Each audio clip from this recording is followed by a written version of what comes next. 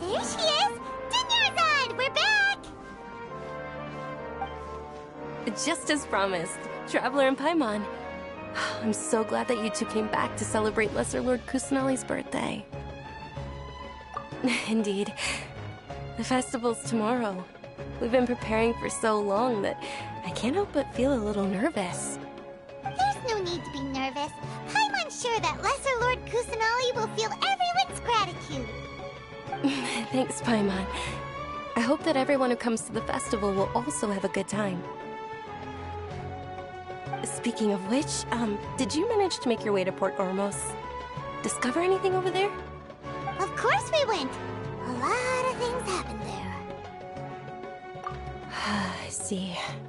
Sounds like you two had another exciting adventure. If there is another chance, I would love to join. My lady, if you went to Port Ormos in your current state, we'd both be in for a lifetime of trouble. Dia! You were eavesdropping! It's called covert protection. Keeping an ear out for what's going on around my employer is part of the job. It's all right, Dia. I merely said I would like to go. I know better than to think my body could handle it. The festival's tomorrow. I've been doing nothing but causing trouble for you. So Dia, please take some time to relax. I'll be fine. Even when you put it that way, it still doesn't feel right. Don't worry, my guardian knight. Okay, fine, but only tonight. Tomorrow's a big day, and many no-good scumbags are gonna try to take advantage of that.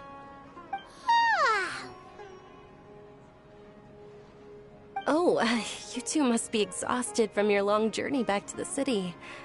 My apologies for not realizing this sooner. I've already prepared a room for you to rest. Please follow me. Whoa, you're so thoughtful. Paimon's so ready.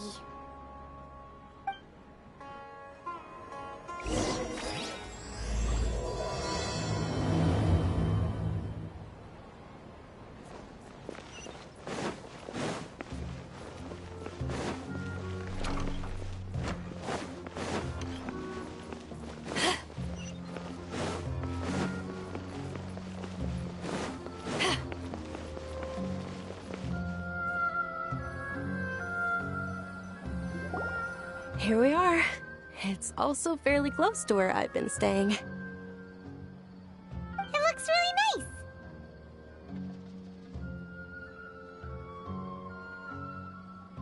nice. Not at all. Just tell me more about your adventures when you next get the chance. That's Paimon's specialty. Paimon can tell you stories next time. Oh, if you don't mind, how about we all walk around together tomorrow? All of my friends will be working the festival, and Dia is still insisting on her covert protection. Yeah, it'll be pretty hard to relax and enjoy the festival if Dia's constantly hovering over you, right? Then let's meet at the nearby bazaar first thing tomorrow morning. Have a great night. It's a deal. Good night, Dunyarzad. I may be too excited to fall asleep tonight. See you tomorrow. Paimon's starting to really look forward to the Sub-Zero festival too. We'll Will there be lots of yummy food? Oh, no. Thinking about food is just gonna keep Paimon up all night. The earlier we sleep, the better. Let's go inside, Traveler.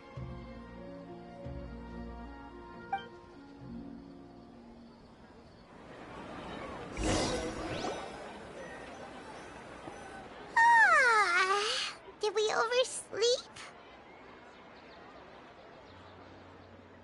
We should go meet Dunyarzad right away.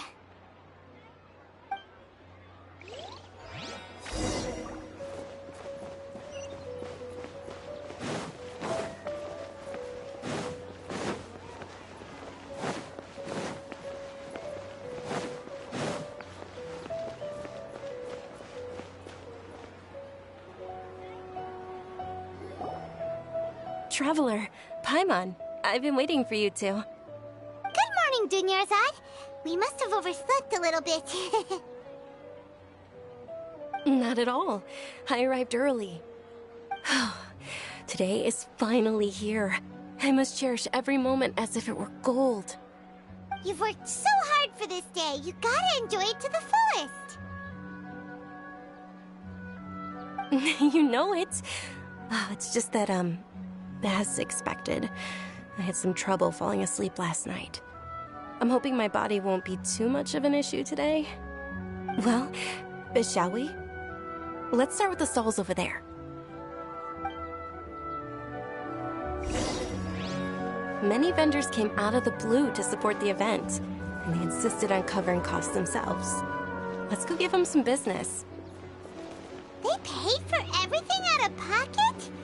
Oh, sounds like they're not in this just for the Mora. They all said that contributing to a lively festival atmosphere is more important than money. Especially since we don't often get to celebrate Lesser Lord Kusanali's birthday.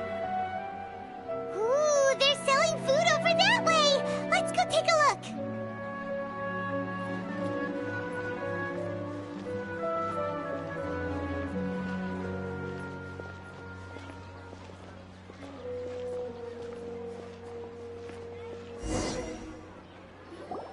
This is a stall offering foods from the Haftmewa feast. Oh, you could tell straight away. I thought most people nowadays wouldn't know. Mushrooms, flowers, and all kind of fruit? It's all vegetarian stuff. Oh, Paimon's a little disappointed. So, what's the Haftmewa feast you mentioned just now? It's another Sub-Zero's festival tradition. People used to set their tables with 7 different foods. Generally speaking, the most common selections were foods like Rukashva mushrooms, Nilopala lotuses, Sumeru roses, Sunsetias, Kapalatas, Hara fruits, and Zaytun peaches. So, the Sub-Zero festival is a vegetarian holiday? You don't have to be a vegetarian to enjoy the spread. We just use the 7 foods to symbolize the 7 virtues of the Dendro Archon. Wait, but if that's the case, if Sumeru uses vegetarian food to represent the Dendro Archon, then wouldn't the Pyro Archon's festival be full of food like roasted fowl, juicy meatballs, grilled steak? Oh, Traveler, we have to go to Natlan as soon as possible! I hope your wish comes true one day, Paimon. Thanks! Alright, how about we also check out some of these other stalls?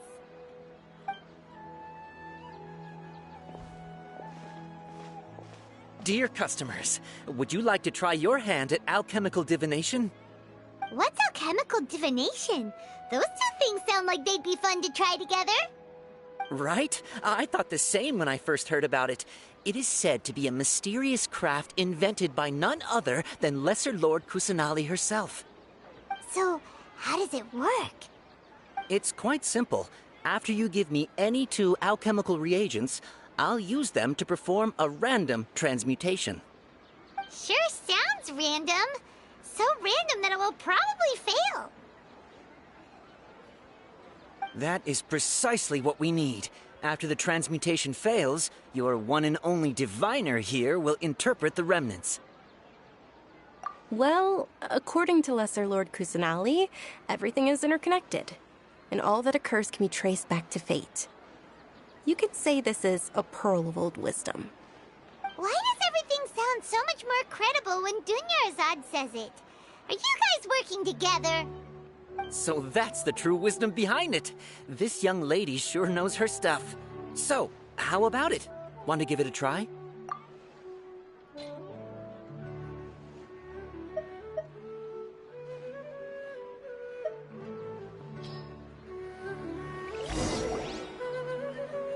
Okay, one moment. It's the moon. Paimon wants to take a look too! Is it? It looks more like a pie that Paimon bit into. Generally speaking, the moon signifies... It means... Wait a moment. Is he really looking it up in a book? Oh, I remember now. It means illusions and lies. Illusions and lies? That sounds rather ominous. Yes, but this book says that if you trust your intuition and overcome your fears, the sun will surely rise. He's not even trying to hide his book anymore. Naturally, fate will only ever show you the beginning of a journey. It is up to you to forge your own ending. Oh, thank you so much. I'll keep that in mind. Oh, it's nothing. I'm just learning as I go. Guess that was still pretty interesting. Okay, on to the next stall. They say the Sub-Zeros festival was very lively a long, long time ago. Large flower carriages used to parade through the city. As they headed towards Port Ormos, people would throw flowers, candy, and liquor all along the way. Dunyarzad's eyes are sparkling right now. I wish I could have seen that spectacle. But if you ask me, I'm sure Nilou's Dance of Sub-Zeros will be just as impressive.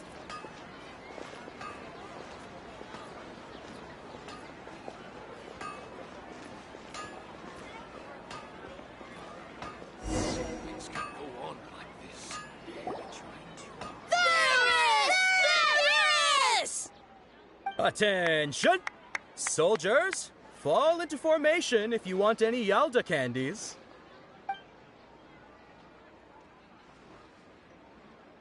It's a weird guy with a weird hat. Hey, it's Dunyarzad! Wow! Miss Dunyarzad, the children love you even more than the Yalda candies. In the few short days it took to prepare for the Sub-Zeros festival, the children have all grown very fond of you. The Hallowed Night of Flowers. It's an honor that you know my name. Attention! In the name of Ferris, the Knight of Flowers, I commend you on your contributions to the glorious Sub-Zeros festival. All right, little soldiers. Take your Yalda candies and don't forget your loyalty to Lesser Lord Kusanali. Dismissed! Yes, Knight Ferris! Just what is going on here? Ferris, the Night of Flowers, is another Sub-Zeros festival icon, and one immensely popular with children. In the past, the actor portraying Ferris would also sit on a flower carriage. It's all thanks to Miss Dunyarzad's sponsorship that the children can make such wonderful memories today. As are we to you, Vihar. Oh, not at all. Oh, speaking of tradition, do you want some Yalda candies? They're a festival staple, and I happen to have some boxes readied here. Take a look and pick whichever one you want. Whichever one? Don't these boxes all look the same? That is the fun part. Each box contains a random flavor. It's up to the luck of the draw. Flavors include lavender melon, hara fruit, sunsetia. Ooh, those all sound pretty good. And there's also lizard tail and oni kabuto. Huh? What's up with those two flavors? Oni Kabuto is a little spicier than Lizard Tail. Dunyarzad, you tried them before? Traveler, help Paimon pick one. Paimon wants the Sunsetia flavor. It's all right. Paimon believes in you. I also believe in your intuition. Great. These boxes of candy are numbered 1 to 5 from left to right. Which one do you want?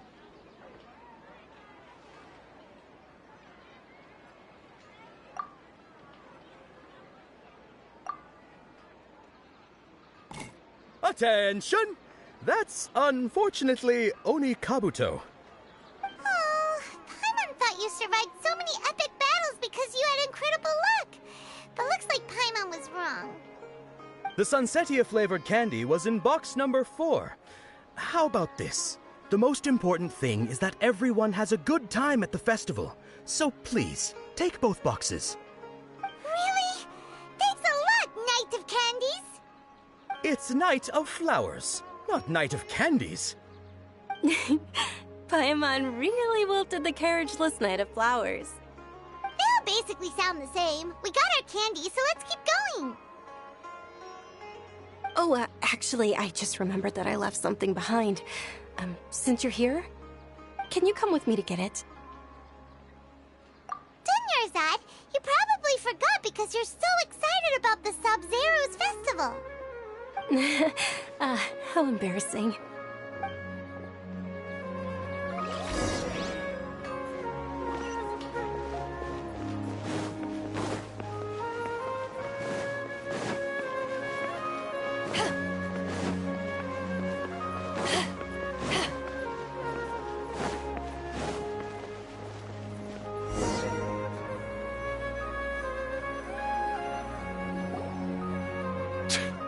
We're too late. Who knew the little lady was such an early riser? I know, right? Hey, wait a minute. Boss, isn't that her? Oh, that most certainly is. We're in luck. She's walking right into our clutches. Those Eremites don't look like they're up to any good. Who are you? I don't believe the Homayanis hired you. That's right. We haven't received any of their mora, but I wonder how much the Homayanis would shell out to get you back. They're a gang of kidnappers! Traveler, hurry and protect Dunyarzad! Hey, did you scumbags even consider that the Homayanis might have hired a merc that outclasses you? You're... Dia! Dia the Flame Mane! No wonder we mercs haven't heard anything about you for so long. You sold your unruly mane to the highest bidder. Don't speak so disrespectfully. My family started working with her as gratitude for her past kindness to us. Don't worry about it, my lady. Just some friendly banter between mercs. One punch and those rabid dogs will expose themselves for what they really are. Aren't your claws all dull by now? Don't get too cocky!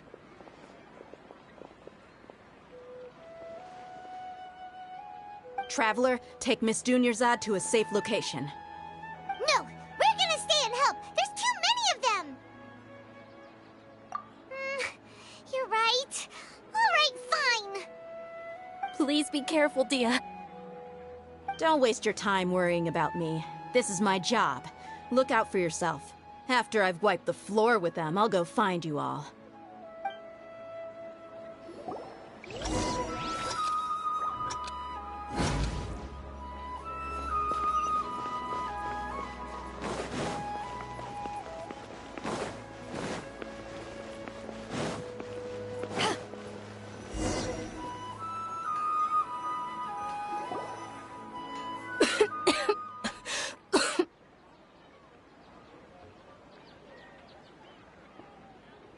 Dunyarzad, are you okay?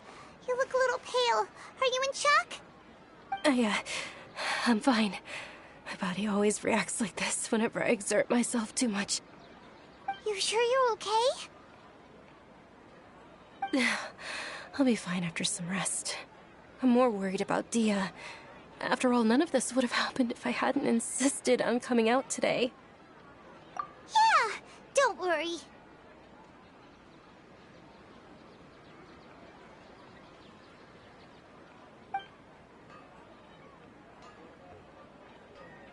My lady, Traveler, found ya. Dia! You took care of them so fast! Any more of them? Or rather, did anyone follow you? Dia, your arm. Oh, this? I'm fine. It's just a scratch. Normally, they wouldn't have been able to land a hit on me at all, but I'm still getting used to this new greatsword. Please, let me take a closer look. Come on, it's nothing. Us mercs aren't as fragile as you think. Hold on, you said something about a new greatsword.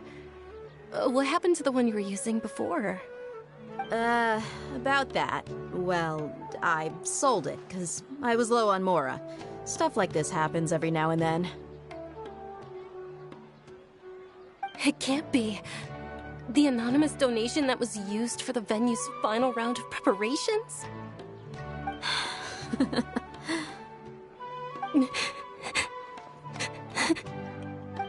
Hey, Miss Dunyarzad, I wasn't trying to make you cry, and I'm not gonna lose my commission because I made my employer cry, am I? Okay, making your employer cry won't affect your commission, but selling your weapon without permission and getting hurt? I'll have to reevaluate your performance. You're so unreasonable, my lady. Thank you very much, Dia. Don't be like that. I get embarrassed really easily.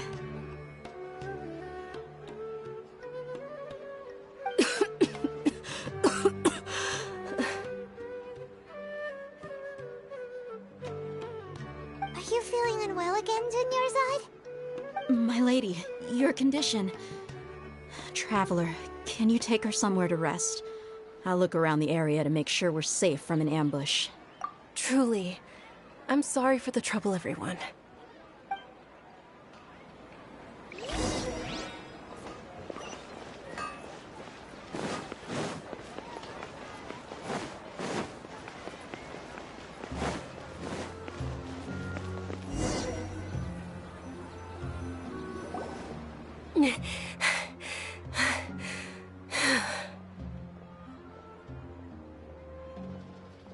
Are you feeling better, Dunyarzad?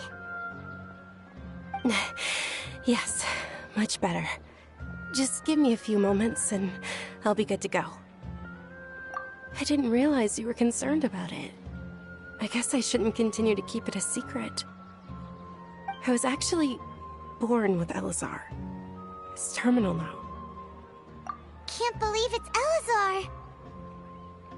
Oh, you've already heard of Elazar. In that case, you probably know about its severity. Sumeru's current medical advancements still haven't been able to find a cure. The disease's progression can only be delayed through environmental therapy. Dunyarzad. There's no need to be sad. I've always lived with Elazar and I came to terms with it a long time ago. Compared to the simple fact that I'm afflicted with this, its effects on my life have been much more painful. I know that my family loves me dearly. They've done all they can to provide the best environment for me so that I can live for that much longer. However, I know I will one day succumb to this. Did you know? Before I ran away from home this time, the world outside of my home didn't even know that I existed. Since I was a child, all I could do was sit on my bed and stare at everything outside of my window. I'm sure my family's worried and disappointed in me for running away, but I just didn't want to have any regrets. I wanted to meet other people. To me, there's nothing more beautiful than being able to meet and speak with others. Not to mention the incredible time spent preparing for the festival. The joy on everyone's faces here, and all the support I've received from friends like Dia. This way, when my final day does arrive, it will be less sorrowful. At the very least, many people will remember that I once existed in this world, right? As long as you don't forget Paimon, Paimon also won't forget about you. No, even if you forget Paimon, Paimon will still remember you. Thank you two so much. I apologize for the depressing conversation. This is out of character for me. To be honest, Lesser Lord Kusanali gave me the courage to do all of this. If it weren't for her encouragement, I wouldn't have taken that first step. Thanks. There will always be frustrations in life, but I know that the point of living is not to leave behind any regrets. Oh, right. Isn't it almost time? Huh? Almost time for what? Isn't the Dance of Sub-Zeros about to begin? It's the part of the festival that I've been looking forward to the most. Nilou will recreate that legendary scene with her most splendid dancing. And the Sub-Zeros festival will conclude amid everyone's applause and blessings. And with that, my wish will also... Then what are we waiting for? Let's go to the stage! Yeah, we should still make it in time.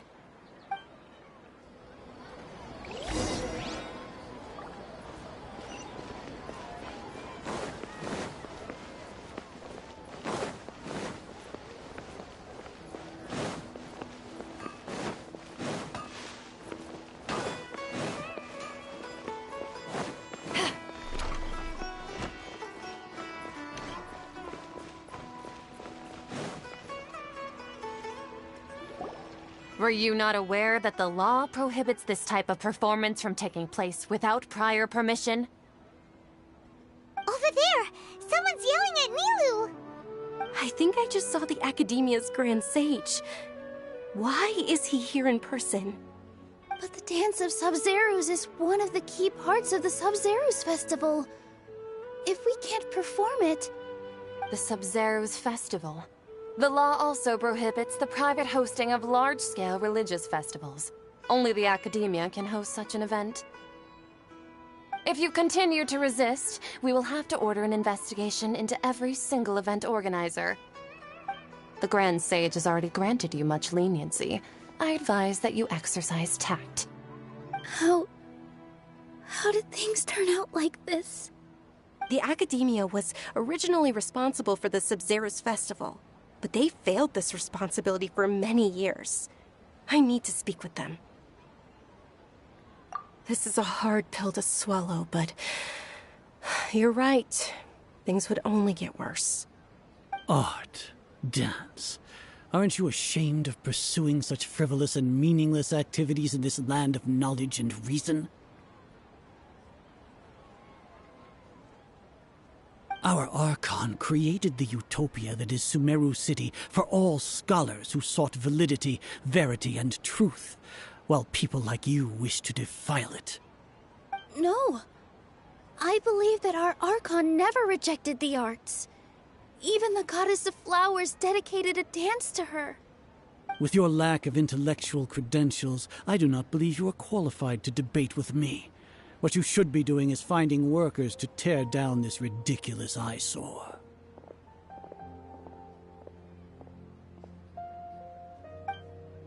When we return, have the scribe draft an ordinance before the next Nyargarbaha Day that prohibits public art performances. We will announce it to the public later via the Akasha. Understood. I will inform him when I return.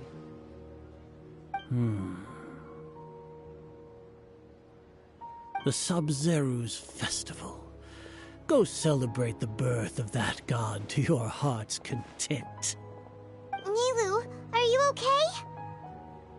Oh, Dunyarzad. You all saw that just now? The Grand Sage ordered us to stop the performance. Yeah. Let's go somewhere the Academia can't find us and perform there. But how do we let everyone know? And what about the atmosphere on the stage? Or we could get people to block them off so they can't interrupt the performance. No. They just threatened to investigate the organizers. If we were caught... Nilou, it's all right. Don't worry about it. But you've been looking forward to the Dance of Sub-Zeros so much. And I know how important this festival is to you. I don't want you to have any regrets. It's okay. Seeing you care this much about my feelings is more than enough. It would be too risky to continue the Sub-Zerus festival at this point. I don't want to get everyone in trouble. If you say so. But you can sneak out for the next Sub-Zerus festival, right? We'll make sure the next one is a smashing success. The next one. Yes. Okay. It's a promise. It will be a smashing success. Paimon can't believe this is how things turned out. Those heartless geezers. It really is okay. There's nothing we can do about it. Still, I'd be lying if I said I had no regrets. I would have loved to see Milu's dance.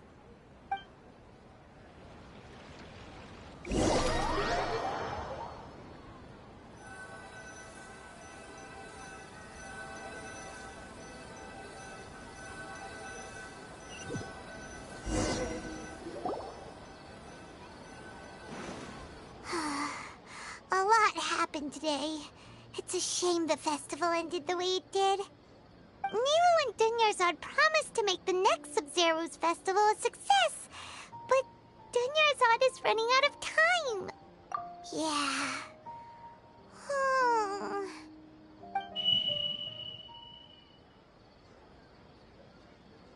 All connections have been secured to construct the most stable framework possible. The project has entered its most critical phase. Power has begun to flow from...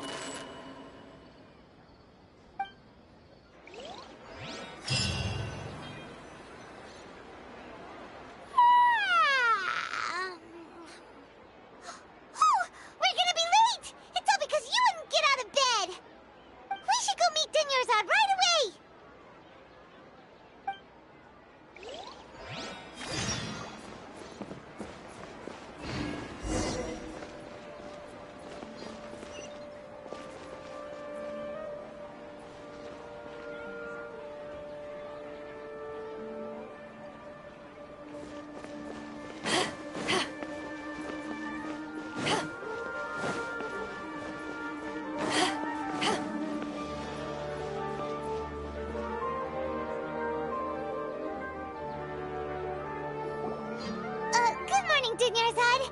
Sorry we're late. Not at all. I arrived early. You seem kinda tired. Did you not get enough sleep? I'm doing well. There's no need to worry. Shall we go? Let's start with the stalls over there. Sure! Traveler? Why are you just standing there? Let's get going!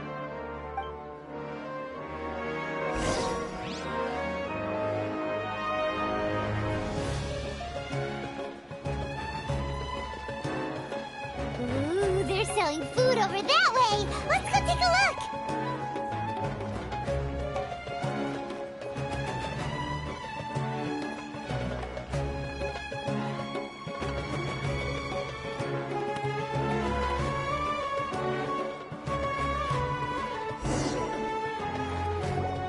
This is a stall offering foods from the Haftmewa feast.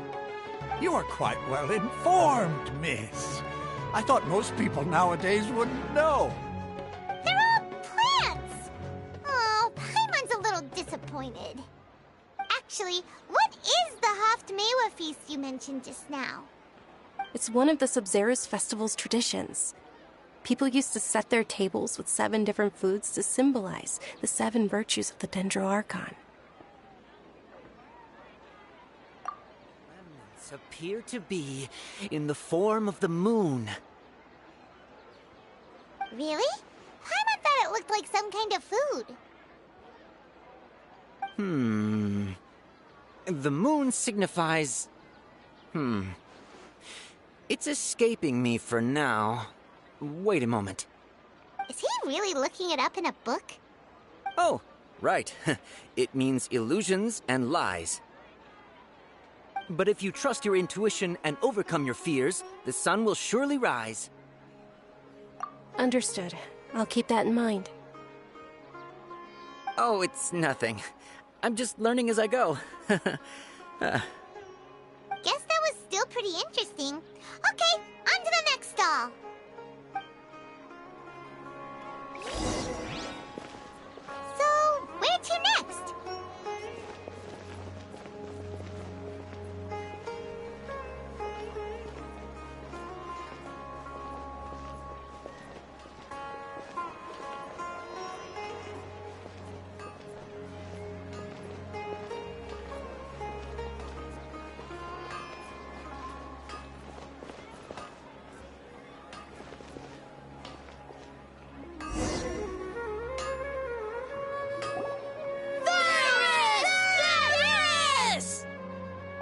right, soldiers. Now that you have your Yalda candies, don't forget your loyalty to Lesser Lord Kusanali.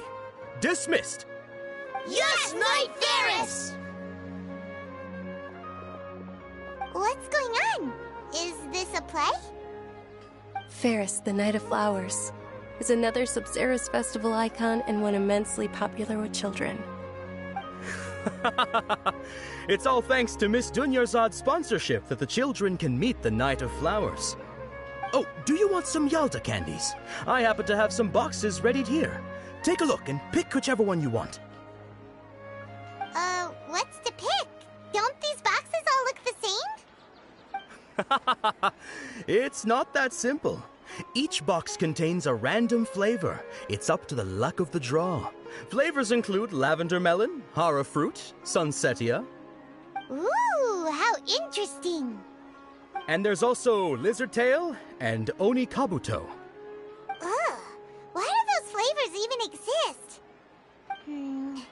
Traveler, help Paimon pick one. Paimon wants to eat the sunsetia flavor. Great! These boxes of candy are numbered 1 to 5 from left to right. Which one do you want?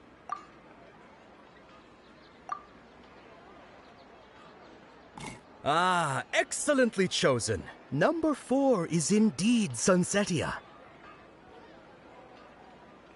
Ha-ha! Paimon bet you had incredible luck, and Paimon was right!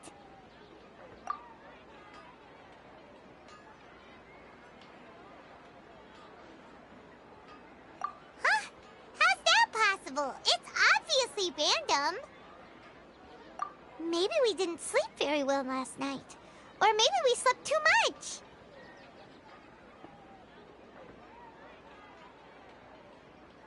Oh, sure. Huh? Where are you going? You're just gonna walk off like that?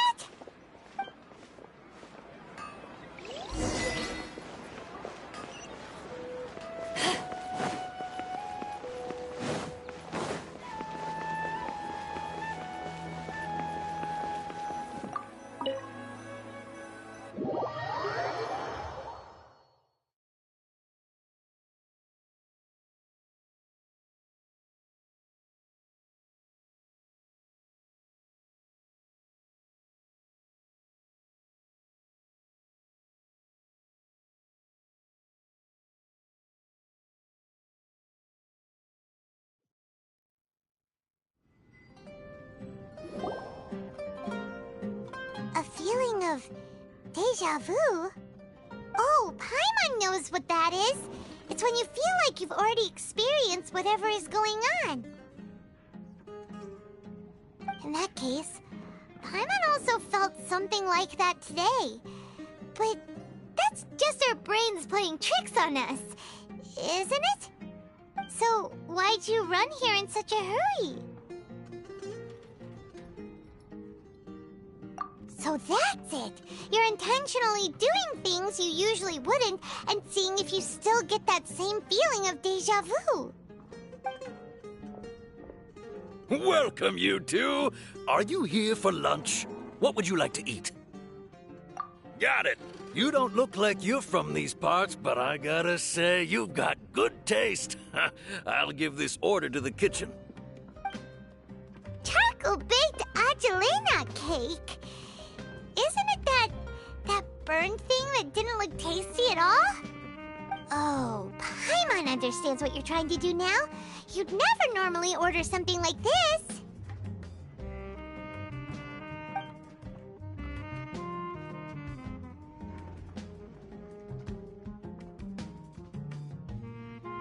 That thing? Are you really gonna eat it? Isn't this going a bit too far?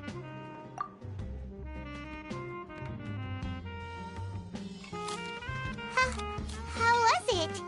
The look on your face is telling Paimon that it tasted awful. Then, you mean... That's impossible! We were just talking about how gross it looked! So, would this be a case of taste bud deja vu?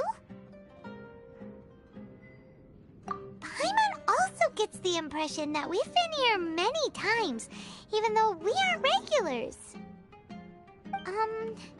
How about we go out again and try something else?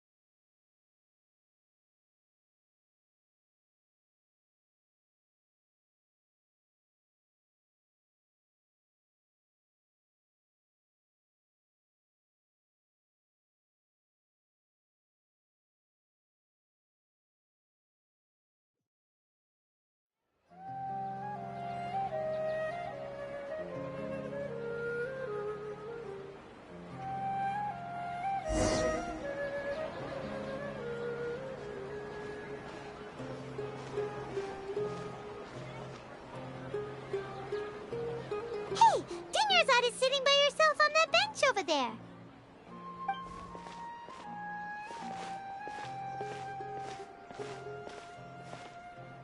What a coincidence, Dinyarzad. We meet again. Why are you sitting here all by yourself? Oh, I ran into some kidnappers just now, but thankfully Dia came to my rescue. I started to feel unwell after that, so I sat down here. Kidnappers? Oh my goodness, are you hurt? I'm okay. Dia's arm got scratched, but it isn't serious. Whew, that's a big relief.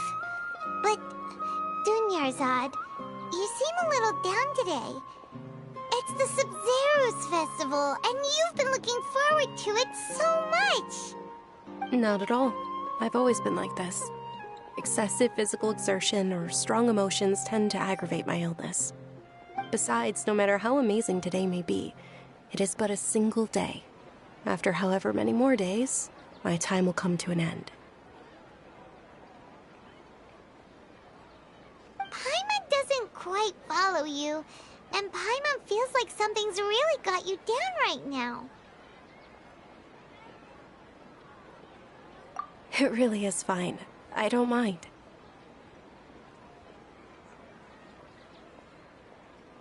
Huh? Did something happen? Dunyarzad, have you ever felt deja vu? You know, like when you've already experienced something that's happening right now? Deja vu? No. But my days have been the same for years now. Even if I were feeling deja vu, I suppose I would already be used to it. Oh, Paimon sees. Then, is it only the two of us? It's almost time. Huh? Time for what? Nilou's Dance of Sub-Zeros is about to begin. Let's go.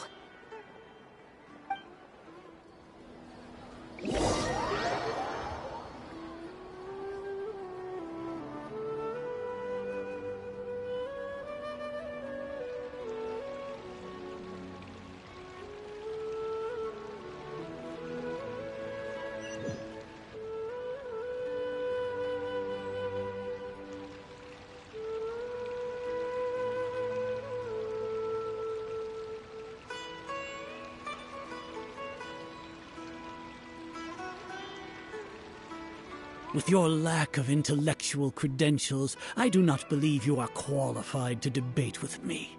What you should be doing is finding workers to tear down this ridiculous eyesore.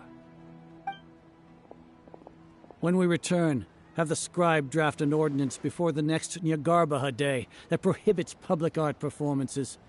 We will publicly announce it later through the Akasha. Understood. I will inform him when I return. The Sub-Zero's festival. Go celebrate the birth of that god to your heart's content.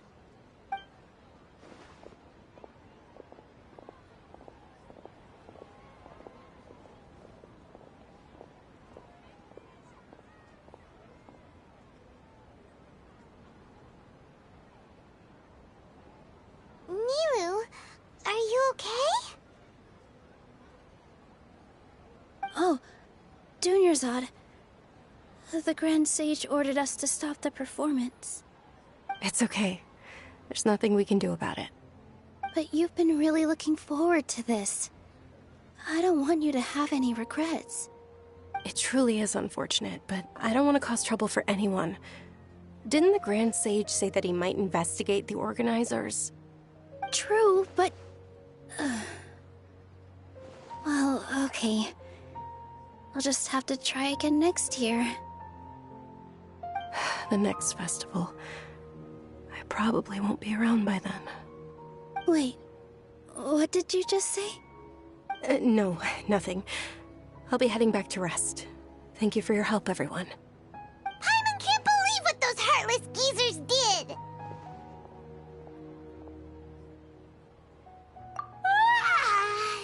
Did Dunyarzad already go back? We should also return and get some sleep.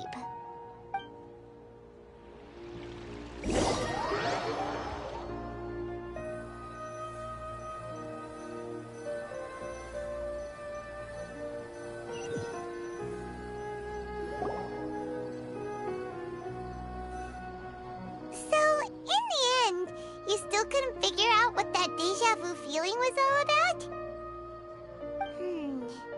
Maybe it really was because of exhaustion. Same here. That's why Paimon stopped thinking about it halfway through the day. Then, how about we settle in and get a good night's sleep? For now, we can chalk things up to exhaustion. We can do more thinking tomorrow.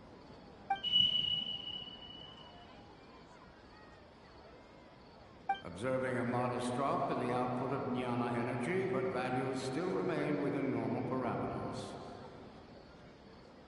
Continue to monitor for variances in the data and find the cause as soon as possible.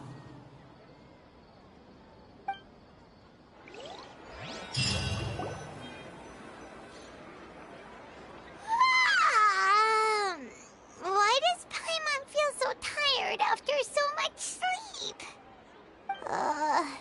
Anyway, we should go meet Dunyarzad right away.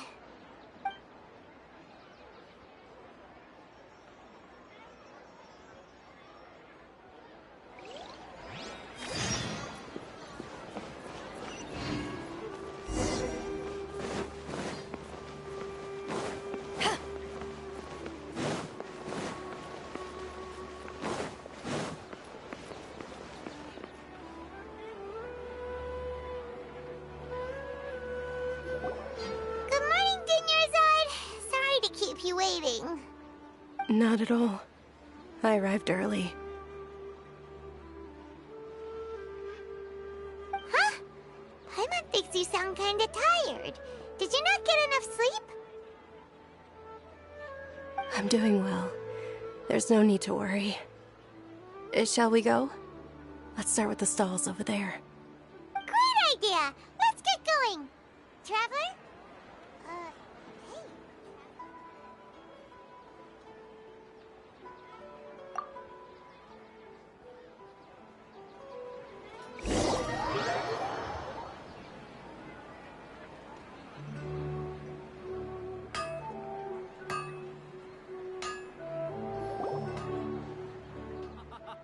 It's all thanks to Miss Dunyarzad's sponsorship that the children can enjoy the Sub-Zero's festival.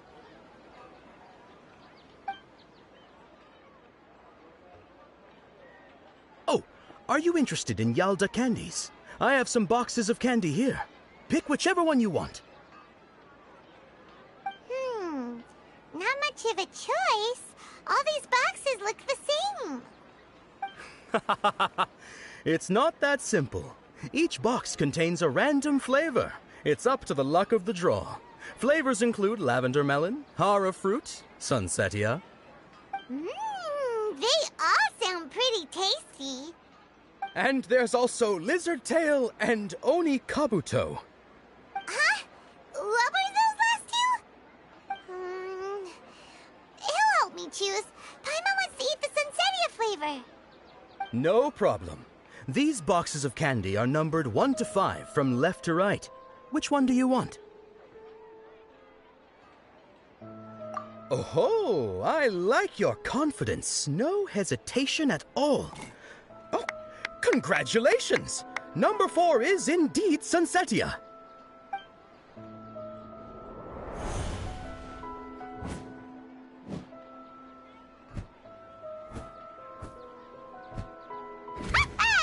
Paimon knew he always had incredible luck.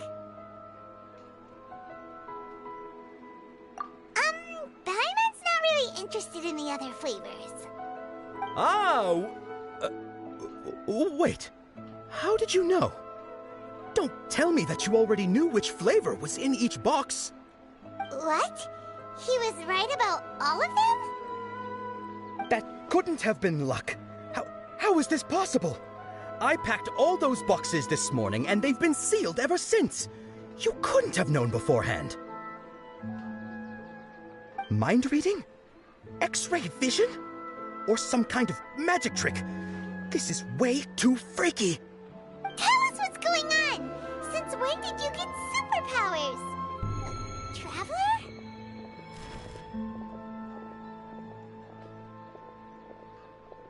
Hey, where are you going?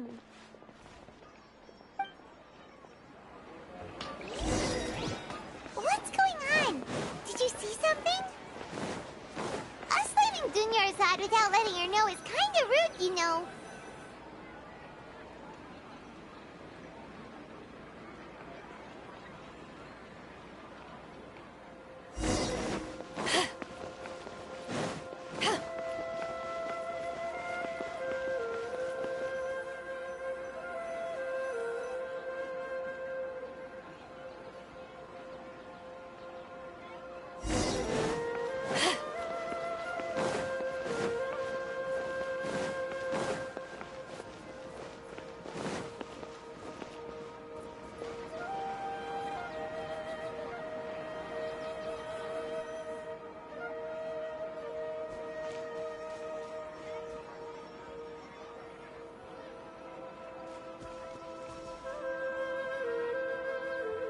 What are you looking for? Why did we come here?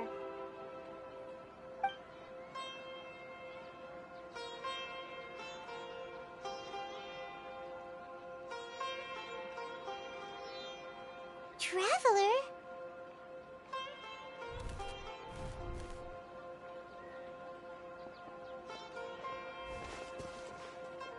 That's...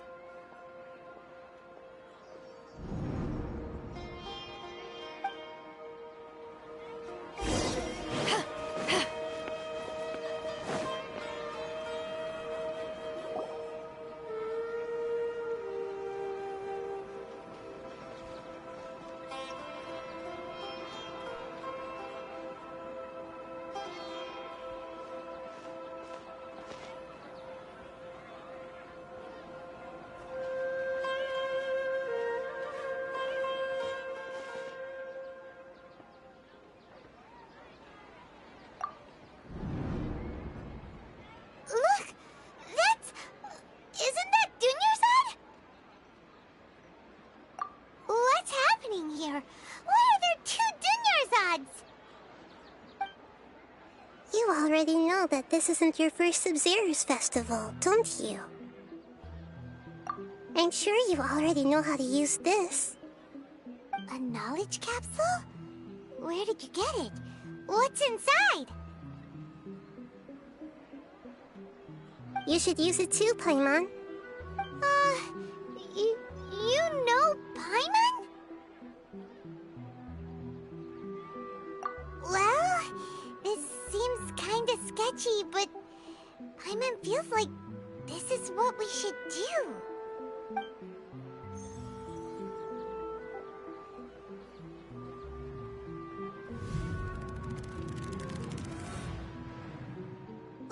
What the? This is our 20th time at the Sub-Zero's festival? Huh? No. The 30th? 40th? Just how many times have we been to the Sub-Zero's festival? Have we been trapped in a we wouldn't have even realized. What the heck was inside that knowledge capsule? Your memories are still scrambled?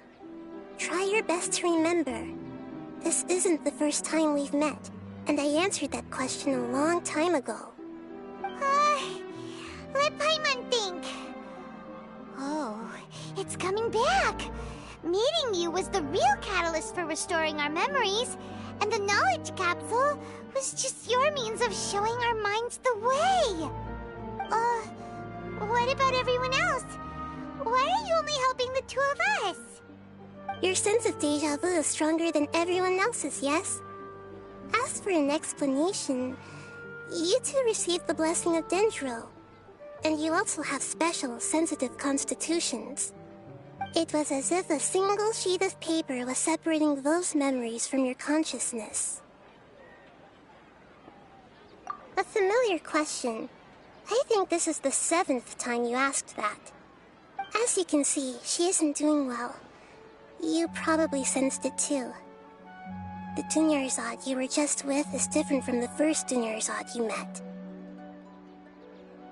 That first Dunyarzad is in front of you right now, and she doesn't have a lot of time left.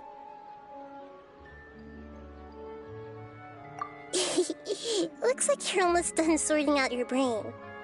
Oh yeah, I'm Nahida. Good, you passed the test. What's happening?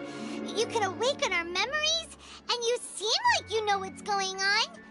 Oh, wait, please don't tell Paimon even you don't know. Everything in this world runs in a loop. This cycle is called a samsara. You, me, and everyone else are all stuck inside the one-day samsara. As for the truth, that's on you to find out. If you were told the truth instead of discovering it yourselves, it would literally blow your minds. I don't know how you'd be after that. I can only give you surface-level help, like bits of information and subtle hints. For the rest of the time, I'll be doing all I can to slow down Dunyarzad's illness. She looks like she isn't doing well at all. Her illness gets worse after each Sub-Zero's festival. If we can break out of the samsara, I might be able to save her. But as things are right now, she's just a small bird in the sky that's about to lose its last feathers. All I can do is raise a gale to delay her fall. You sure love to use weird analogies. Analogies are wonderful tools. They let you use existing knowledge to understand unfamiliar things. Okay, so, with what you know so far, what do you think the truth is?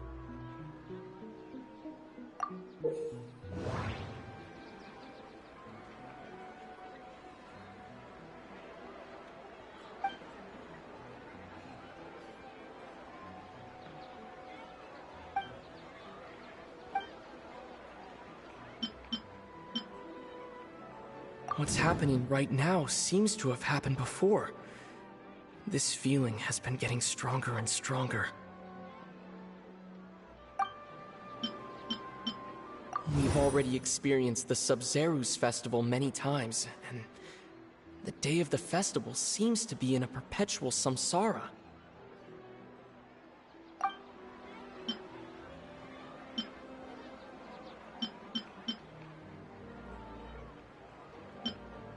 The moon, illusions, and lies. What do they all mean?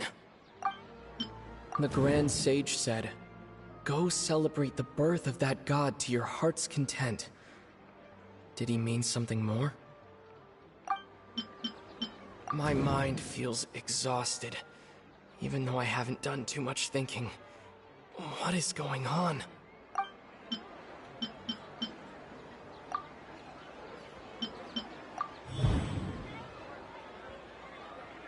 That should be it.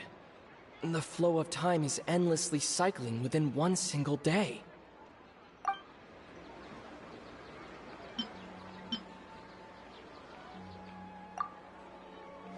A time loop. You've given similarly wrong answers in the past. A pity. Still the wrong answer? Paimon thought that made a lot of sense. It feels like time's just repeating itself. A simple time loop can't explain some of the phenomena. You two are still missing a lot of information. Unfortunately, I can't give you any more hints.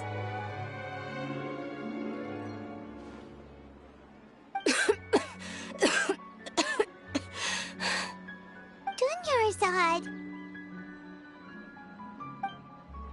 The Sumeru's festival is happening every day, but that doesn't mean we can waste an infinite amount of them. Hurry and find the truth before today's festival ends.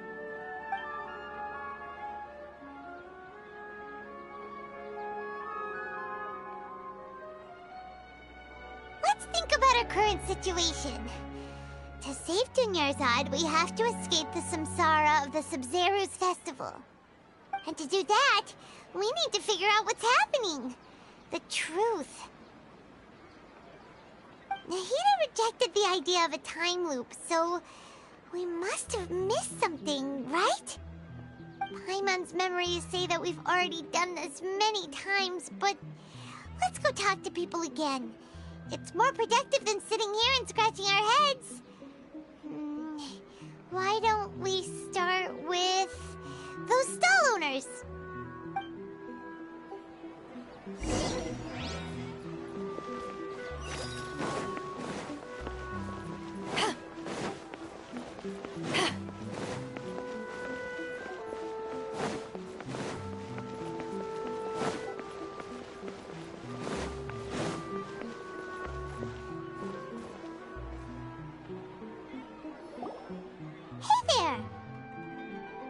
Hey, it's you guys again.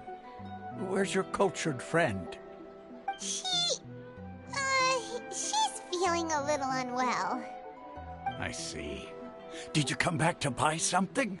I guarantee the freshness of my products. I harvested them from the forest just yesterday. Huh? What brought this about? I hurried back from the forest yesterday, and I'm selling produce here today. I haven't felt anything strange. To put it another way, if you really think about it, was yesterday truly yesterday? Did you actually come back from the forest yesterday? What kind of philosophical nonsense is this? Are you two daydreaming? Didn't you know that no one dreams in Sumeru? Go somewhere else if you want to find someone to daydream with.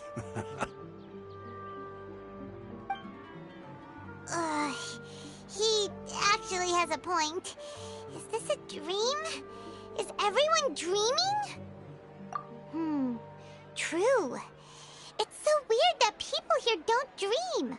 Why is that? Anyway, if this all really were just a dream, we would have woken up a long time ago. Let's keep asking around.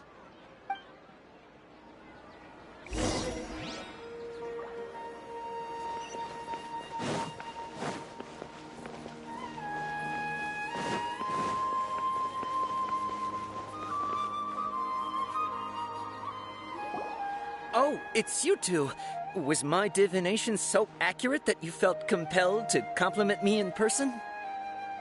Ooh, I knew it! I told you, the god's divination is highly accurate. You just hadn't fully understood its significance yet. You're really excited about this, huh? That's exactly why we came back. Help us better understand it. Help you better understand it? Well, that isn't exactly what I excel at. So, you're admitting that you don't have a clue? Anyway, what kind of situation did you get into? Huh? Hold on a second. I thought you guys just lost your wallet or fell for a scam. What you just said, are you serious? Does that kind of thing actually happen in real life?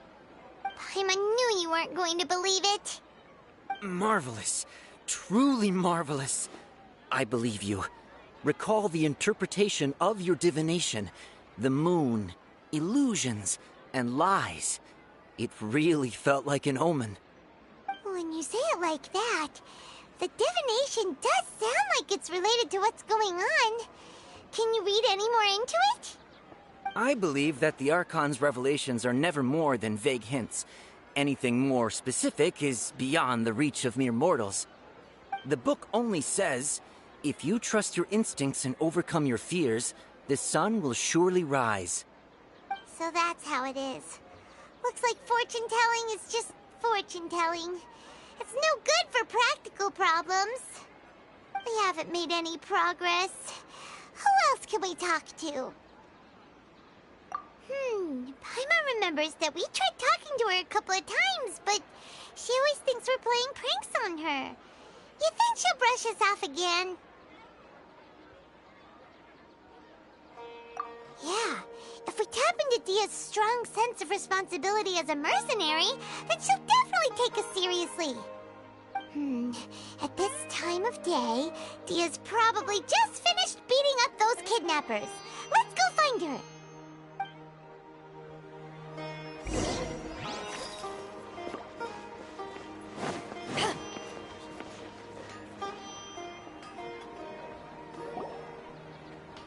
I'm fine, my lady. It's just a scratch. Perfect timing. Both of you are here. Paimon, Traveler, you came at just the right time. Listen, there was a dangerous Huh? You saw? Then why didn't you jump in earlier? If someone was protecting Miss Dunyarzad, I could have went all out. Anyway, can you do something for me? You want the Traveler to take Dunyarzad somewhere to rest up while you check to see if there's still any kidnappers around.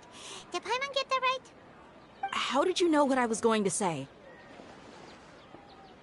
We need to say something convincing.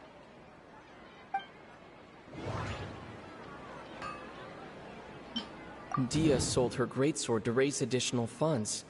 And then she was injured because she wasn't used to her new weapon.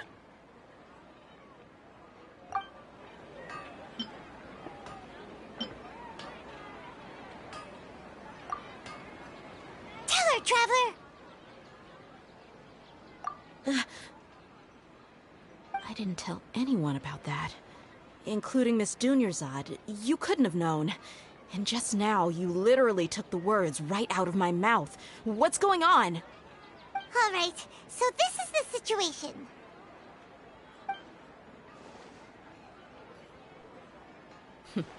It's kinda hard to believe what you just told me.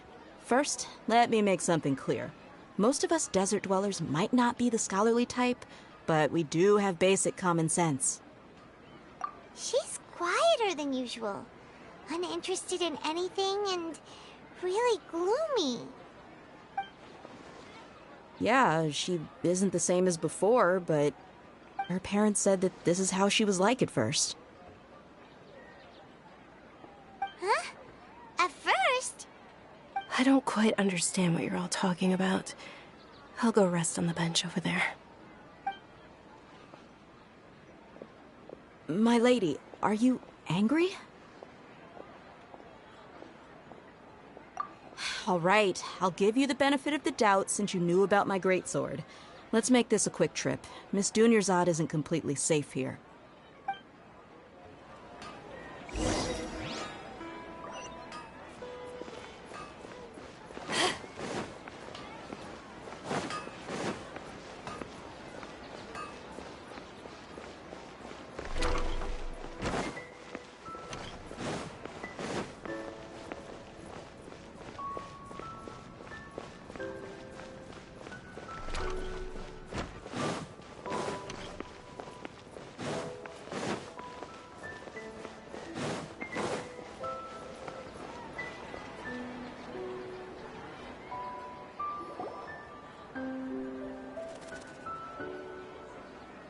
Nahida, we brought a friend.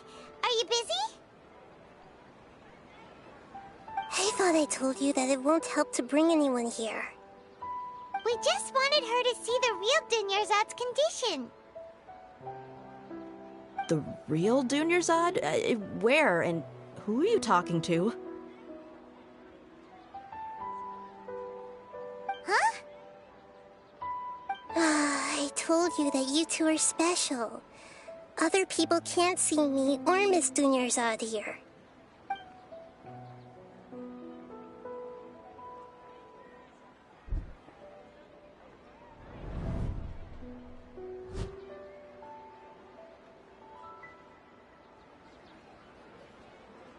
Hold on.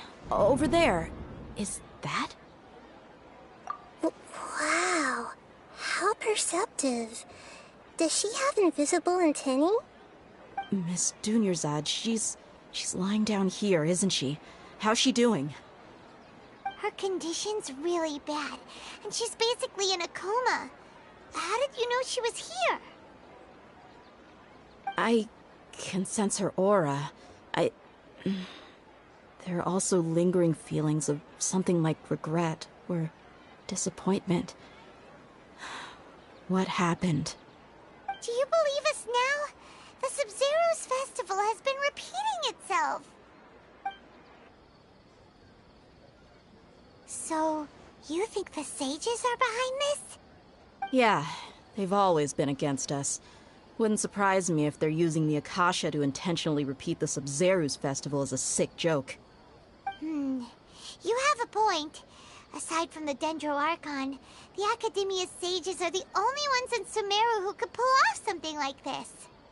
Maybe there's more to the Akasha than we know.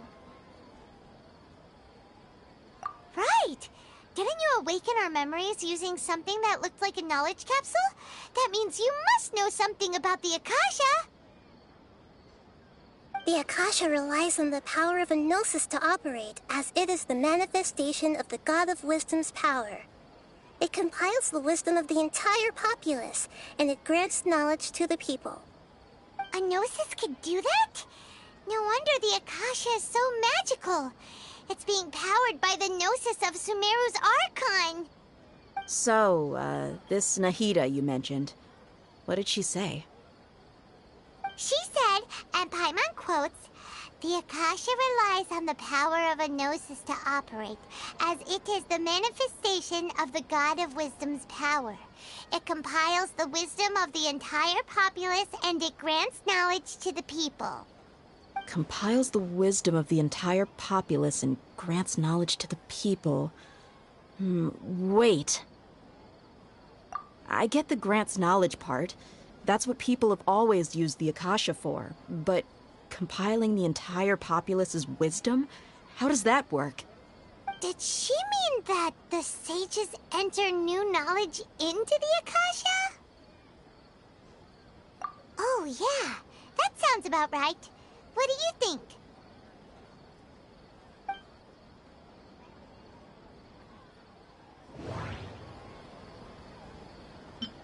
Okay, Nahida said the Akasha relies on the power of a gnosis to operate, as it is the manifestation of the God of Wisdom's power. It compiles the wisdom of the entire populace, and it grants knowledge to the people.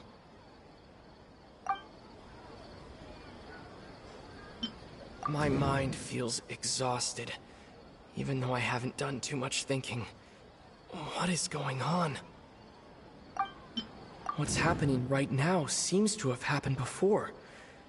This feeling has been getting stronger and stronger.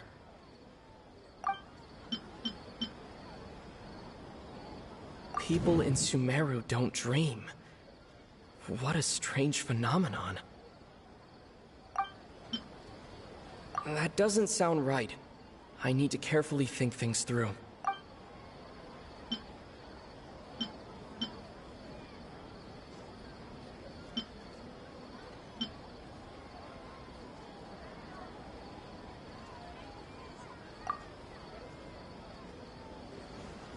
You mean the Akasha is causing our mental fatigue? Huh. Now that I think about it, my head's been feeling unusually heavy. When the desert dwellers set off on their quest for knowledge, a sage once said, knowledge always comes at a price. Compiling the entire country's knowledge, you think The Akasha pulled a 180 and is extracting information from us? Who knows? The Akasha can put knowledge into our heads, so who's to say that it can't also poke around in there? We don't know any specifics. What's the point of doing something like that? Just think about it. If you could combine the knowledge of every single person in Sumeru, then you can basically turn Sumeru City into a single massive brain. This hive mind could make breakthroughs in problems that even the smartest geniuses can't crack. An excellent deduction. And the analogy comparing Sumeru City to a massive brain? I love it. In that case, we should take off our Akasha terminals right away. Maybe that'll solve this problem. Yeah, I was only wearing this for show in the first place. Didn't expect the sages to cook up such a conspiracy. Mark my words, when this is over, I'm getting evidence and exposing this whole thing to the public. How does everyone feel? Huh? What is it? Oh, that! Paimon knows what you're talking about. It's a single soft beep that sounds like it's coming from the Akasha terminal. The sound of a beep. Could it be a prompt tone for when the Akasha is operating? That's probably an important clue. We weren't using our terminals, but we heard a beep anyway.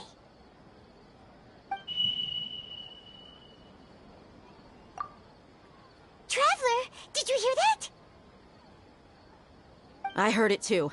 Our ears aren't messing with us. There was definitely a beep, but it sounded like it was coming from inside my head. We took off our Akasha terminals.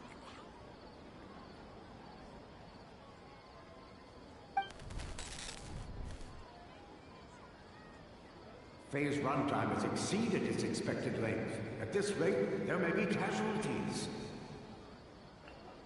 But we cannot lose all of our progress.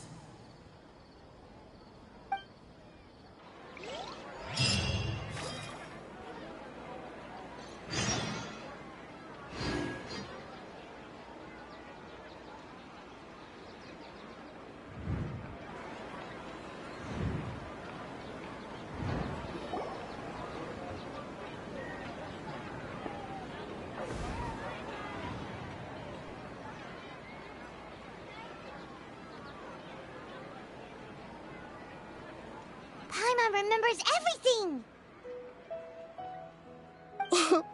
Good. You adapted quickly this time. We definitely took off our Akasha terminals last night, but we still heard that beep. Why is that?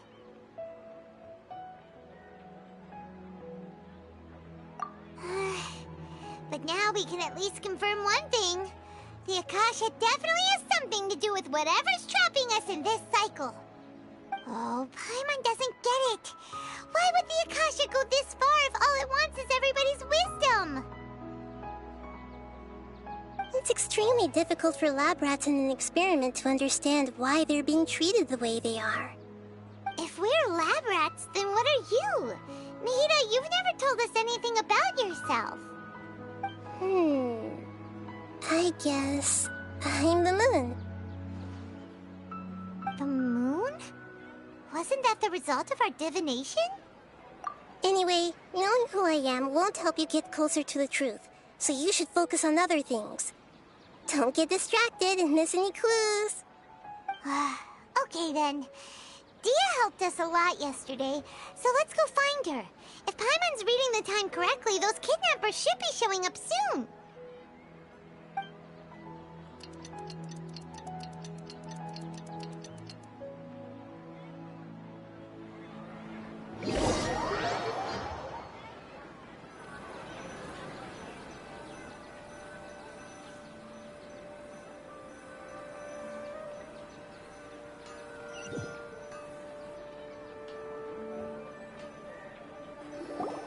Ah, there you are. I've already taken care of those kidnappers. My lady, did you get hurt? Dia? What's wrong? Why are you both gawking at me like that? You didn't get hurt this time. Huh? What do you mean this time? Why are you so surprised that I managed to get out unscathed? Those kids were amateurs.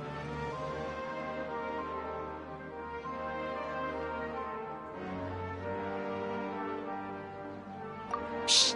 How did you know about my greatsword? I haven't told anyone about it. Please, don't tell Miss Dunyarzad. So Dia's lost her memories after all. Anything strange? You already know that I got a new greatsword. If I had to say something, it's weird how such a new weapon could feel so familiar. It's as if I've already used it to fight a countless number of battles. You're saying that although you don't remember using it, your body feels like it does? That's right. Both mercenaries and warriors heavily rely on muscle memory.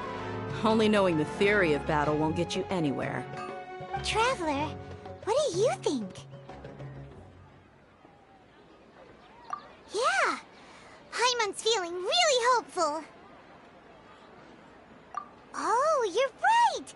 Earlier in the Samsara, something like this would have never happened.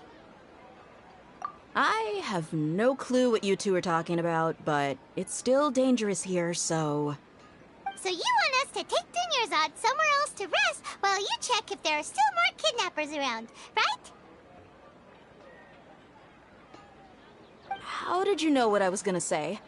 Can you read minds? Forget it. Go and do your thing.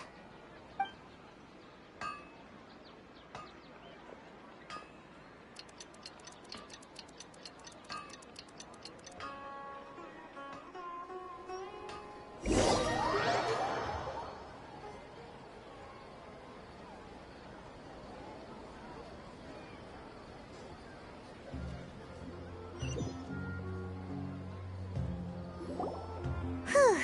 It's finally nighttime. Aside from Dia not getting injured, everything seems to have stayed the same. Listen, Nahida, we found out that Dia got out just fine today, even though she got injured every other time she fought the kidnappers. Do you think the Samsara has been broken? Have we saved Dunyarzad? Really? Good job on all that progress. Get some good sleep tonight. Hey, what kind of an answer is that? Tomorrow will come. Everyone assumes this is common knowledge, but the only way you can know that for sure is if you experience tomorrow. How many todays has it been? Is it possible that today will be followed by yesterday? Does tomorrow truly exist as anything beyond a made-up concept? It's even possible that this entire world is a lie, and the history of the whole world has just been one endless Sub-Zero's festival. Okay, no more. Paimon's brain is already shut down. That's why it makes no sense to waste your energy thinking about things you will learn tomorrow. Get some good rest. You know, use the bathroom and flush your anxiety dookie away. Huh? Hold on, what did you just say? Did Paimon hear you correctly? Huh? People always say they feel a sense of relief after they take a duk-duk. That's why I suggested you could try that. Is that so strange? It's so strange and so against common sense that Paimon's at a loss for words. You were sounding kind of smart just a minute ago. Yeah, even though it's happy and lively at the Sub-Zero's festival every day, it feels like it's been a long time since we've really gotten to relax. Let's go back to our room.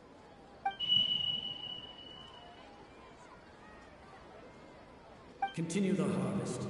Compared to what we stand to achieve, these sacrifices are trivial.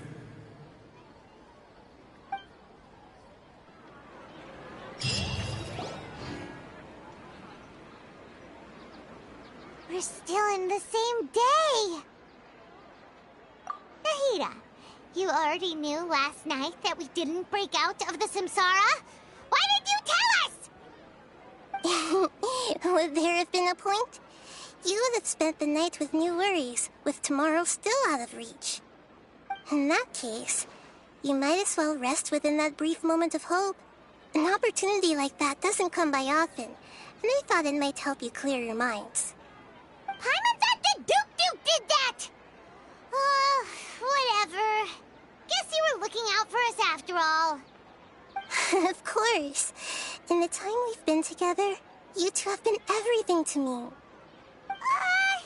Paimon's flattered and everything, but maybe you're taking things a little fast.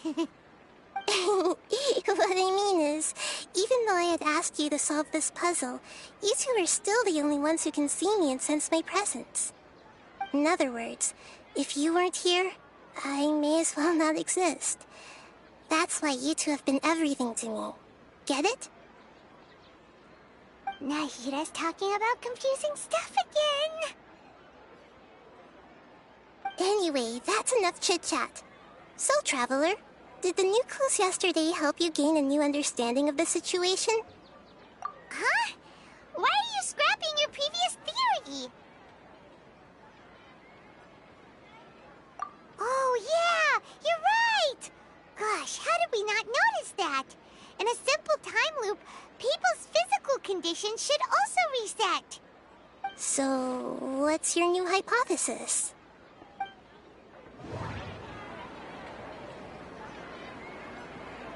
The moon, illusions, and lies.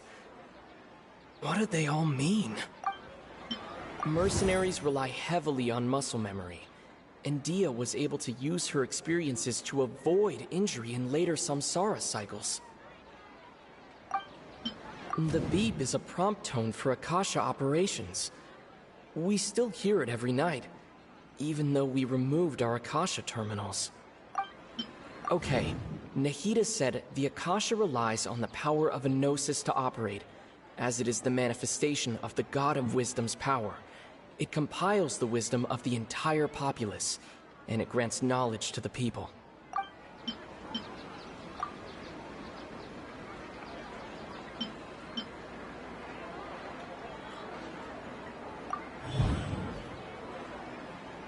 If all our memories of a day are erased at the end of that day, then we would unwittingly relive the same day again and again.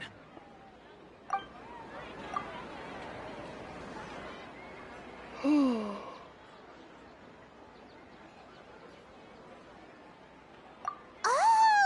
Then the beep we hear every night could just be indicating the deletion of our memories!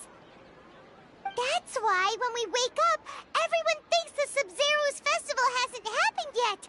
It's already the next day, but everyone still thinks it's the day before. But muscle memory can't be erased. That's why Dia has been getting better at using her greatsword. Now everything makes sense. A brilliant deduction.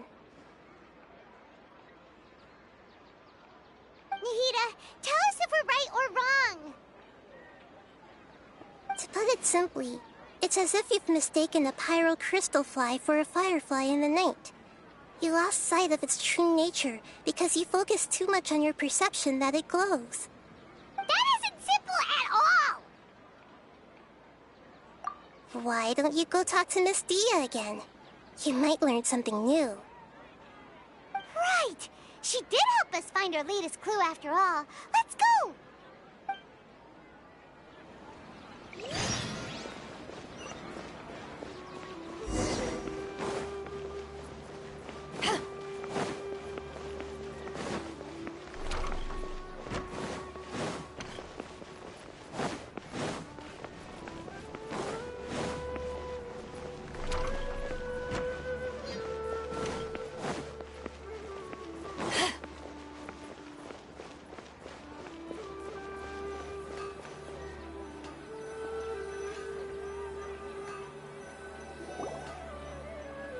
There you are. Really took me a while to find you. As expected, Dia also didn't get hurt today. Get hurt? Why would I? Don't underestimate me. Well, you're still getting used to your new greatsword. Huh. Truth be told, I also think it's pretty strange. It just suddenly felt so familiar in my hands, and... wait a second! How did you know I got a new greatsword to begin with? I didn't tell anyone about it. Traveler, could you explain the situation to her today? Paimon's gotten a little sick of doing it. Oh, that works!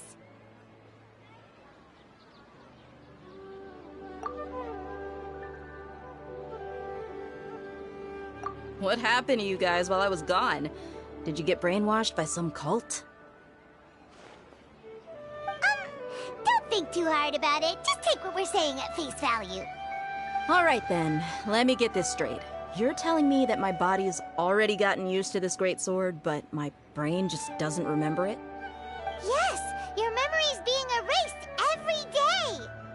Then I'd have to disagree. That's impossible. Oh? Why do you think that?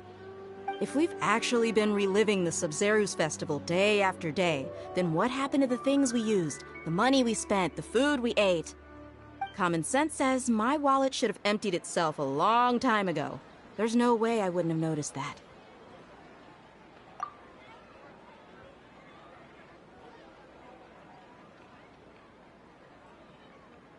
Right!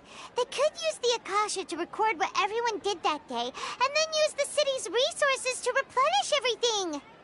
It's not very likely, but it's also not impossible. No, it is impossible. I've got proof. You have proof? Where? You two are surprisingly serious about this nonsensical discussion. Fine, I'll play along for a little longer. Come with me, Miss Dunyarzad. Please come along as well. I still can't guarantee that this area is safe.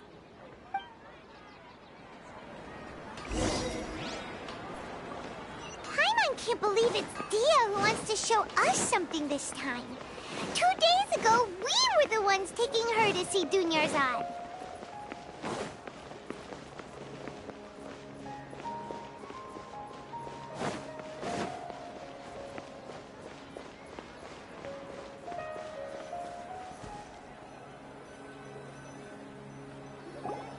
This is it. Huh? This is a wooden training dummy. What about it? See those marks on the dummy? Those are the result of several days' worth of practice. Let's say the sages didn't replace it every day. Shouldn't it be hacked to pieces by now? That's true, but what if they did? Then the sages would have had to reproduce every mark I left during previous training sessions. I'm a professional fighter. My martial school has always emphasized the importance of refined control. The force, angle, and entry point of each strike is calculated and deliberate. That's why I remember every mark on the dummy, as well as my state of mind as I made each strike.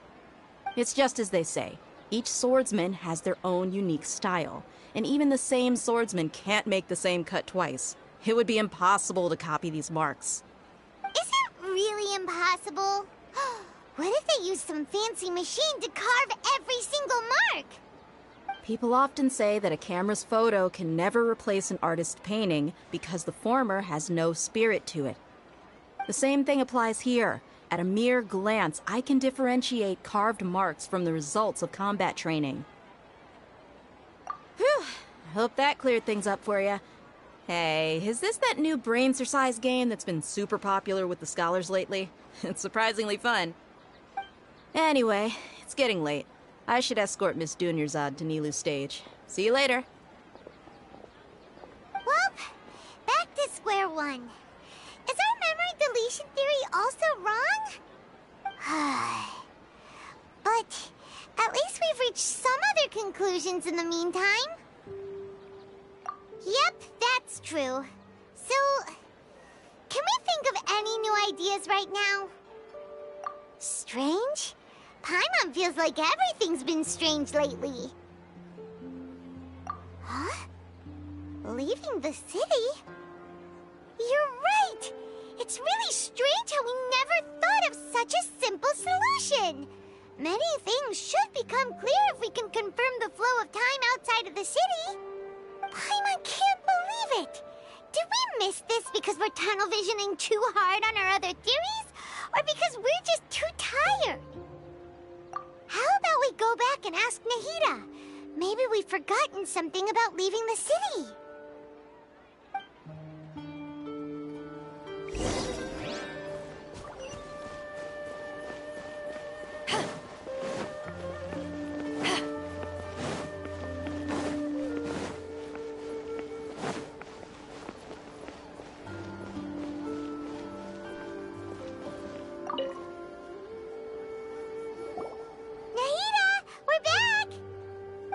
Early today. Did you find something new? Sort of. We're mostly sure now that we're not in a time loop. And we also aren't in the real world. But at the same time, we have a new question. Leaving the city. As far as I remember, you've mentioned your plans to do that twice before. We did? But we don't remember anything. What happened after we talked about those plans? What did we say when we got back? Let me think. I don't think you ever actually told me what the outcome was. Oh, it's probably more accurate to say that both times you never came back the whole night. But you two sometimes stay out the entire night anyway, so at the time, I didn't think too much about it. It is true that sometimes we lose track of time during our investigations. Before we know it, it'll already be the next day. But still, neither of us remember anything about leaving town. Really? That's kinda strange. In theory, I should have already awakened all your memories. Yep, something here's definitely fishy. Let's get to the bottom of this tomorrow.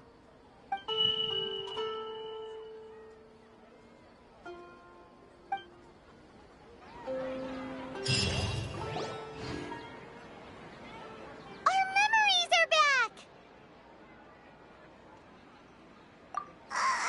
About that... Well, where should Paimon begin?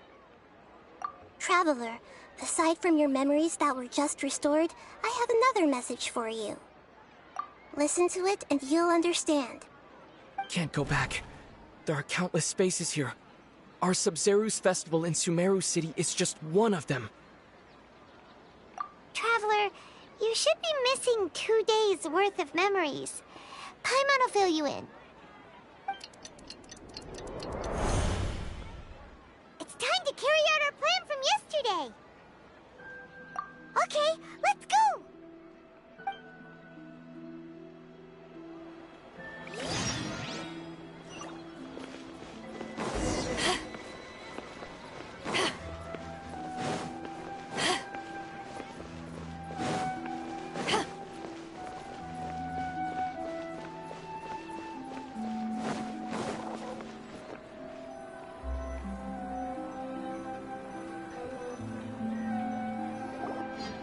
Why can't we leave the city? What is the Academia up to now? Don't ask me. It's not like I can tell you anything. This is a direct order from the Grand Sage. Just wait until tomorrow. I have a real emergency. My goods have already arrived at Port Ormos. If I don't hurry, they'll be stolen. That's your problem. Make sure you make a request in advance next time. But it's not like you can just predict business matters in advance. It looks like the Academia already announced a lockdown for Sumeru City today. How completely unsurprising. Let's go and question them. Hello, sir.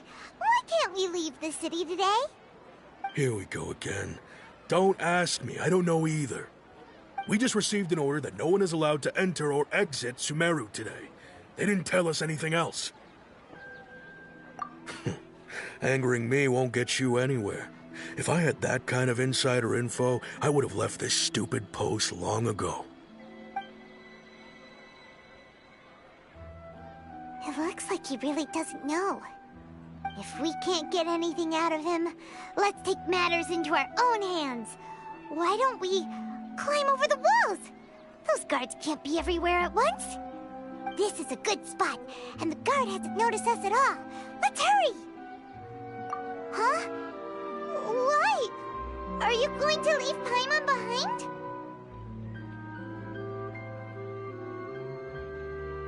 But what if things get really weird out there and you get into some trouble? Then Paimon won't be able to help you. Oh, Paimon knows that Paimon can't do much, but we've always been together, haven't we? Okay. Paimon will wait for you. Promise Paimon that you'll come back as soon as possible. Just a quick look. And please, be careful.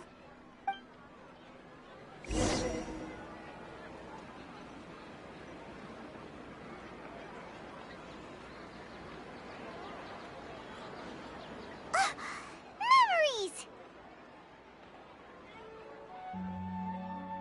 Traveler!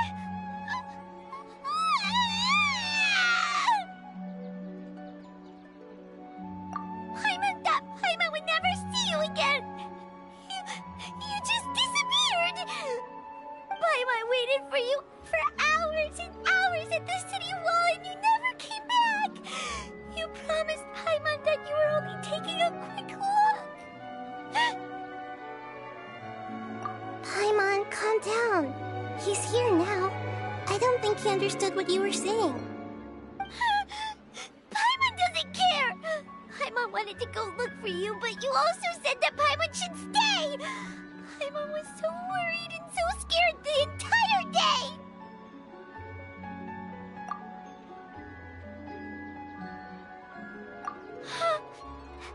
Okay. Paimon will forgive you. The most important thing is that you didn't actually disappear. Oh, Paimon was so scared that you had gone into another world. Okay, Paimon, can you tell us your perspective of what really happened yesterday? I see. Using two people's different perspectives. After that, you left the city. Paimon kept her eyes on you the whole time, but then you disappeared in an instant. No way! Paimon was watching you with the fullest attention. What's your perspective, Traveler? You sure you don't have any memory of this? I guess that explains everything. You also lost your memories the last 2 times you tried to leave the city. Those days' memories can't be awoken. So, if we leave the city, our memories will be completely erased? It really sounds like something big outside of the city is being hidden on purpose. But this way, we'll also never discover what's outside.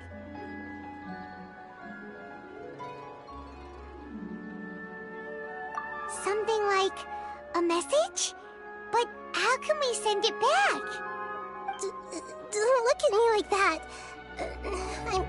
I'm not used to being stared at. Well... Okay. You want something that can pass on messages, right? Give me some time and take care of Dunyar's out for me. Yep, now we're talking.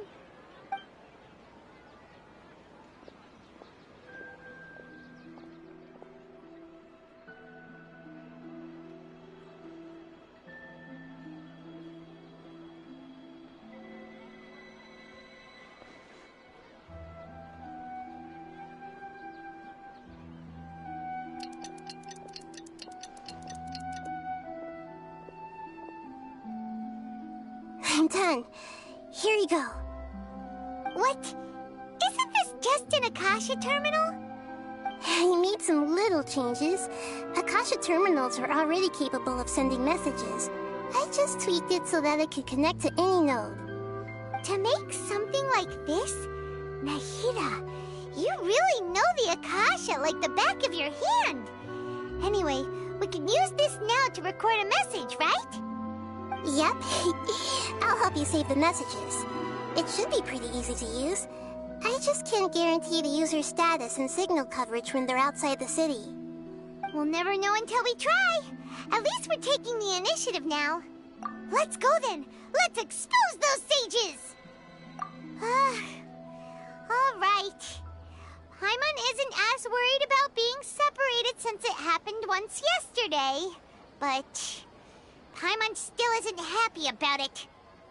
Okay, see you tomorrow, Traveler.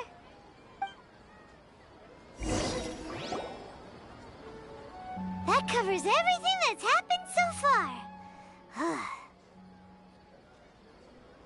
Yes, although the signal was choppy and had some interference, we still managed to receive 2 messages from you when you were outside. Okay, now that you understand what's going on, let's hear the messages together.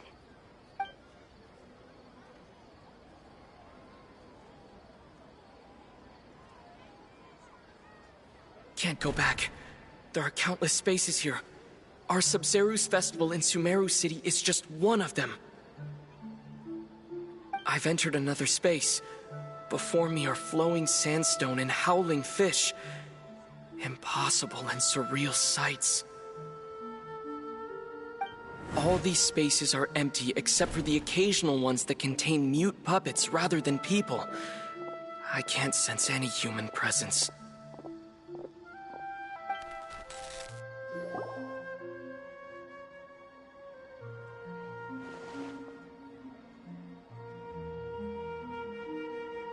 That's one heck of an info dump. It sounds like you left the Sumeru city space when you set foot outside of the walls. But everything looked completely normal when Paimon was looking out from the inside. That's unbelievable. And if we take your word for it, the other spaces all had very weird contents. There's another part here. We only received it last night. These spaces have been disappearing one after the other, absorbed by something like a sun in the sky. And now, even the final space has also disappeared. Behind me, a lot of spaces just appeared again from thin air. I get it now! Those spaces are actually...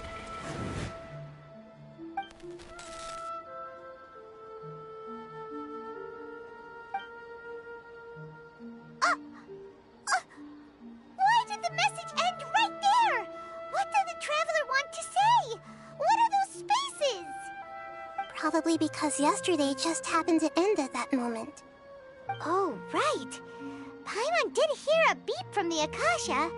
Did it come from here or from the message? The message. It should have come from the Traveler's Akasha terminal. After the beep, Traveler said even the final space has also disappeared. Traveler, what do you think that final space could have been?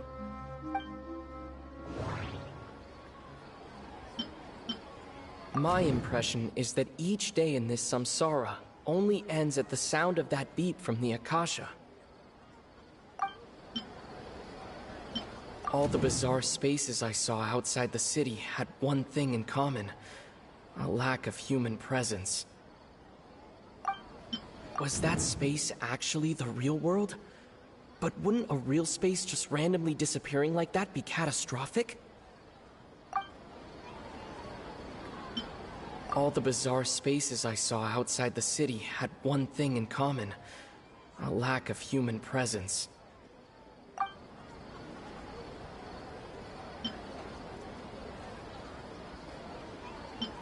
That doesn't sound right. I need to carefully think things through.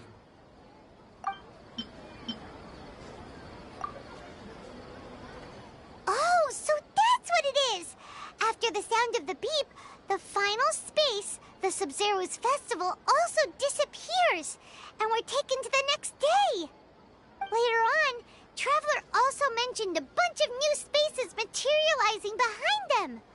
Do lots of new spaces appear every day? Paimon's head is spinning. Just what are these spaces anyhow? Well, consider this. For all the horrors of the Archon War, at its heart, it was just a game where a bunch of gods fought over 7 seats. So no matter how strange or spooky things may look on the surface, maybe all they point to in the end is a small and simple secret. Wow, the Archon War, huh? That's an analogy and a half.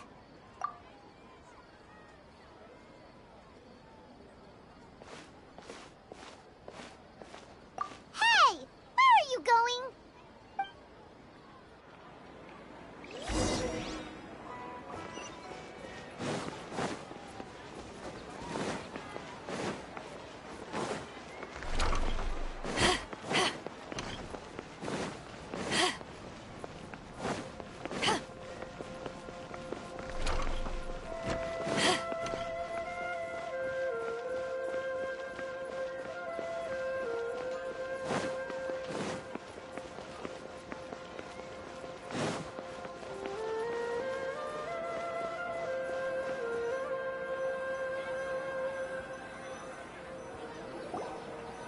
Do you want some alone time to think? Alright then, Paimon won't disturb you.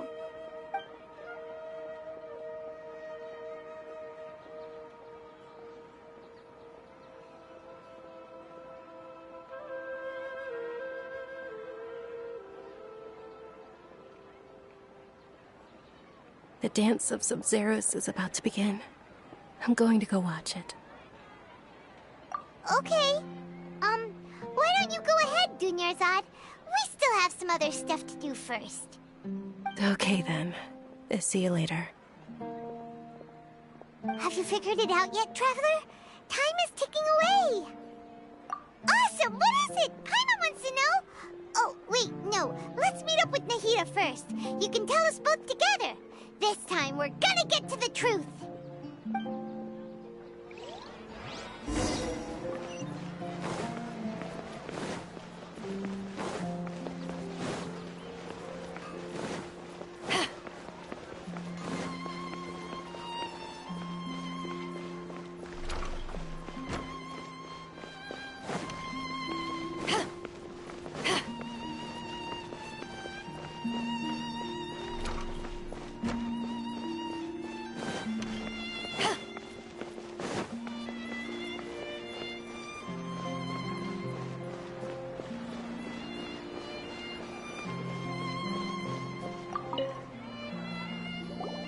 You're back. I've been waiting forever for you two. Judging by the looks on your faces, are you ready to take your Sub-Zero's exam and graduate from the festival? Okay. First off, have you discovered the hidden truth?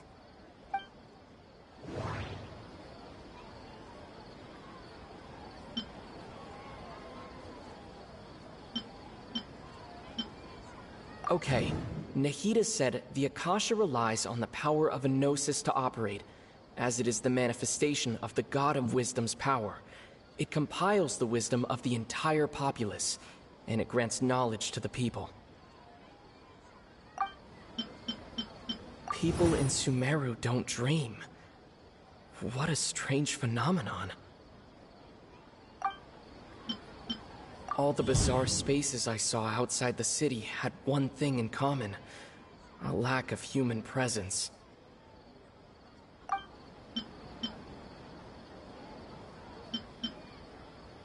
Those spaces remind me of dreams, like the one I had in the Avidia Forest, except these have no sign of human presence. The moon, illusions, and lies. What do they all mean? We've already experienced the Sub-Zero's festival many times, and the day of the festival seems to be in a perpetual samsara.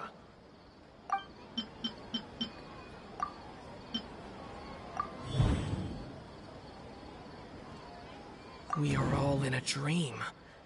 It isn't that the people of Sumeru don't dream. Rather, the Akasha is taking their dreams from them. People in Sumeru think they don't dream, but the truth is the Akasha steals their dreams without them knowing it. And those spaces with no human presence are stolen dreams without their host. That would explain why they sounded so weird when he was trying to describe them. Huh. So people in Sumeru do dream after all. In fact, we're all in one big dream together right now. correct answer. Now, how did you conclude that the Akasha is capable of this? The Akasha relies on the power of a gnosis to operate.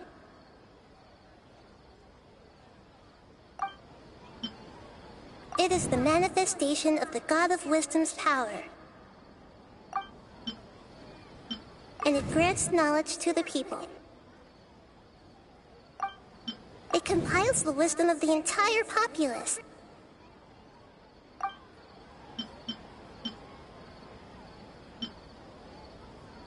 The Akasha relies on the power of a gnosis to operate.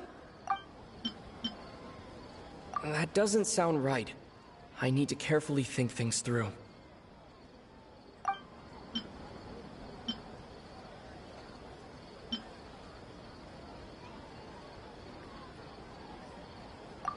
Oh, okay. Those dream-controlling creatures in the forest also get their power from the Dendro Archon, right? That would explain why the Akasha has the ability to control people's dreams, too. But is stealing everyone's dreams really how the Akasha compiles their wisdom? Isn't there anything more to it than that? Dreams are fantastical, complex, and full of imagination. People's brains are the most active when they're dreaming. In other words, dreams are rich bundles of human wisdom. So in other words, the complete opposite of how Hypatia understood it. Paimon remembers her saying that the sages think dreams are foolish delusions, and the fact that no one dreams is a blessing from Greater Lord Rukkhadevata. So it was all a dirty trick? The real story is that the sages from the Academia are using the Akasha to steal people's dreams for their own use, huh? Oh? By the sounds of it, you understand the current situation pretty well. So then, what about the Samsara?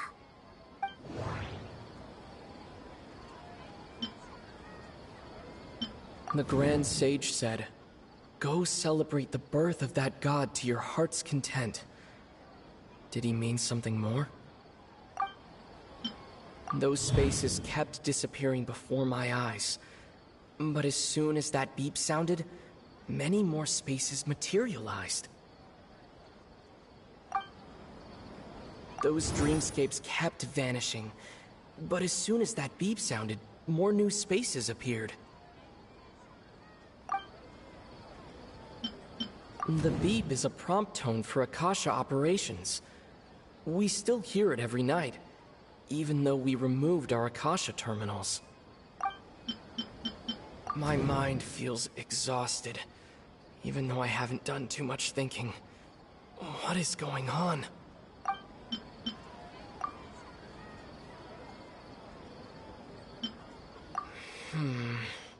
I can't seem to cohesively piece everything together. I can't seem to cohesively piece everything together.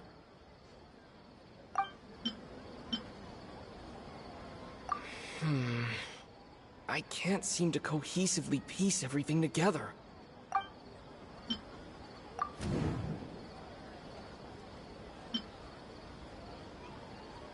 We've already experienced the Sub-Zeru's festival many times, and the day of the festival seems to be in a perpetual samsara.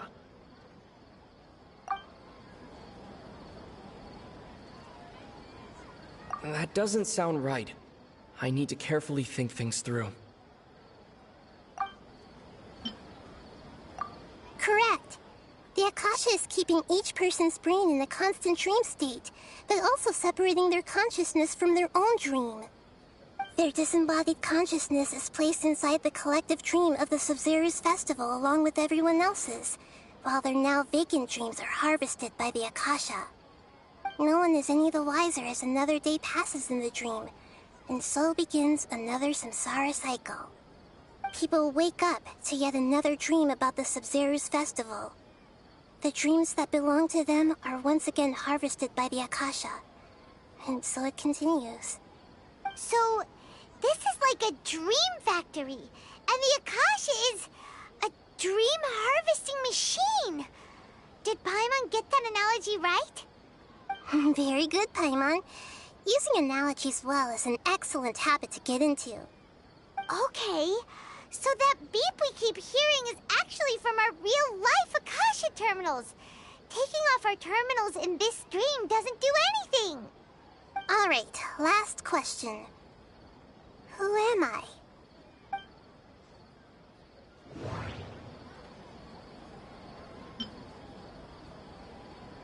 Now that I think about it, wasn't illusions a hint that we're all dreaming? Now that I think about it, wasn't illusions hinting at the sage's deception of Sumeru's people? They say that alchemical divination is the Dendro Archon's divine revelation. So then, if Nahida has referred to herself as the moon... So you noticed. I thought that one would be the hardest question. That's why I put it last. That wasn't hard at all. Even Paimon guessed that. Everything about you is different. We just didn't want to expose you is all.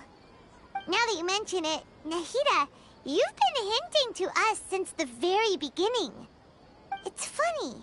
Thinking back to when we were asking all over the place for info about Lesser Lord Kusanali, Paimon didn't expect to meet you like this. Yes, those can wait until we're back in real life. On the other hand, I'd be happy to answer any more questions you have about here and now.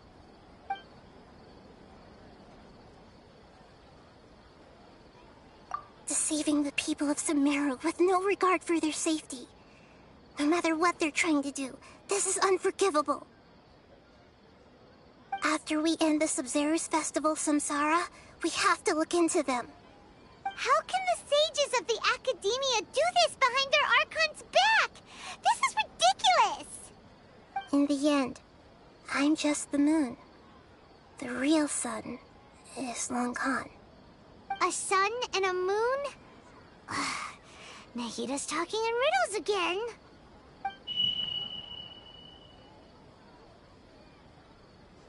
Oh, we're out of time today. I'll tell you how to break free of the samsara tomorrow. See you then.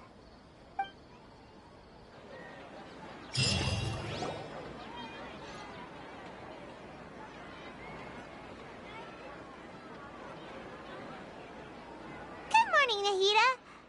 Wait. Now that Paimon remembers everything, should we instead say good morning, Lesser Lord Kusanali? Hey! What's wrong, Nahida? You don't look too good.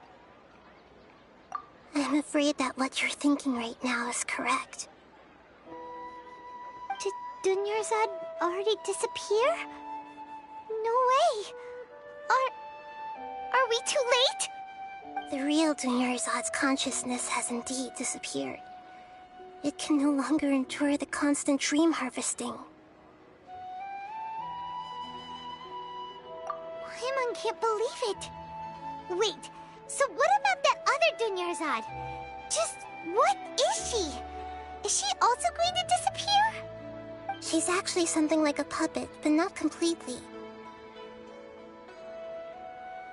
The real Dunyarzad's consciousness could no longer keep playing her role in this dream.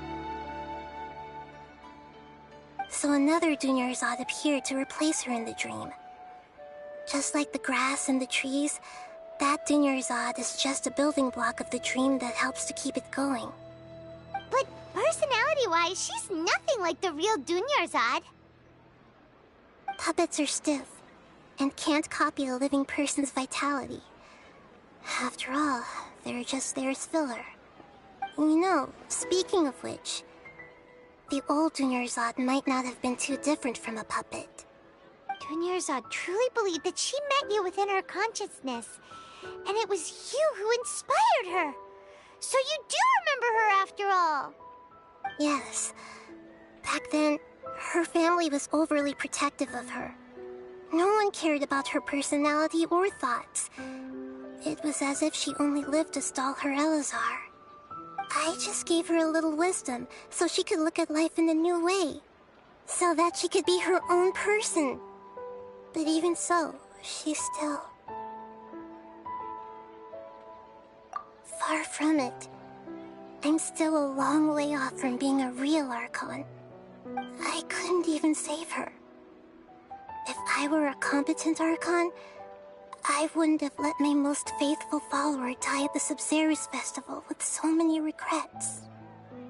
Please don't beat yourself up over it, Nahida. It's the sage's fault, and theirs alone. I'm not beating myself up. All I did was to rationally observe the distance between myself and a real Archon. Don't be like that, Nahida. Even real Archons are still allowed to be sad.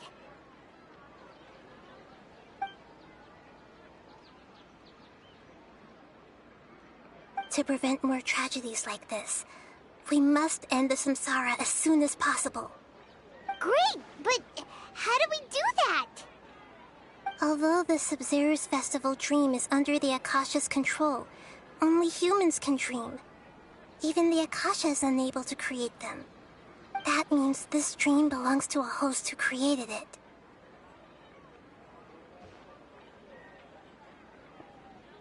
Huh? So, how should we find that person? Well, if this is someone's dream, then everything here must come from deep within their consciousness. Which means, with the power of imagination, they can change anything in this dream.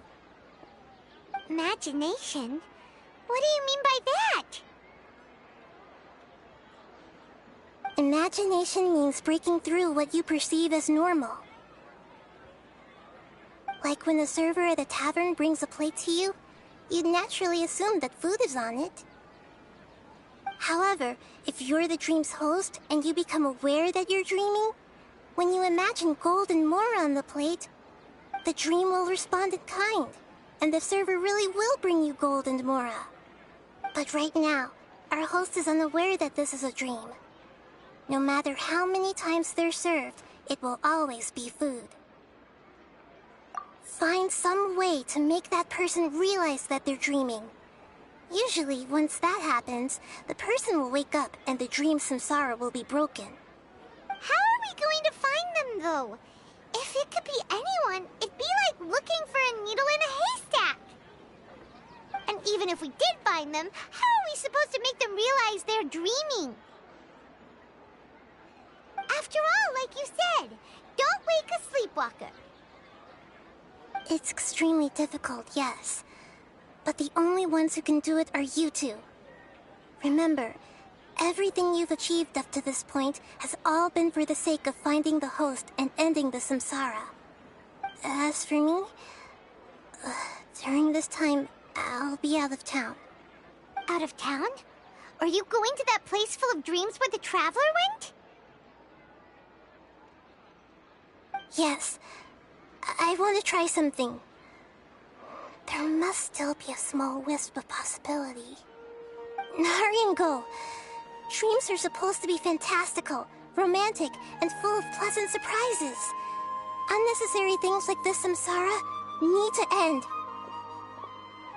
Paimon's still a little upset that we've come this far only for Dunyarzad to...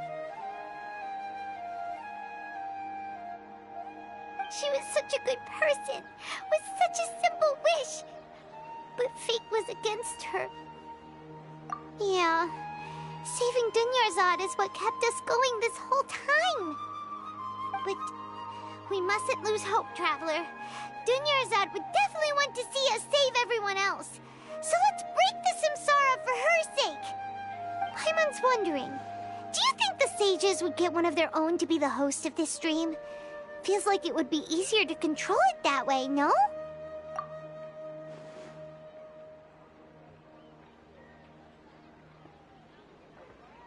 Huh. That's true.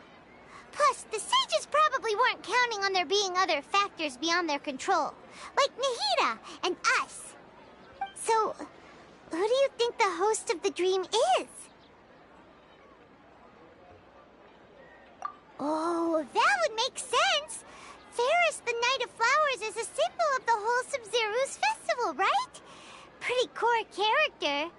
Let's questions, shall we?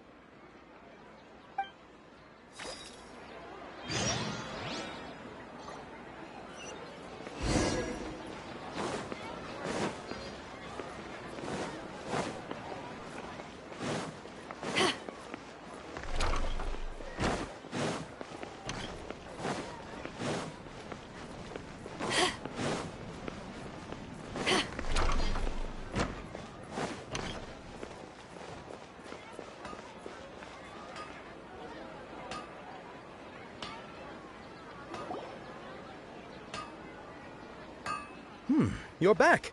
You left in a hurry last time. Is everything okay?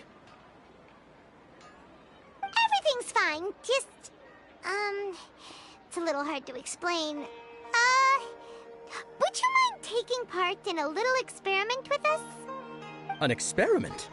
That came out of nowhere. I'm listening, though. What do you need me to do? Could you make a wish? You want me to make a wish? Is that a new Sub-Zero's festival tradition or something? Less questions, more wishing!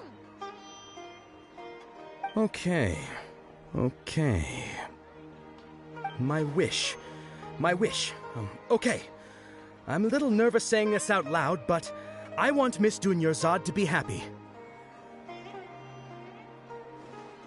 Oh. I noticed earlier that she looked a bit down, and she wasn't really talking to anyone. She just doesn't seem like herself. She's always so gentle and kind, and all the kids love her. I've also wondered if the reason she asked me to be Fairest Knight of Flowers is because I'm special to her, or something. So, you have a crush on Dunyarzad? Oh, is it that obvious? After what I just said, I guess it is. When she placed the hat of the Knight of Flowers onto my head, she said to me, I want everyone to have a happy Sub-Zero's festival. What she didn't realize was that I'm not that interested in how everyone else feels. In that moment, I just wanted to be her Knight of Flowers for the rest of my life. 50 years, 100 years, I'll serve her till the end of time. Okay, yeah, that was a bit much. Felt like the right moment to get it off my chest, but that was pretty embarrassing. Okay, I'm ready to make my wish. I would like Miss Dunyarzad to appear in front of me right now with a smile on her face. Here goes.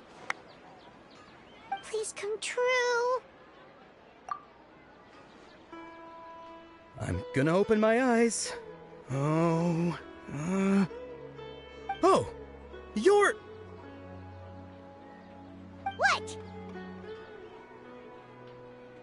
Fucky? Sorry, but only one portion of Yelda candies per person. Back home you go. Nice try, you two. Anyway, never mind. I don't need to see her appear right in front of me. As long as she's happy. Guess he isn't the host of this dream after all. Should have expected it wouldn't be this easy.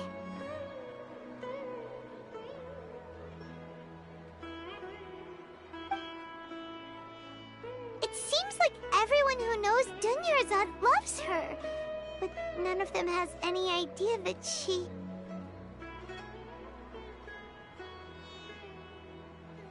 My lady, step back. That sounds like Dia! Oh, right. This is when Dunyarzad bumps into the kidnappers. Huh? But Dia can handle them. Hey, Traveler!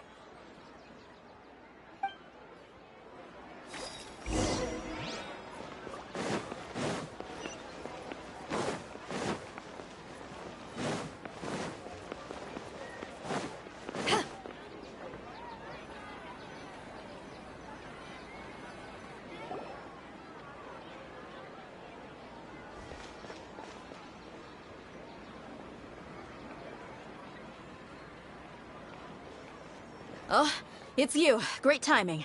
Please take... Hey, this is my job. The homie Yannis pay me, not you. You...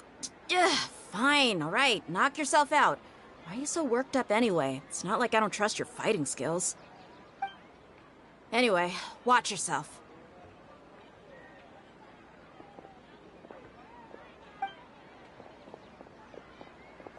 So you got yourself some backup. Suit yourself. You're going down!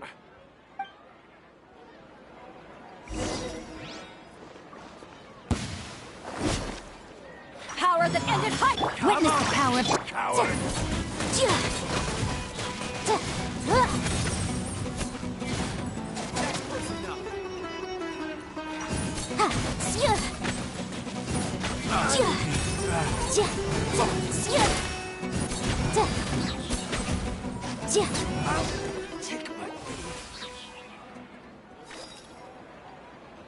Traveler, were you just taking your anger out on those guys? You and Nahida both. Dunyarzad wouldn't want to see you two like this. Oh, and speaking of her, Paimon just remembered something. Remember how during the first Sub-Zero's festival, before the Samsara started, we came here with Dunyarzad because she wanted to pick something up? She said it was because she had forgotten something. Okay, so Paimon's memory is working so far. Anyway, Paimon also remembers that she is staying somewhere around here. She pointed it out to us the night before the Sub-Zero's festival. Yeah, even if it's only a tiny clue, it'll probably still help us more than this needle in a haystack search.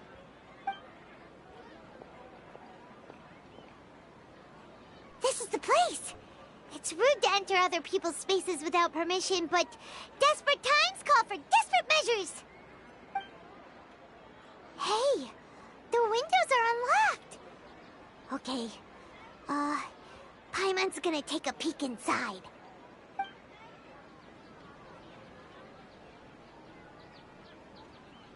This was only a temporary residence, so there was pretty much nothing inside except this book on the table. Should we open it?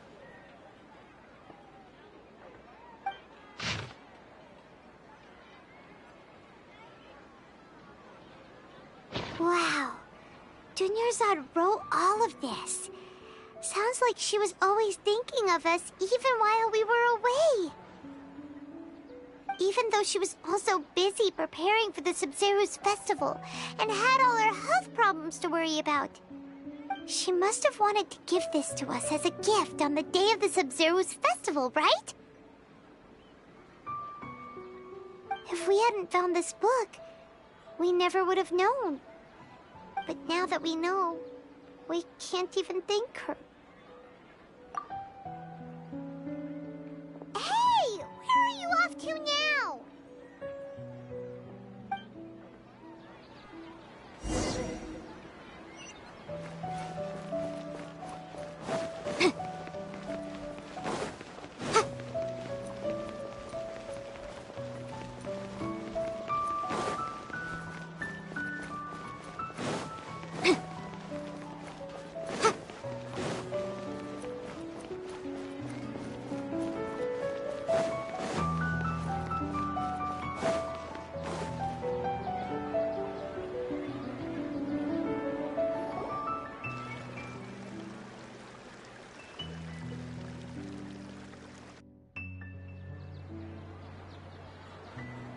It's Dunyarzad's puppet.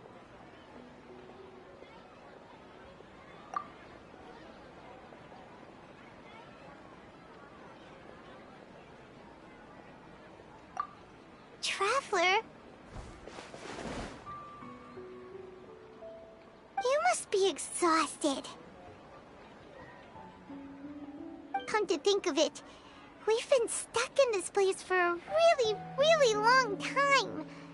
Heck, even the last time we were chatting happily with Dunyarzad feels like an eternity ago.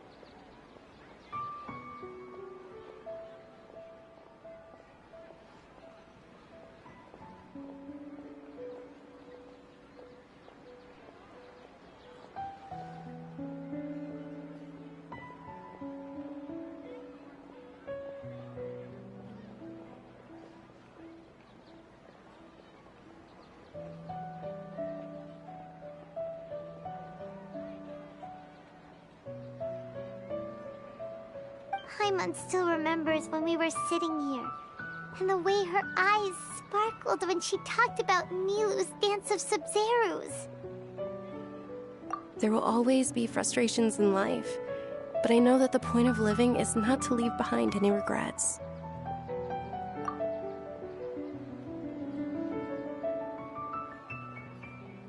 That was what the real Dunyarzad said, wasn't it? Does that mean... Yes, Traveler. What is it? Oh, so she's still just a puppet. But just now, how come... What? Where are we going this time?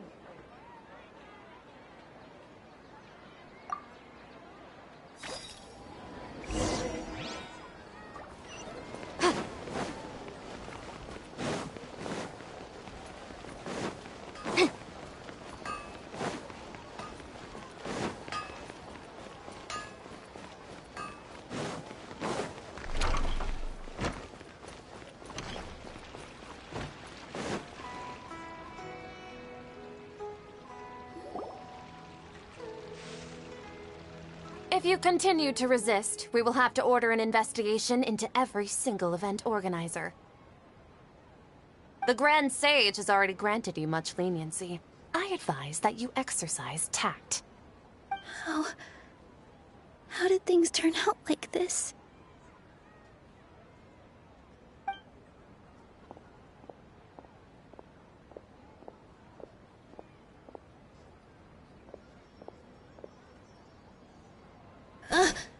Traveler? You don't have to get involved. He's a sage from the Academia. I don't want to drag you into this. Traveler? Traveler? What the heck are you doing? If you get arrested by the Academia, that's another day gone to waste!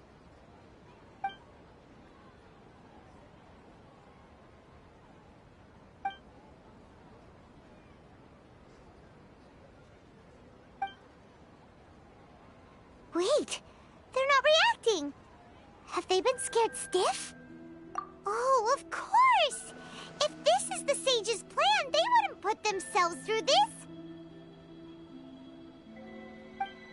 So they're just substitutes. What is this? What happened to the Grand Sage and his entourage?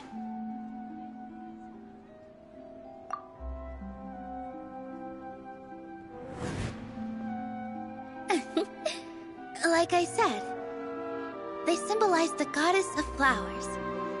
It's just a shame that all the real Padisaras went extinct after her death. Yes. The Greater Lord brought forth new Padisaras in memory of the goddess of flowers. But she ultimately could never truly replicate that beautiful shade of purple.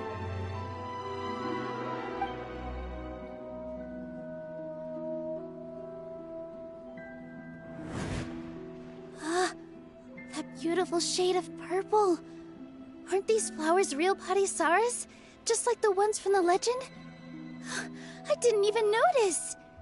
Dunyarzad, did you find these? But didn't you just say all the real flowers went extinct after the goddess of flowers passed away? So, how? Yeah. What's going on here? Huh? You guys are acting weird. But okay, I'll try.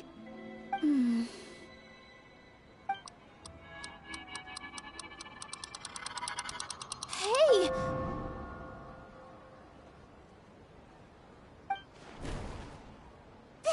They disappeared! So Nilu's the host! What a surprise! Purple Padisaras don't exist in the real world anymore. But in Nilu's subconscious, they can appear as decorations on the stage. It's just like the example Nahida told us.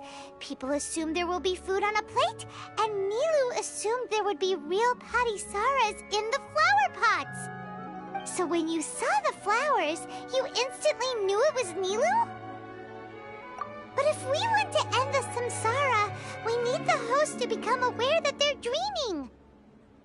How should we make Nilu realize that? Am I dreaming? Huh? So I'm right. Is this Lesser Lord Kusanali responding to our celebration of the Sabzeruz festival? Wrong guess, but you aren't completely wrong either. The point is, what made you think this is a dream? As far as you know, people in Sumeru don't dream, right? Yeah, but have you heard the tale of the first sage? To prevent a calamity, he went on a journey to find the Dendro Archon. Ooh, sounds familiar. Dunyarzad told us a story like that when we first arrived in Sumeru City. So it was about the first sage, huh? Yep, but in the part you heard, he hadn't become the first sage yet. There's more to the story. His piety and wisdom were acknowledged by the Dendro Archon, and she finally gave her blessing to him. All kinds of spectacular scenes appeared in front of the first sage, as if all the knowledge in the world was being painted onto a canvas right before him. He was captivated. After who knows how long, he mastered all the knowledge he could comprehend. Afterward, he said to the Dendro Archon, "I miss my parents, my wife, and my children. I've been away from home for far too long. They must be worried." The Dendro Archon smiled. The next second, the sage found himself lying in his bed, as if he had just woken up from a dream. His wife, lying next to him, said, "You're off to search for the Dendro Archon today, aren't you? Have a safe journey, my love." In the end, the first sage took care of many disasters in Sumeru City, and founded the Academia. What a happy ending. So, the first sage was dreaming ever since the beginning of the story? He never went on his journey? Yes, but his faith and determination were conveyed to the Dendro Archon, so she blessed him in the form of a dream. Paimon understands where you're coming from now. That's a really interesting connection. But we really gotta wake up soon, like the sage in the story! I see. Well, it just so happens that today's Sabzeruz festival is almost over too.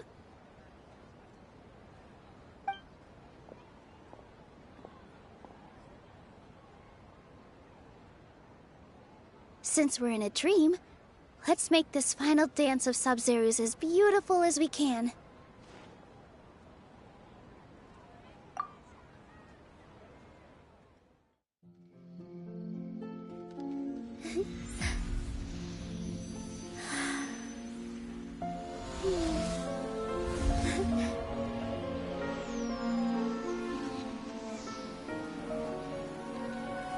The wait is over, everyone. I dedicate this to our god, the dance of Sabzeruz.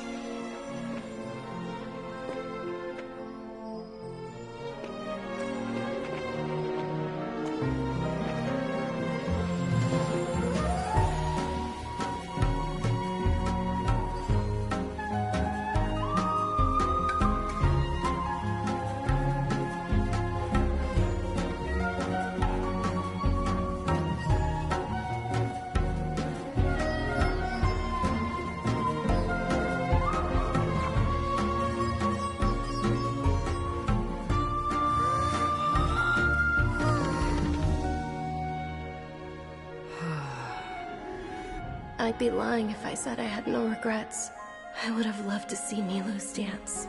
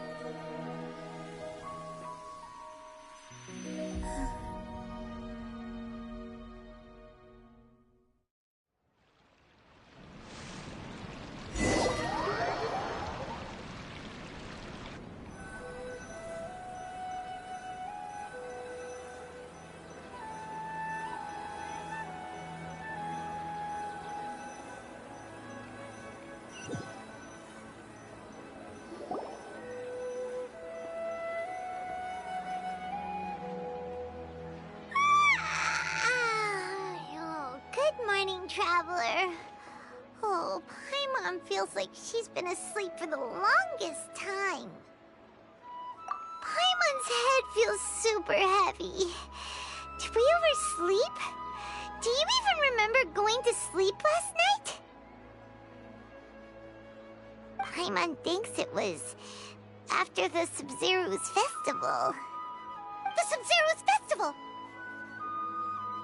Have we finally escaped from the Sumeru Samsara? Quick! Take off your Akasha terminal!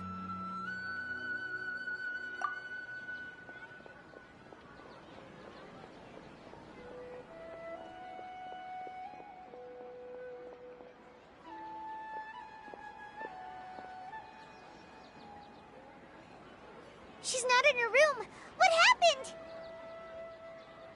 Huh? What usual spot?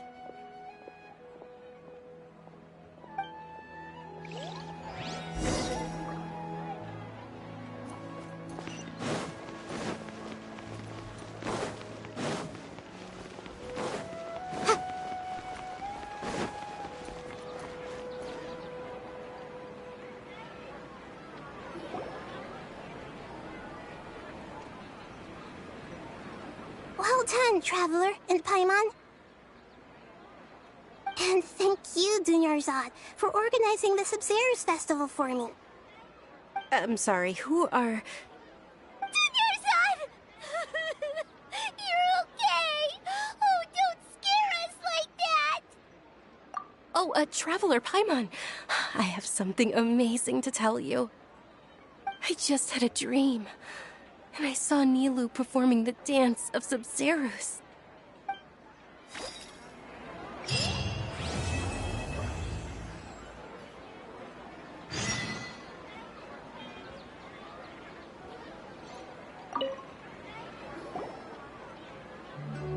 You're actually Nahida, aren't you? Paimon felt like Catherine was acting weird when we met at the Sumeru's festival. And Dunyarzad, did you save her? It's a really long story. We shouldn't disturb her. Her consciousness is still weakened. Let's chat somewhere else. How about by the Traveler's favorite bench?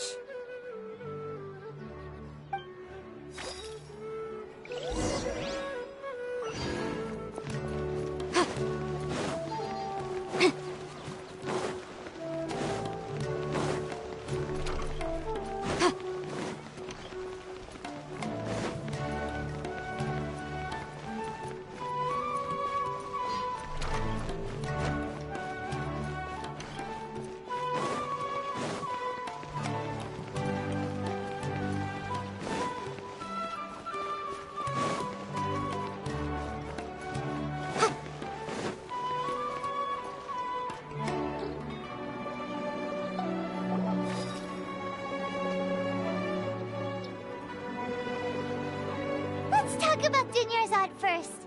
It's such a relief that she's all right. After we parted on the last day of the Sumeru's festival, I left the city and saw what the Traveler had described. Among the countless dreams, I found one that was growing fainter and fainter. This proved my suspicion. Once Dunyarzad could no longer bear the Akasha harvesting her dreams, her consciousness began to dissipate. But this also meant it escaped the Akasha's control. Such a small fragment of consciousness can't last for very long, though. It will return to its original dream, where both will gradually fade until they completely disappear. I used all the power I had to keep her dying dream alive as long as possible, but it still wouldn't have lasted for much longer if it hadn't been for you two breaking the samsara. So it looks like we did manage to save Dunyarzad in the end. And not a moment too soon. Huh? Why are you two smiling so happily?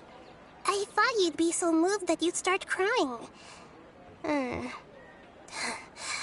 need to spend more time observing human emotions. Both are fine. Everyone reacts differently. All right. You two must have a lot of other questions for me, right? After all, you saved my faithful believer. As your reward, I will answer any and all questions. To be accurate, I'm using the Akasha as a medium to occupy Catherine's consciousness. How did you do that? Poor Catherine.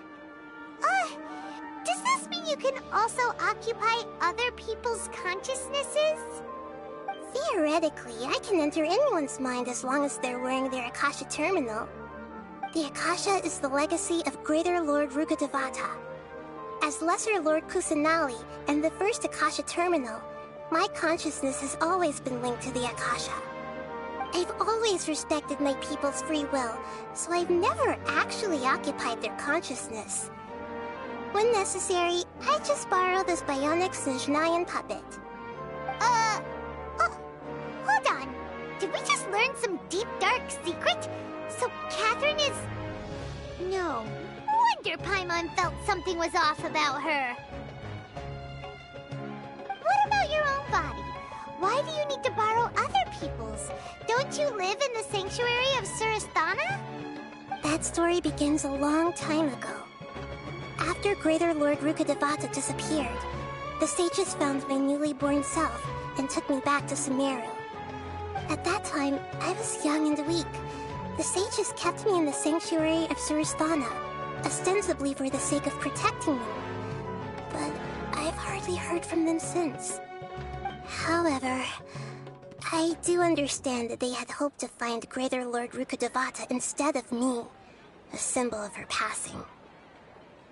So, the sages basically put their new Archon under house arrest?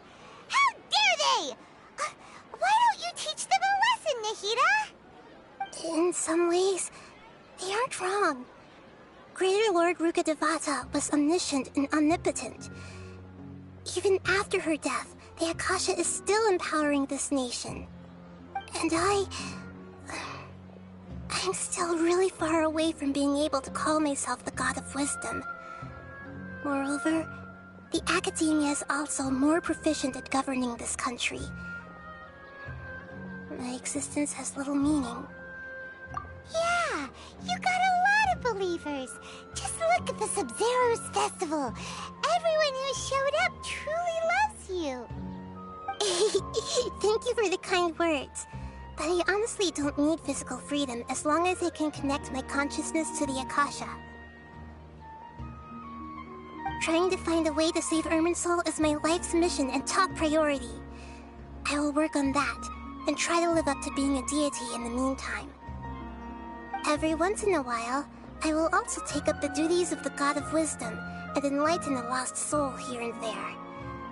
Doing all that should be enough. Got it! I hope my answers were satisfactory, seekers of knowledge. To be honest, maintaining Dunyarzad's fading dream took a lot of mental energy. I think I may need to rest for a while.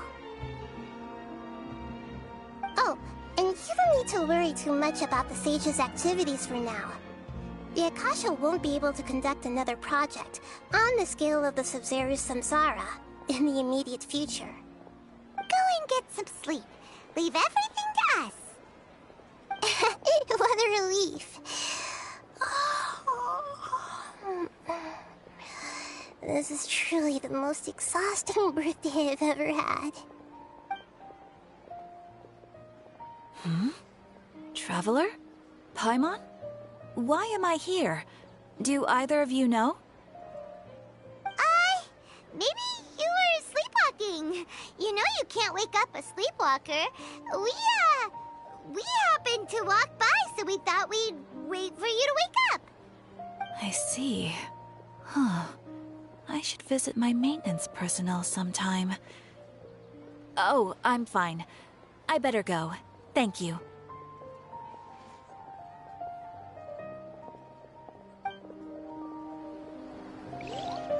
We've spent quite some time in Sumeru City, but ever since we last said goodbye to Lesser Lord Kusanali, we haven't heard anything from her. Oh, we can't just keep waiting around like this. Let's go find Catherine and pick up some work so we can at least keep ourselves busy.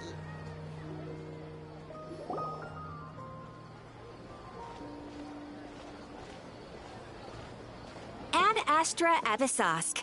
We meet again, you two. Hi, Catherine. Do you have any commissions for us today? Commissions, huh? Let me think. Oh, how about this? Please attend the Academia's Academic Symposium this afternoon and recite a love poem on stage. Wait, say what now? And if possible, please also use your camera to capture the reaction of the audience upon finishing the poem. Huh? What kind of commission is that? I see. It appears that you're not interested in this commission. In that case, please go to Port Ormos and convince the Eremites there to spend some time volunteering at the local orphanage. Hey, that's not any better.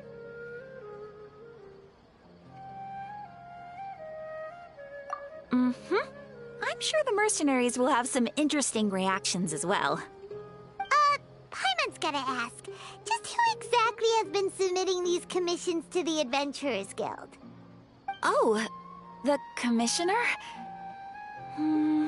Well, actually, I just wanted to see the two of you in action.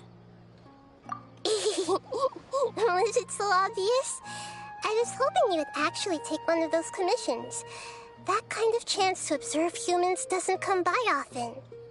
Ah, so it's Nahida. Paimon just knew Catherine wouldn't crack those kinds of jokes. When did you get into her head? From when she said, Ad Astra Abisask. So it's been you this whole time? Are you done resting up, Nahida? Yes. I've been sleeping ever since we parted ways, and I even had a really, really long dream. It was another dream about the Sumeru's festival, except it was a happy one. In my dream, I was sitting in the middle of a flower terrace, and everyone in Sumeru City was holding hands as they danced in circles around me. They danced round and round, and everyone looked really happy. I also got to sit on a gigantic flower carriage.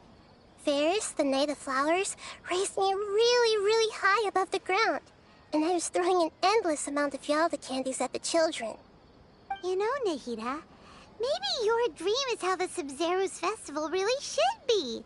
It's meant to be a joyous time where everyone gets together to celebrate your birthday. Huh? Wasn't I describing a really happy dream? Why are you both looking at me like that? Wait, could this be an example of the emotion known as pity? No, we aren't pitying you. That would only make everything worse. We just don't want you to feel too sad. By the way, have you had a chance to visit Dunyarzad? How's she doing? The Homianis haven't allowed any visitors after the festival, so we haven't been able to check on her. Yes, I paid her a visit right after I woke up. She was resting at the time.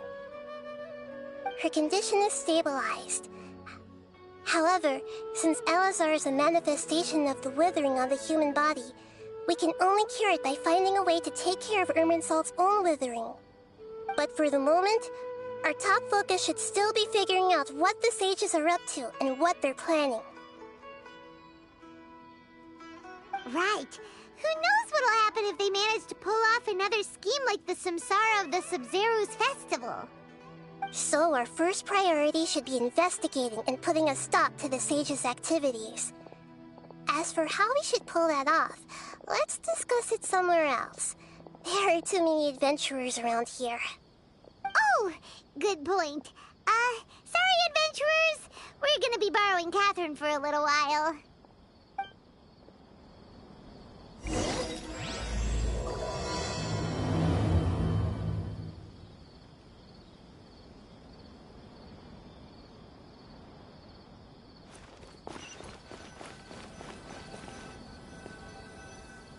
Let's continue our chat here.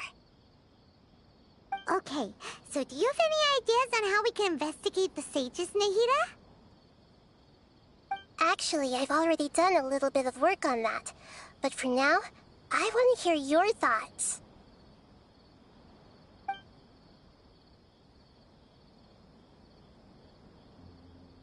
We're in the dark as of now. Since we still don't know anything about their goals, any rash move could tip them off and lead to terrible consequences. After all, every person in Sumeru City is one of their hostages.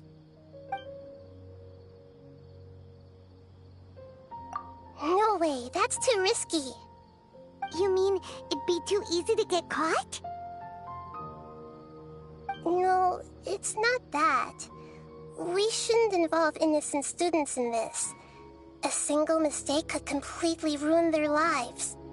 Doing that would be ignoring the safety of my people for my own selfish goals. How is that any different from what the sages are doing? That's a good point. Spoken like the god of Sumeru.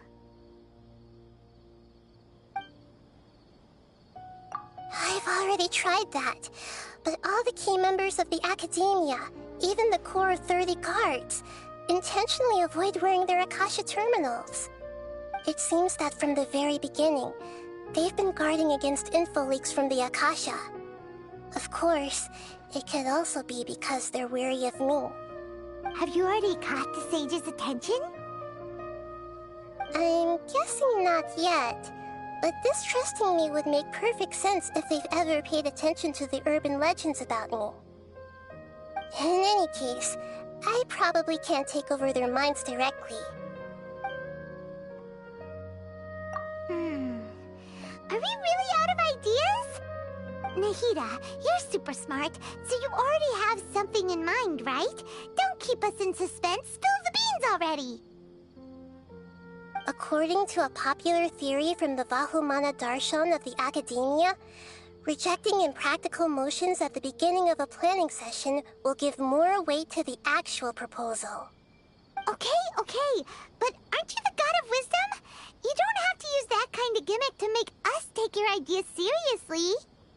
Well, I've been thinking that if I can't directly possess the leaders, and if I can't get ordinary people involved, then I should find someone who's already involved, but hasn't decided to side with the sages. You're saying we should recruit a spy? That does sound like it could work. Oh, before coming back, we met someone named Alhaitham. He seems like he acts alone, and he likes doing stuff behind the Academia's back. They probably aren't in cahoots. Actually, I already have someone in mind. Do you still remember that female scholar named Setaria? Setaria?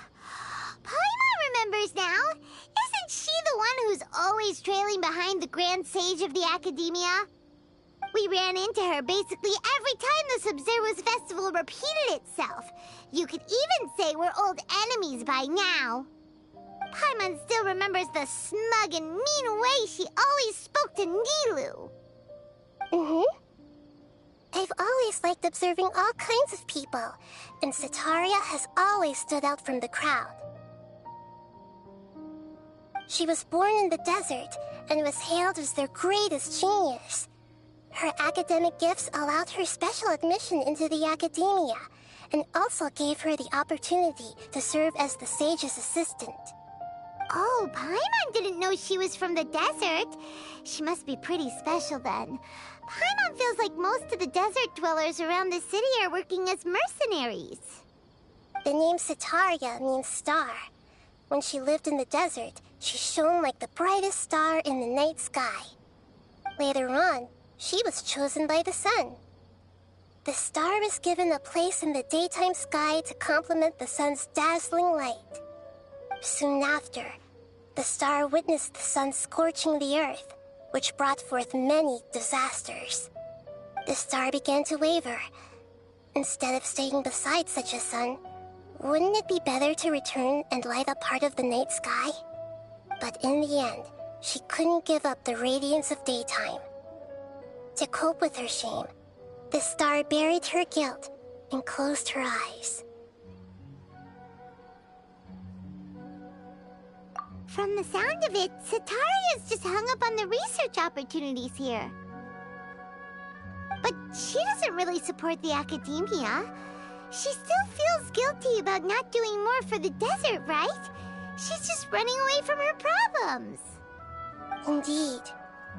When they are presented with complex moral issues, many people will simply plug their ears and go with the flow until the problem can't be fixed anymore. She's suppressing a lot of guilt, but before she realized it, she had already become the sage's accomplice. She can't deny her part in their schemes anymore. Right. We must somehow make her face her problems again. That way, not only can we get useful intel from her, but she can also use it as an opportunity to redeem herself. From my past observations, Setaria will take a day off from the academia every 10 days to do some shopping in the city. Tomorrow afternoon just happens to be a shopping day for her. That'll be our chance. To prepare, let's go check out some of her favorite spots, and have a quick chat with a few of the vendors there.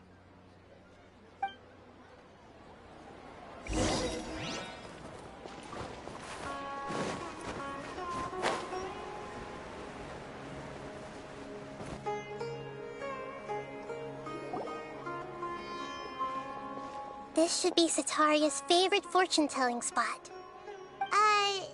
So should we ask the fortune teller about Setaria?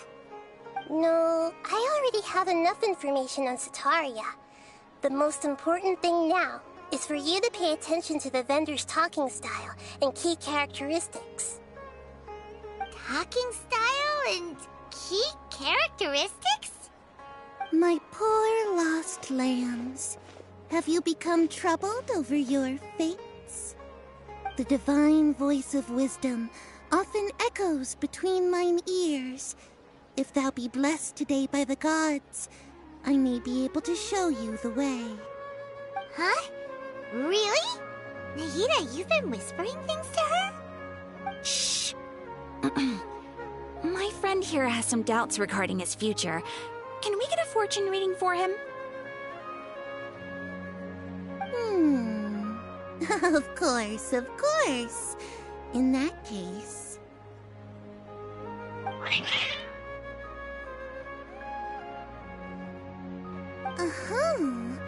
It would seem that Harut and Marut are quite wary of you. Perhaps, at some time in the past, you have somehow offended the gods. Only mocking the god of Animo, questioning the Lord of Geo's financial savviness, and brawling with the god of Electro. Do those count? Oh, nothing. Go on, pick an aspect for her to divine. Health prospects. No problem at all.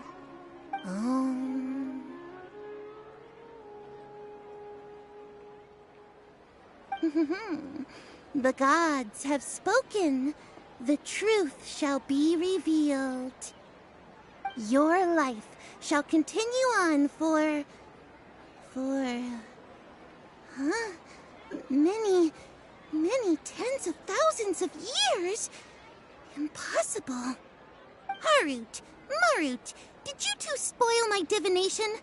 I've never read a fortune so absurd.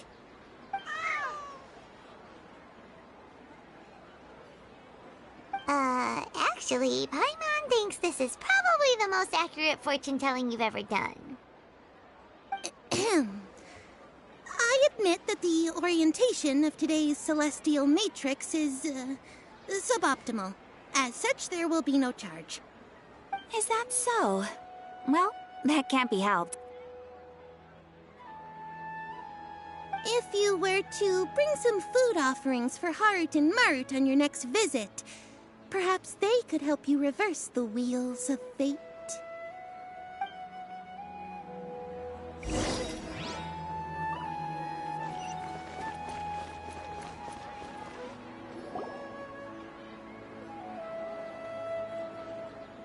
Is this another one of Setaria's favorite stalls?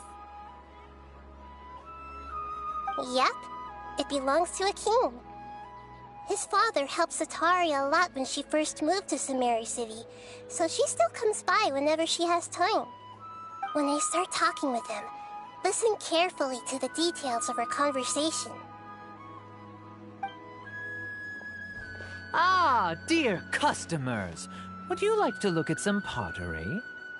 We caught wind of your great craftsmanship, so we specifically came to take a look. Oh, I recognize you. Aren't you Miss Catherine from the Adventurers Guild? Sounds like I'm in for some big business. Speaking of, where did you learn this trade? I suppose you could say it all started with my dad. He's a mason by trade, but I picked up an interest in clay while apprenticing for him. After that, I began making pottery by myself in secret, and I simply changed trades when my works turned out well. Although it's a pity that I'm no longer making much use of the knowledge provided to me by the Akasha. That's nice. You're making a living doing something you love. So is your father still working as a mason? Oh no, not anymore. A few years back, he fell from a roof and broke his leg. Since he had already saved enough mora over all these years, he's just enjoying the retired life in Port Ormos nowadays. I see. We wish him peace and happiness in his retirement. I'll have someone in charge of logistics at the guild come by another day for some goods. We'll leave you to it. Take care now. No problem. Rest easy, all our goods are sure to meet your every need.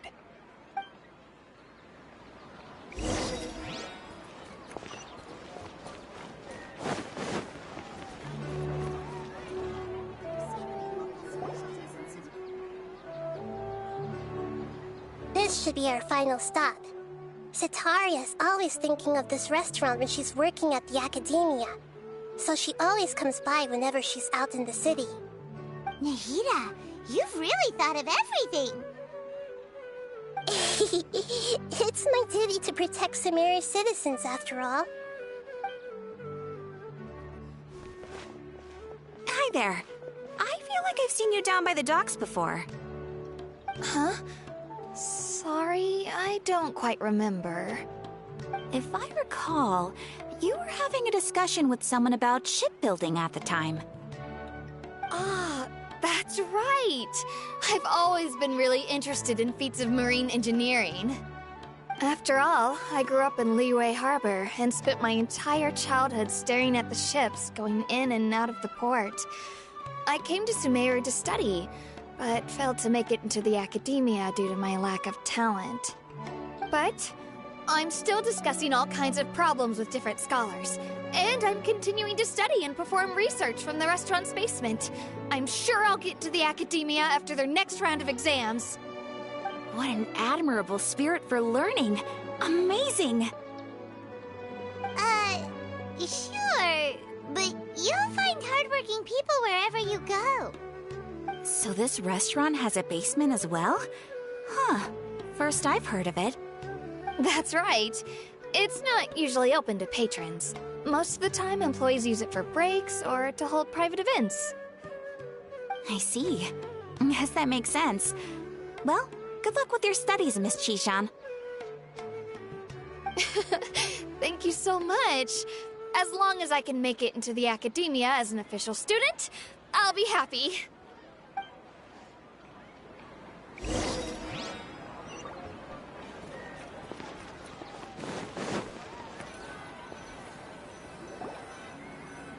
So, was that everybody? Mm-hmm. 3 familiar faces should be enough for Cetaria. What's the point of all the information we've collected? Nahida, you still haven't told us how you're planning to make Cetaria face her problems. Cetaria is already used to avoiding her problems, so we must find a way to break through her usual sensibilities. I remember you mentioned that the Eremites in Port Ormos are all making a fuss about the upcoming resurrection of King Deshret. Although it's all just a boatload of nonsense, the fate of her homeland may turn out to be Cetaria's soft spot. Oh, Paimon gets it now! You want to take advantage of the guilt Cetaria feels about her homeland. Although she knows she should return home to help the people of the desert, all she's done is conspire with the sages. So how do we set that up? Well, King Deshret is long gone. and Sitaria is also too smart to fall for any simple tricks. If we simply engaged her under the guise of King Deshret's believers, she would definitely be wary of us, and we may not get anywhere. But if we were to borrow some of her close acquaintances to talk with her, her reaction would probably be very different. So, you mean you're going to possess those people we just talked to? Yep. Possess them through the Akasha. Imply they've already converted to the faith of King Deshret, and then convey our made-up will of King Deshret. As long as everything goes smoothly, we'll get through to Sitaria for sure. She'll never guess that we had anything to do with it. Ah, so that's how you're going to use all the info we collected on these people. It's so that you won't slip up and break form. Possessing them will only work if you can manage to pass off as them. Exactly. So, best of luck with impersonating them. Huh? Best of luck? But we don't know how to possess anyone. That's no problem at all. I'll just share all their senses with you once I've possessed them. As long as you're also wearing an Akasha terminal, the effect will basically be as if you've possessed them yourself. Huh. That is pretty convenient. But why does he have to do this? Can't you do it yourself? Although I've been observing humans for a while, I've never been good at imitating them. You're not wrong. It's always been painfully obvious whenever you try to pass as Catherine. If it was at all possible, I would have preferred to leave these people alone. But seeing how things are now, I probably should just accept it and push on. Yeah, don't beat yourself up over it. We're only doing this to help everyone, and we'll only be borrowing them for a little while anyway. Alright, then let's give it a go tomorrow afternoon.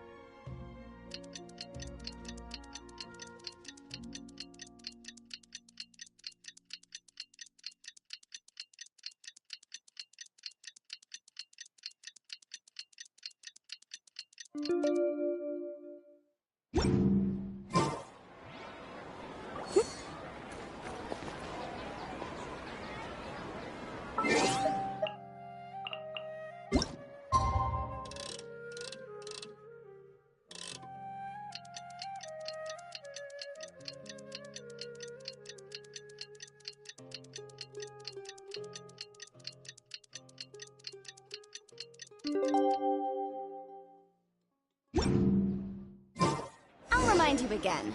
The law can be both a help and a hindrance.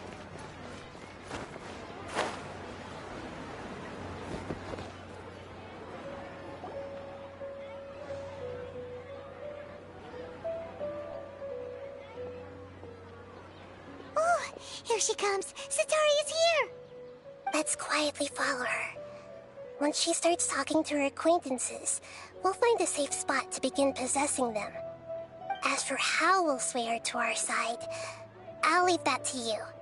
I trust you'll know what to say. Paimon's starting to feel kinda nervous. Okay, let's go. Looks like they've already started talking. Let's find a hiding spot and get started.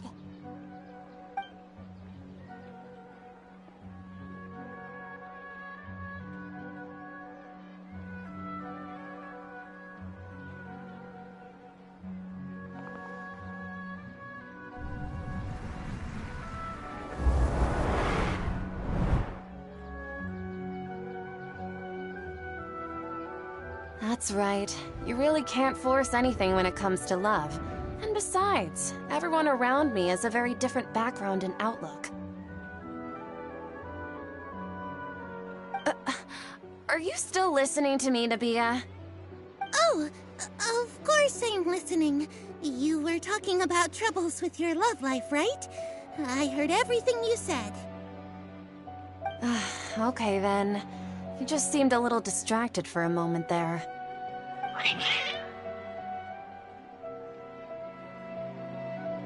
strange. Your cats seem pretty worked up. Is something wrong? I always thought they were quiet, happy kitties. Oh, what are their names again? Ah, that's right. They are just little darlings, aren't they? Harut and Marut. So, which fortune do you want me to read for you today? You must have come for another echo of the divine voice of wisdom. I'd like to get another reading on my love prospects, but to be perfectly honest with you, I feel like I've been a real mess recently. A mess? Well, could you do a reading on how long it'll take me to finish my current project at work? I really just want to get it over with. I hear you. No problem at all. The gods will reveal the truth.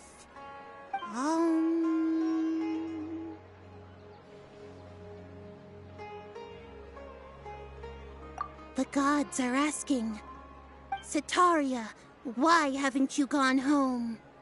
Why haven't I gone home? Do the gods really know everything I've been thinking about? Setaria, why don't you just go home? It's a demand now instead of a question. The gods seem to be truly upset. I'm sorry. I know I failed the gods. Please pass on my most sincere apologies and ask for their divine forgiveness. And if I may ask, Nabia, is there a specific god who's speaking to you right now?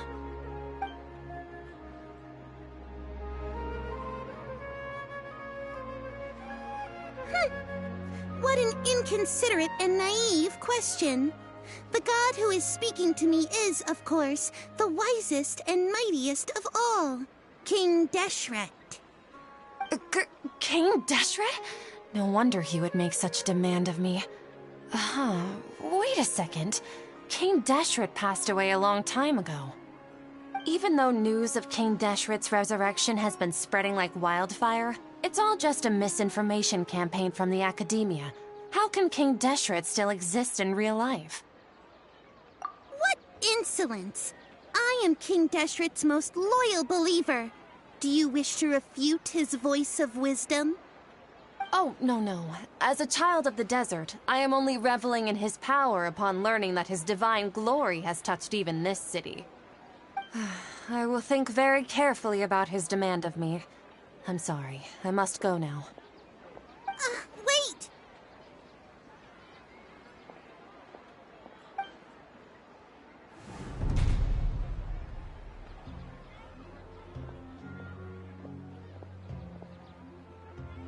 Whoa! She just ran off in a hurry. She looked pretty upset, too. Well done. Setaria didn't seem to suspect anything amiss.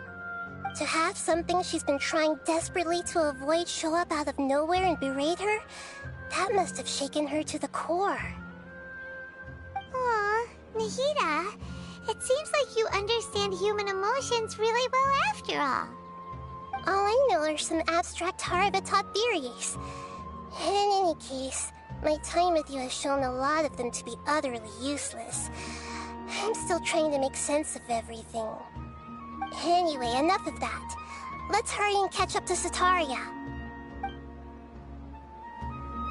He's at Akeem's now, right on cue. Let's get ready to possess him right away!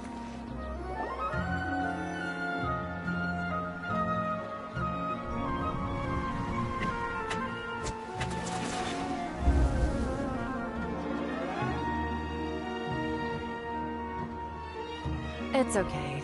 I just got caught up in something. Oh, actually, didn't you ask me to help you look for work? What kind of work were you looking for again? Gardening? But don't you hate everything to do with plants? I still remember getting mad at you for secretly throwing away the bonsai that I gave you as a present.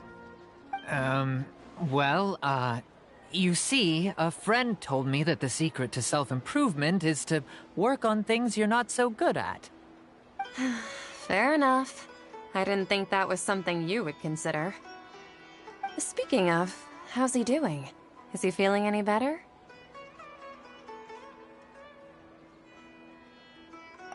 Oh, that's good to hear. I have been thinking a lot about him.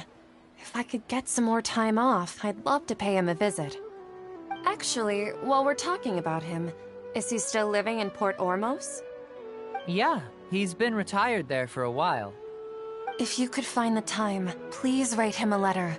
Let him know that recently, faith in King Deshret has taken root in Port Ormos and has begun to spread across Sumeru. He has a quick temper and has always been a devout follower of the Dendro Archon. I don't want him to get into a fight with those King Deshret believers because of a difference in beliefs. Oh? So, who are you siding with in all of this? The Academia or King Deshret? I'm so jealous of you. You were born a child of the desert, yet you chose to betray King Deshret, and now you spend all your time with those crooks from the Academia. Akeem, you don't mean... you've also become a believer of King Deshret? What's so strange about becoming a believer of the wise King Deshret? In fact, aren't you the strange one? The one who still can't pick a side? Can't pick a side? Me? Whoa! Paimon had no idea you'd be so good at this. You really zeroed in on the issue and put it right in front of her. It might feel a bit overwhelming for Setaria. But once everything is over, I'll be sure to pay her a visit to her mind and explain everything. Anyway, let's keep going.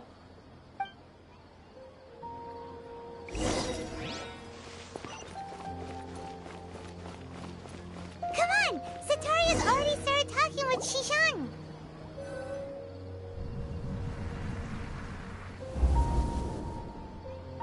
So, Shishan, have you noticed anything weird in the city lately? Like, as if someone was trying to preach to you about something? Wait, did you just say attic? I thought this place didn't have an attic. Also, don't you usually study in the basement? Well, the restaurant recently added an attic. I've been studying there because it has better lighting. Oh, right. Speaking of strange things, I celebrated the Sub-Zerus festival so many times that I lost count. That was really weird. Wait, how could you be aware of that? That should be impossible. Nothing in the report indicated anything like that. Are you still failing to realize that the Academia's lowly tricks could never deceive all of Sumeru's citizens? Shishan, don't tell me that you've converted to King Deshret as well! What an absurd question.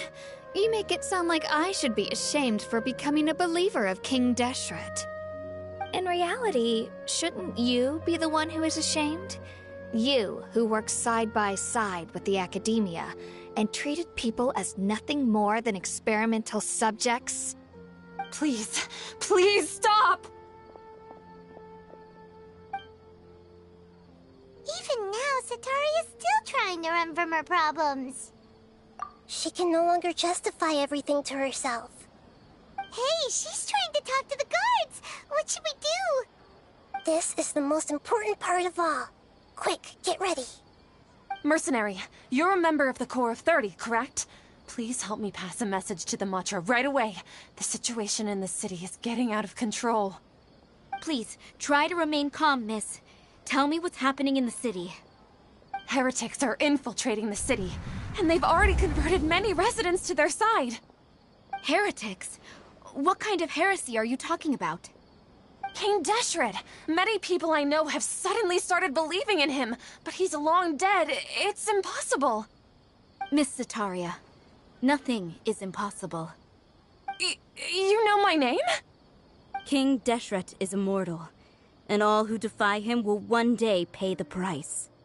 You must face the truth, Setaria.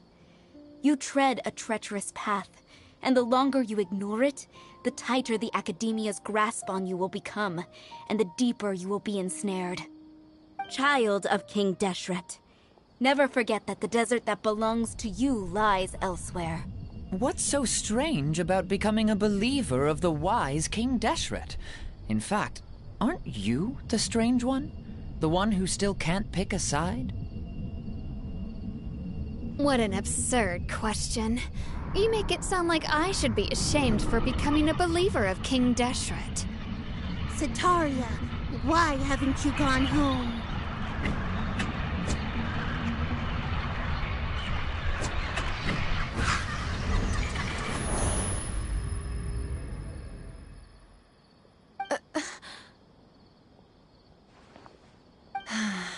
It seems that no matter where I run, I only keep finding more believers of King Deshret.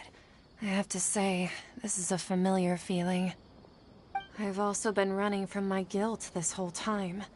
Guilt over my part in the Sage's plans, and from ignoring the letters from the children of my homeland. But no matter how much I may try to ignore or get rid of it, my guilt always comes back. You won't necessarily lose your research opportunities by facing the truth. Besides, did you really want to conduct your research while carrying such heavy feelings of guilt? How do you know me so well? Are you truly just a believer of King Deshret? Or are you the god himself? That's not important. The important thing is to pass judgment on the academia and its sages, and to correct their mistakes. If you could provide some assistance in this matter, perhaps it could serve as a form of atonement. I've actually never believed in the gods, but I've always believed in serendipity. Your appearance must be a fated opportunity for me to get out of this wretched situation. Please tell me, what can I do for you? How much do you know about the Sage's current activities? I was just one of the designers for the massed dream harvest scheme, which is what happened around the Sumeru's festival. But I know very little about the full scope of the overall project. I'd assume that only staff with the highest clearance would have access to those confidential documents. I've just been working to meet the Grand Sage's specified requirements. However, there's something that's been really bothering me. I heard that a scholar who was previously expelled has returned to the city, and even the sages are still quite wary of him. To fight against the academia, we will need to figure out the nature and the purpose of their work. Is there a way for us to get access to the confidential documents you mentioned? It should be possible if we're willing to take some risks. After all, I'm an assistant to the Grand Sage, and I've been working on many tasks outside of the project. One thing, though, I won't be able to transfer the documents to you through the Akasha once I get my hands on them. The sages have always closely monitored all activities within the Akasha. Let me see... let's use the most primitive method. Send someone to pick up the documents tomorrow evening at the Academia entrance. The Academia entrance? Wouldn't that be too conspicuous? Don't worry about that. I assure you, this won't be a trap. I'm only suggesting this location because it'll draw more scrutiny for me to leave the Academia again. It'll be safest for me to distract the guards long enough to hand you the documents. All right, I trust you. So, if I were to successfully complete this task, would it mean I've atoned for my wrongdoings? That'll depend on the judgment of the Dendro Archon. The Dendro Archon. That's right. Her people are the ones we have endangered. As the God of Wisdom, she's also the one responsible for judging and guiding the scholars. Maybe it's time for me to find a god to believe in. Just as Nahida predicted, we've managed to bring Setaria to our side!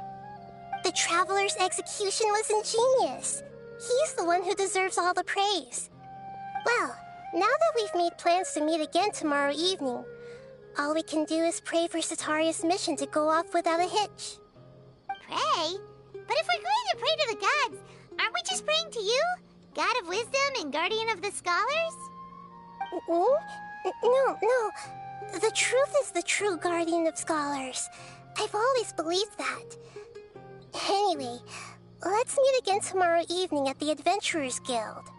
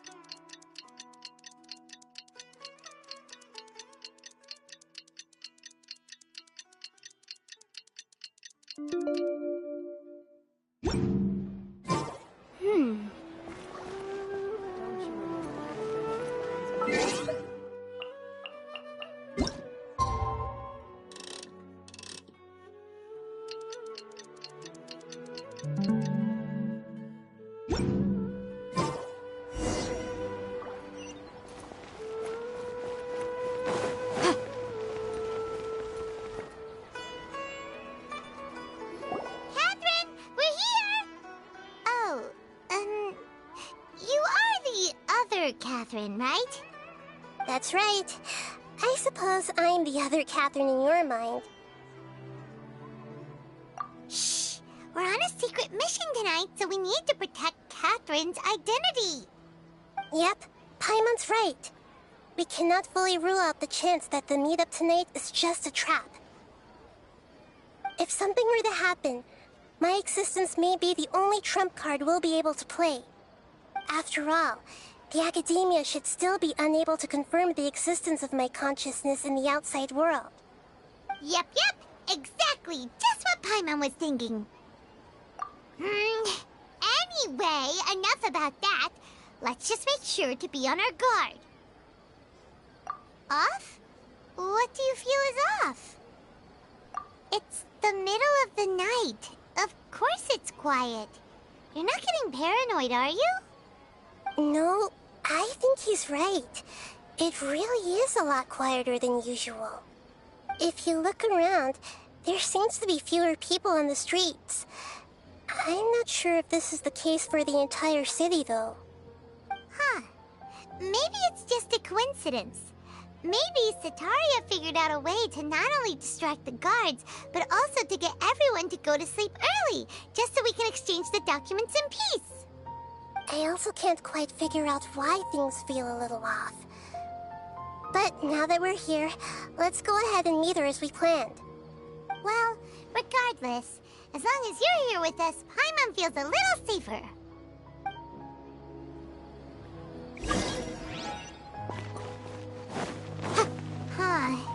There really aren't many people out right now. Let's hope it'll be this quiet in front of the Academia, and that Sataria managed to distract all the guards.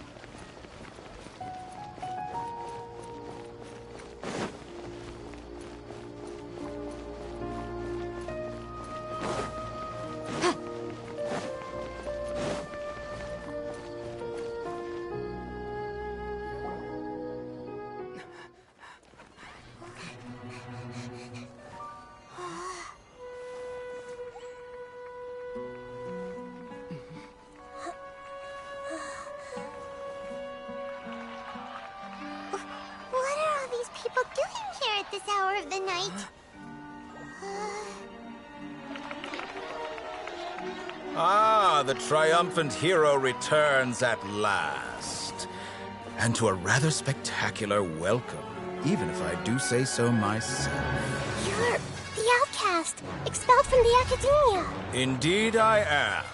Although these days they tend to call me the Doctor.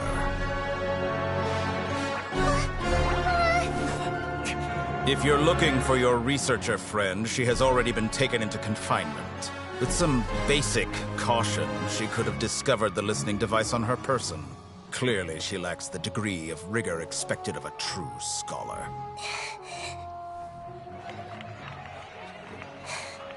The people of Sumeru City! What have you done to them? I simply made some minor adjustments to their Akasha terminals. Now they can deposit information directly into the subconscious. As you can see, all these lovely people now believe this traveler is a hero who has just saved the world. My experiment is a success. And now it seems they can no longer hold back their sheer adoration.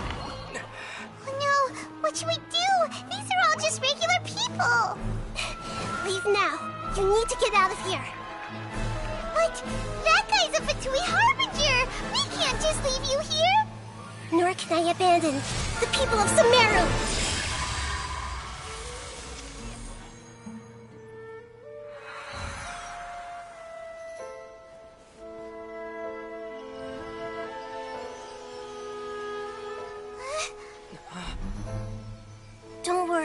We'll meet again outside of the city.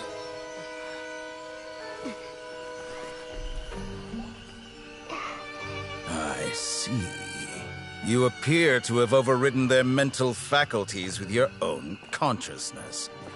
To possess such a powerful mind, you must be the God of Wisdom.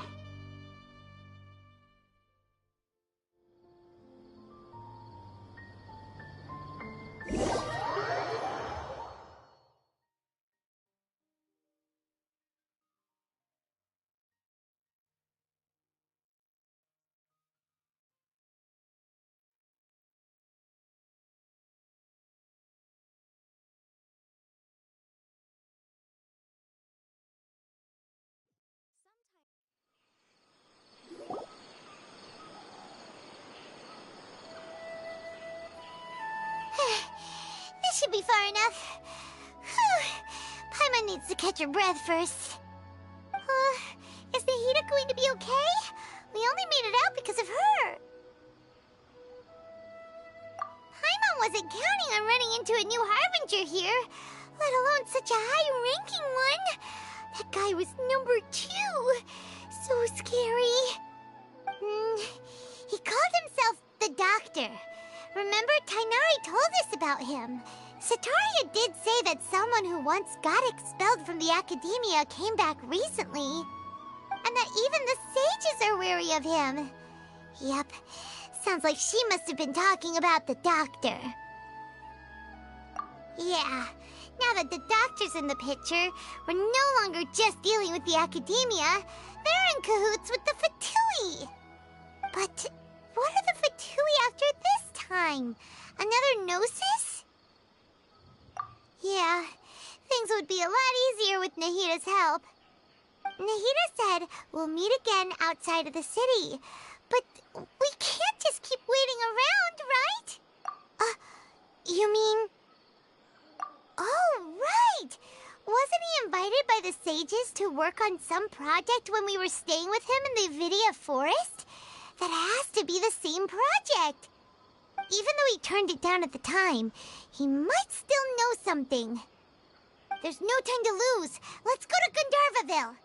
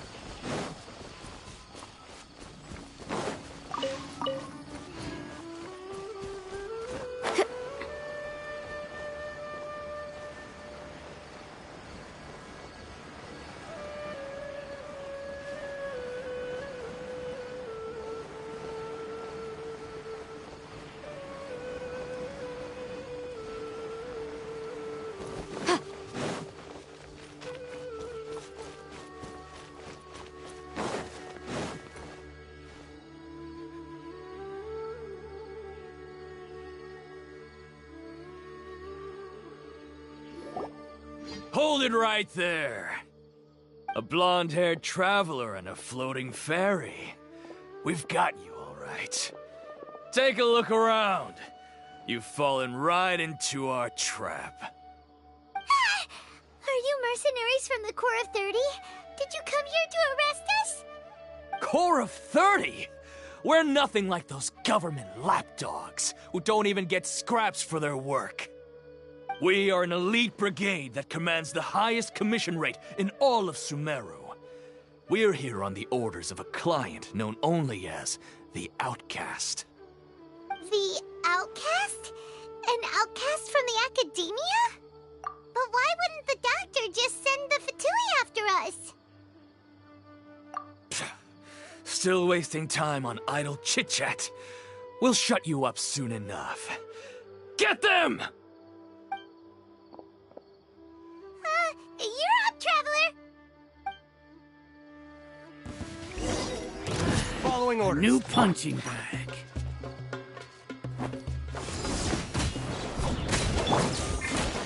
Incinerate! Time for your...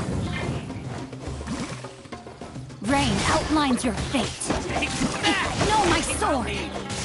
Let me weave you a Uruguay, you're up! Go get him, Uruguay!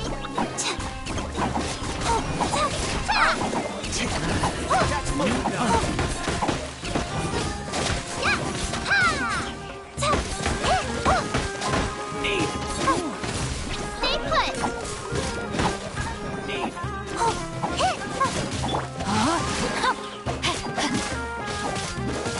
Boom, boom! It isn't over yet! Here comes reinforcements! Don't be scared!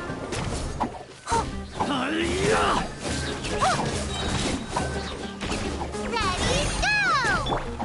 Know my sword! Witness the power of Gugwa!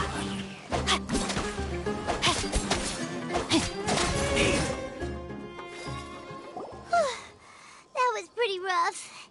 Is that what elite mercenaries are like? Yeah, looks like we'll have to keep our guards up. But this doctor guy seems like a pretty tough opponent. He knew exactly where to set up an ambush. Did he predict that we would try to find Tainari? Going up against smart people is tough. Anyway, let's keep going.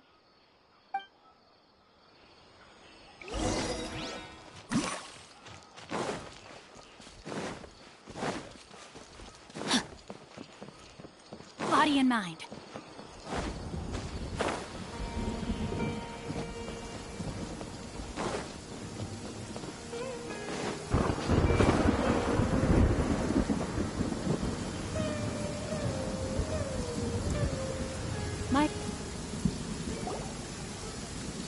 Oh, it's the Traveler and Paimon. What are you two doing back here? Kale! It's nice to see you again. Are you doing all right? To be honest, I'm not doing too well. My Elazar has been progressing at a faster rate lately. I'm finding it harder to complete more intricate tasks.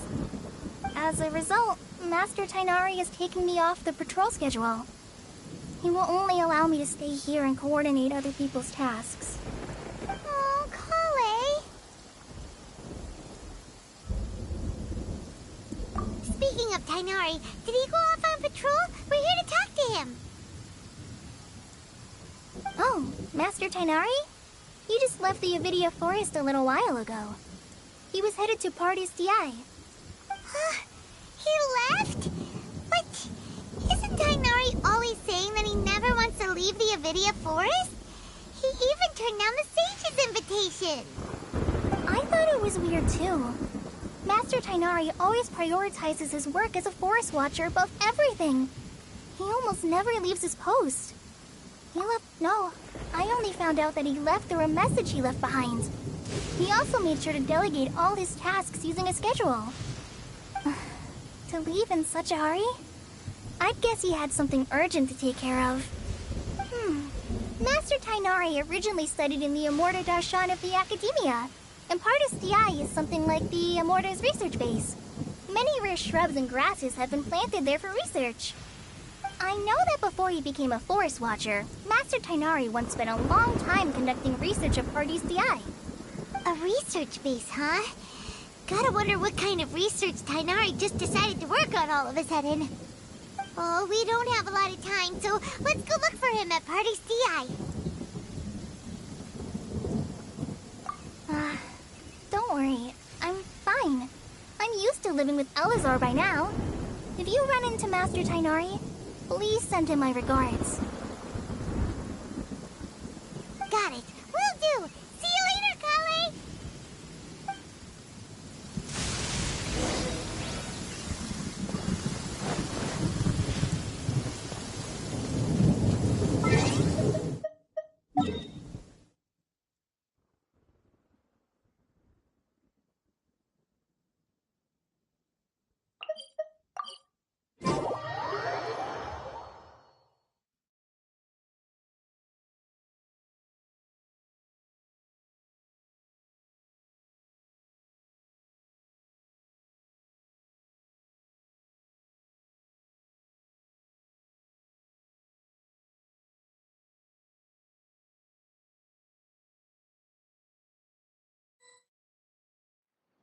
Good.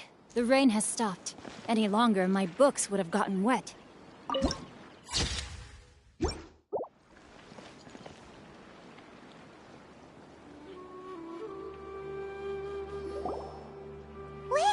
Look who it is! Thank goodness you're okay. We were so worried about you.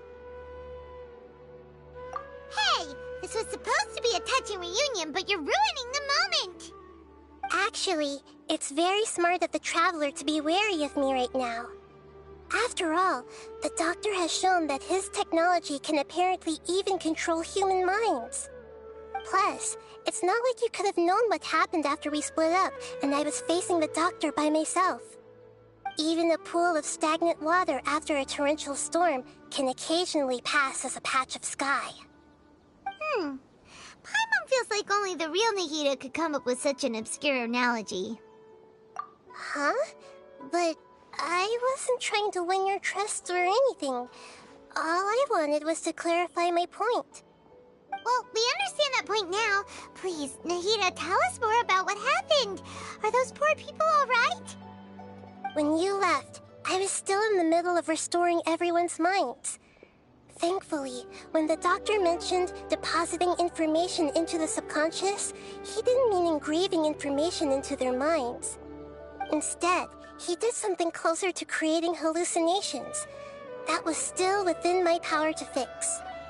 Luckily, I managed to finish my restorations and mind jump away from him just as he was about to capture me. What a relief. The Doctor sure pulled out some hidden cards, but good thing we had Nahida with us. I wouldn't be relieved just yet. I gave away my true identity when I restored everyone's minds, which means we've lost another one of our trump cards. Also, the Doctor is already an expert at modifying Akasha terminals. Maybe it's only a matter of time until he captures my consciousness inside the Akasha. Would that mean you'd no longer be able to jump between minds? Then how do we stop him? He's still at the Academia, so it's possible he already started messing with the Akasha. Ugh, it feels like he's toying with us. What a nasty piece of work. Plus, the Doctor's combat ability alone is apparently enough to make him worthy of being number 2 of the Fatui. We shouldn't give up hope just yet. Let's try to find another way to attack this problem. Actually, Nahida, how did you know we were trying to get to Party Stii? Have you been waiting for us? Yes, I have. I can see the Traveler's elemental energy, so I deduced your destination by looking at the direction you were moving in. You didn't come here for sightseeing, right? Did you find any leads? We're looking for a scholar we know. His name is Tainari, and the sages once tried to reach out to him. Why don't you come inside with us and see what we can find? Okay, let's just hope we won't get him into trouble.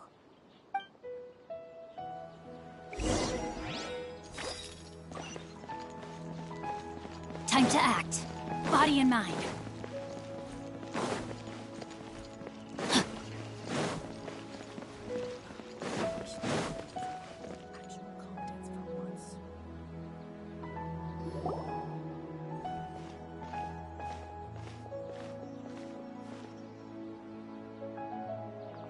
Traveler?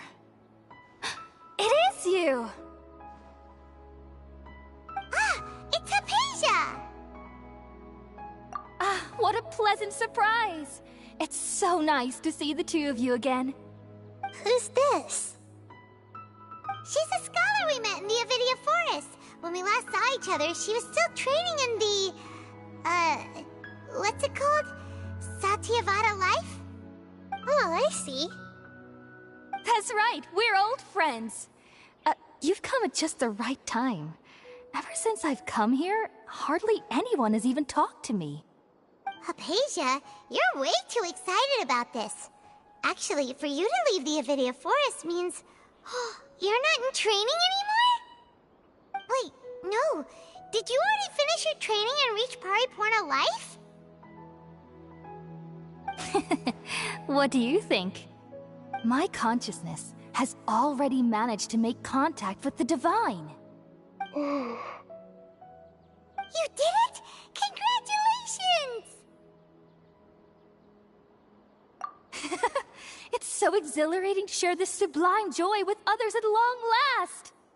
When my consciousness made contact with the gods, what a supreme and unparalleled experience that was! That sounds incredible! Oh, all right. Actually, please wait. I haven't forgotten my promise to you. Remember? I promised to help you understand what you saw from Irminsul once I gained deeper insights. My current self has not only gained true insight, but I can even help you establish a direct connection to the consciousness of the divine. You can do that? I've never heard of anything like that, but if you want to give it a try, I'll do my best to protect your consciousness during the process. Hold on. I brought some spirit borneal with me. This is still a crucial part of the ceremony. We're using that incense again? All right now. Hold my hand. I'll help you establish a pathway to connect your consciousness. Okay. Ready?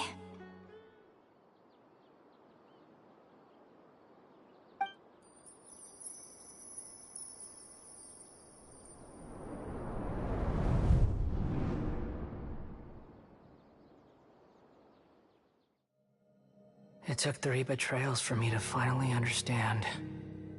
The world is just an elaborate tapestry of lies. My fury will never be quelled. The first to betray me was a god. My creator. My mother. Valuing strength above all, she saw no worth in me and I was discarded. The second was a human. My family. My friend.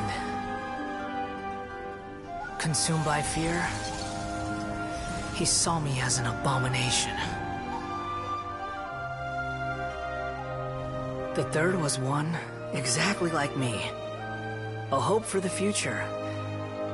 A fledgling barely out of the nest. Powerless before his mortality, he broke his promise to me. Humans, they can't be trusted. And the gods fill me with pure loathing. So I said good riddance. I denounced the world and laugh in its face. My chest will never again be defiled by worldly filth. I will scrub away every last trace of human emotion. Then it will be empty, a blank slate, and ready to receive a supreme gnosis, brimming with pure divinity.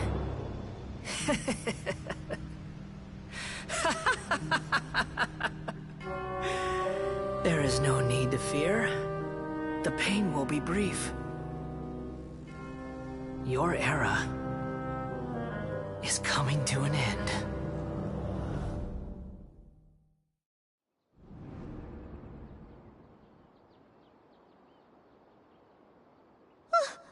What was that? Did we actually just see the Balladier's memories? Everything matches what we know about him. But how is he connected to the divine consciousness that Hypatia was talking about? You saw it, right? You felt it, right? Such a majestic god! Such a noble will! Such sublime emotion! Alas, shame. If only that which beats within my chest wasn't a filthy mortal heart. Oh, great and merciful God! Please grant me forgiveness and salvation! Do you understand now? I'm afraid this is no periportal life, but rather... You! Why are you so mean to me? Why is everyone hiding from me? I found divine wisdom. Shouldn't I receive praise and honor? Haven't I uncovered that light in the darkness? Hypatia? That's how I always thought everything should be. Wait. Have I... already lost my mind?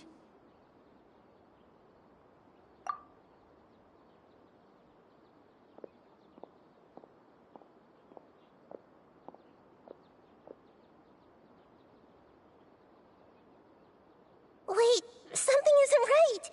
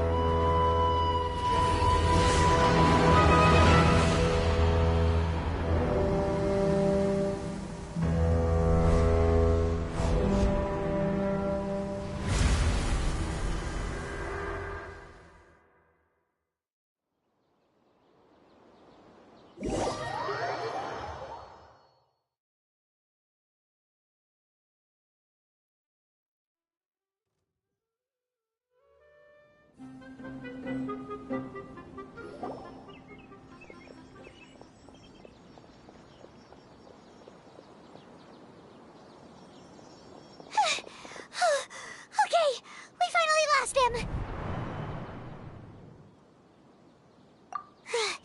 Are you okay, Nahida? Wait, no. Something feels different. You're back! Oh, the Traveler's back? Nahida was controlling your body for a while. It seemed like she jumped over to you as an emergency measure right before the Catherine puppet was destroyed. After that, Kainari heard the commotion and came over. He helped us defeat the mercenaries and then he ran with us all the way here. What? You swapped places? You mean your consciousness also went into Nahida's body? Wait, then where is Nahida's consciousness? Where is she now? I never imagined that an individual's consciousness could be transferred around like this. Had I not seen it with my own eyes, I would have never believed it. I don't think this can be achieved with current human technology. Also, while we were running, the consciousness in your body told me to pass on a message. She said, "The doctor has found a way to trap my consciousness, so I can't journey with you anymore. But even in a moonless night, a shower of starlight can still drown out illusions and lies." Oh no! Nahida's trapped in the sanctuary of Surasthana for good this time. Was that message all she left for us? It's pretty vague. Oh, that makes sense. Since the doctor captured her, she won't be able to say anything without him knowing. She's being extra careful. Even in a moonless night, a shower of starlight can still drown out illusions and lies. Huh. Paimon knows the moon illusions and lies are from that alchemical divination at the Sub-Zeru's festival. Didn't Nahida use a starlight analogy before? It had something to do with Sataria. Oh, that makes a lot of sense. Huh. Do you think Nahida was telling us to go find help in the desert? But she isn't with us anymore. Think we'll be okay? Paimon, you said Sanctuary of Surasthana. Does this mean that this Nahida you're talking about, the consciousness who was occupying the traveler's body, is the Dendro Archon? Your guess is correct, but the situation's a bit complicated, so it's really hard for us to explain right now. That's all right. A scholar's curiosity doesn't need to be appeased right away. As for the complicated nature of the situation, safe to say I have witnessed that for myself. I've spent some time with you, and it looks like the Dendro Archon's also on your side, so I trust you. Thank you, Tighnari. Oh, actually, we came here to ask you a question. What do you know about the project that the sages have been working on? Ah, that. While I was indeed invited to join that project, the sages were always secretive about its scope and goals, so I eventually declined. All I know is that that project has something to do with the restoration of Irminsul. Huh? Did you see something when you were in Nahida's body? What? Do you have any evidence?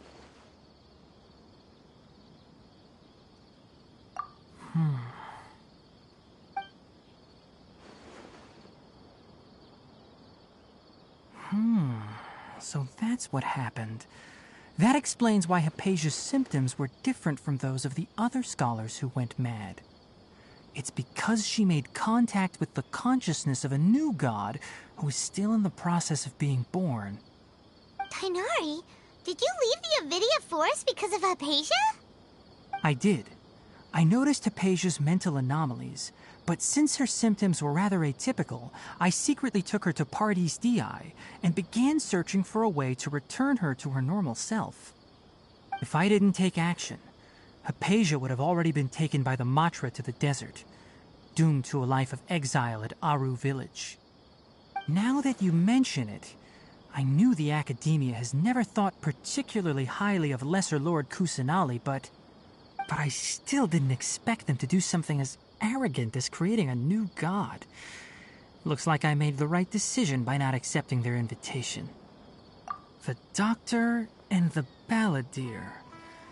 We have 2 Fatui Harbingers in Sumeru. Sounds like we're in for a bad time. From your description, I don't think they've completed their project. There may still be room for us to intervene. But then, what is the connection between creating a new god and restoring Irminsul? Yeah, it feels like we're still nowhere close to figuring out the sage's goals. Right, we've pretty much gone over everything we need to know, so we should head out. How about you, Tighnari? What are you going to do? I'll stay here for now. I still want to try a few more things to help Hypatia. If you're planning to go into the desert, start by heading for Caravan Rabat. That'll be your fastest route. Come find me here if there's anything else I can do to help. May the spirit of wisdom go with you. Thanks, Tighnari. Hopefully Hypatia will feel better soon. We're off then.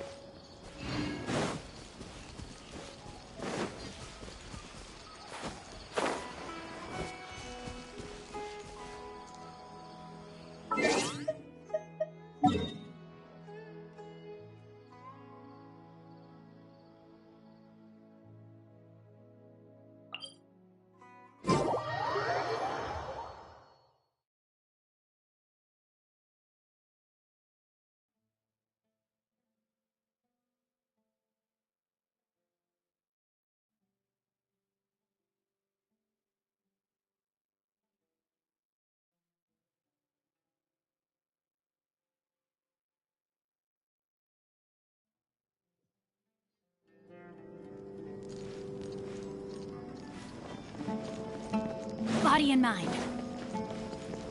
Time to act.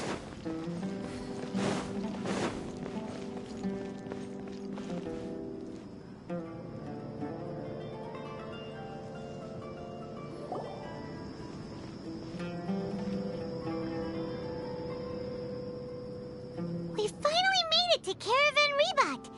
It's pretty lively here. So, just past this wall is the desert, huh? Oh, wow.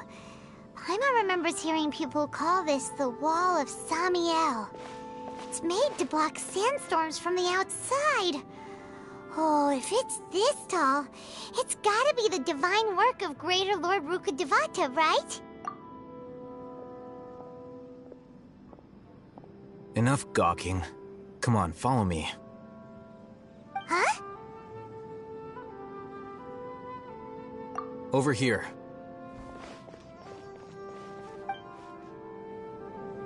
Oh, Haytham went that way! Let's hurry up and follow him. Wonder what he's up to.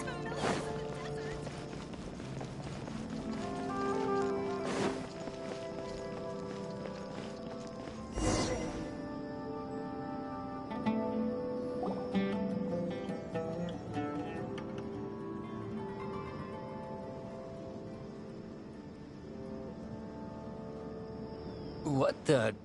Where did he go? How did we lose him? They were just here a second ago. More Eremite mercenaries? Who are they working for this time? Anyway, Traveler, it seems like we were being followed again. You were too careless. You should have noticed those hopeless amateurs trailing you a long time ago.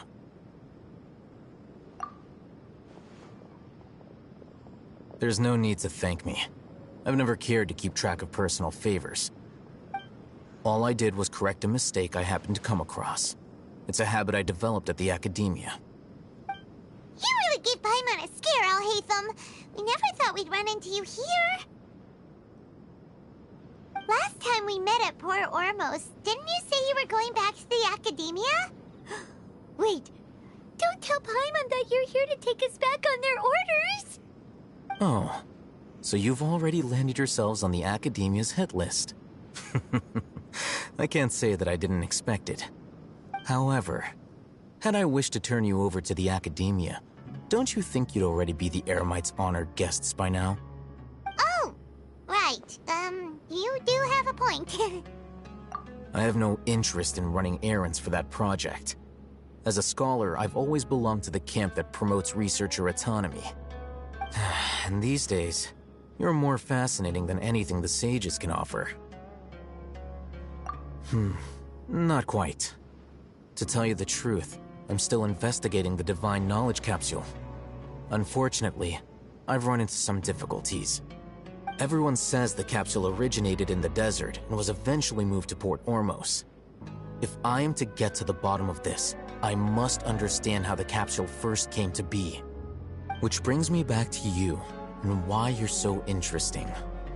The leader of Ain al-Ahmar used the Divine Knowledge Capsule right in front of you, and upon seeing him, your expression became perplexed, and you were lost in thought for quite some time.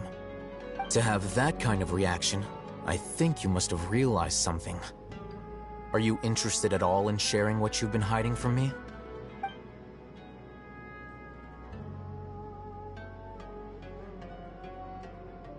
Alhaitham, you really have a ridiculous eye for detail. What kind of person even notices or remembers stuff like that? So that's your answer. Well, I do work for the Academia after all. So considering that, it is indeed wise to keep your cards close to your chest. But that does prove you do have some undisclosed information about the Divine Knowledge Capsule. Am I right?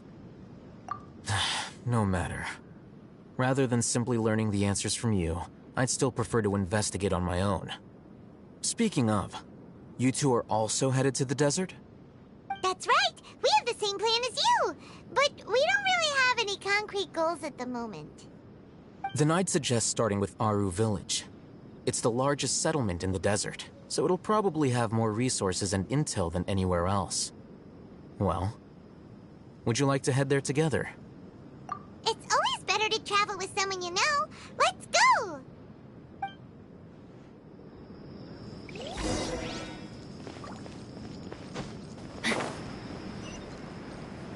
Time to act. body and mind.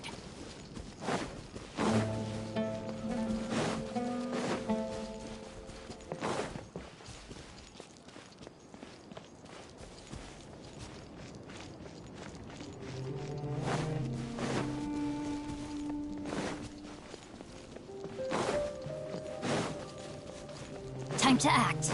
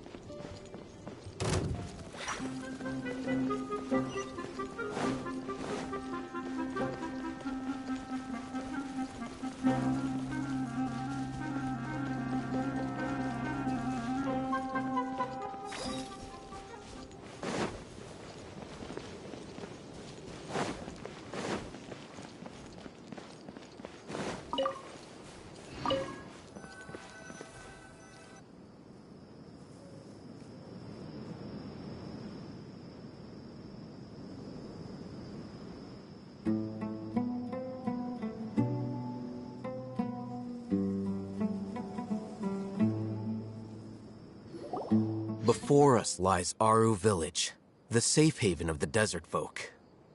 Whoa, this landscape is really something else. What a cool place! Let's go check it out!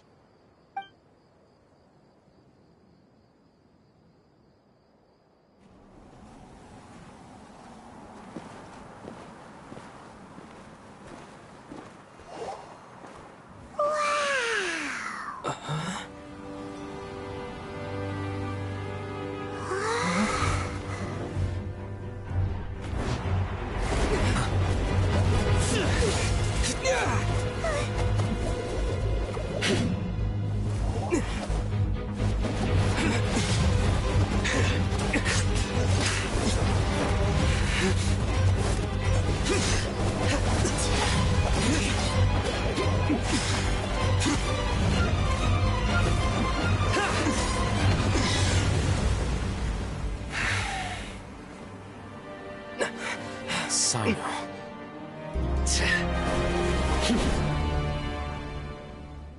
Unless my memory fails me, we have barely spoken 2 words to each other before now at the Academia.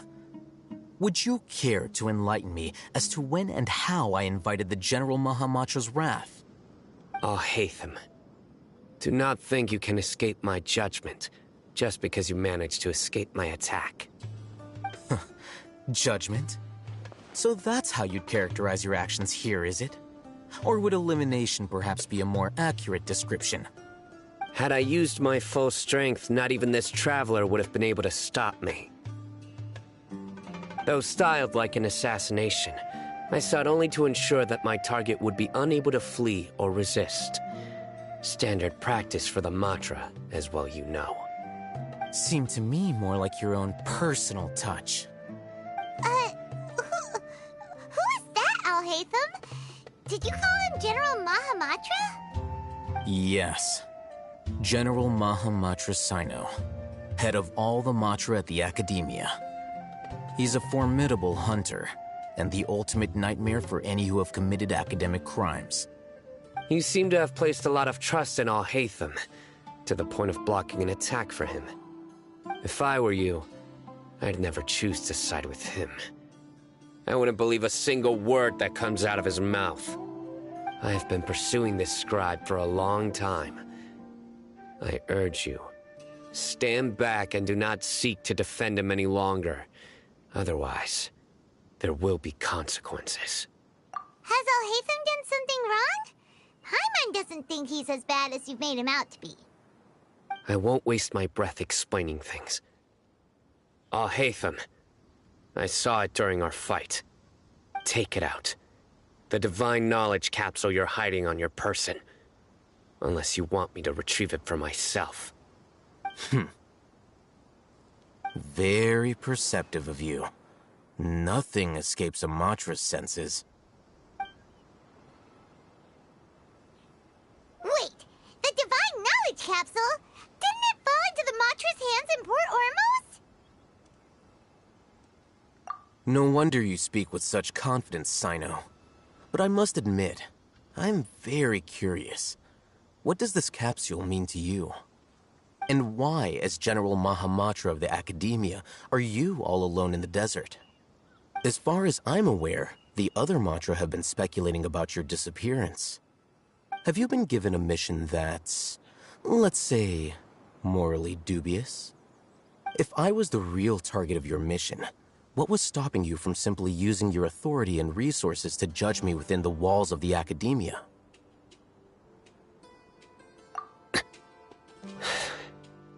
I should have known you'd be difficult to deal with. You two! Ugh! What should we do, Traveler? Paimon feels like we can't trust either of them! Ahem. Well, look at you two, acting all tough and self-righteous over there. Wait, Dia?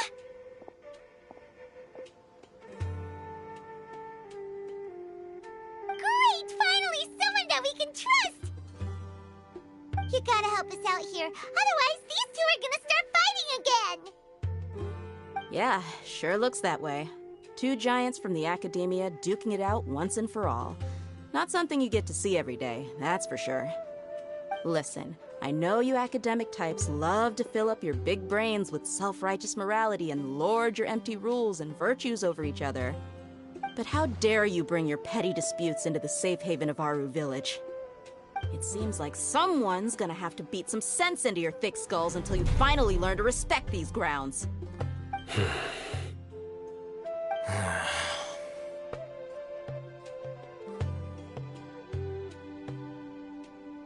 Hey, did either of you hear a word I just said?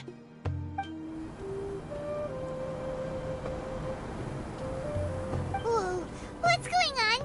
The wind's so strong! Is this a sandstorm? Paimon's gonna get blown away! Another sandstorm? What's up with these recently? Hey! All of you, over here, quickly! We have to take cover! Someone's calling for us! Oh, this wind is too strong! Let's get over there! That sounded like Candace. Come on, you two. Jeez, are all of you Academia folks such hard work? Move it! All right, stop yelling.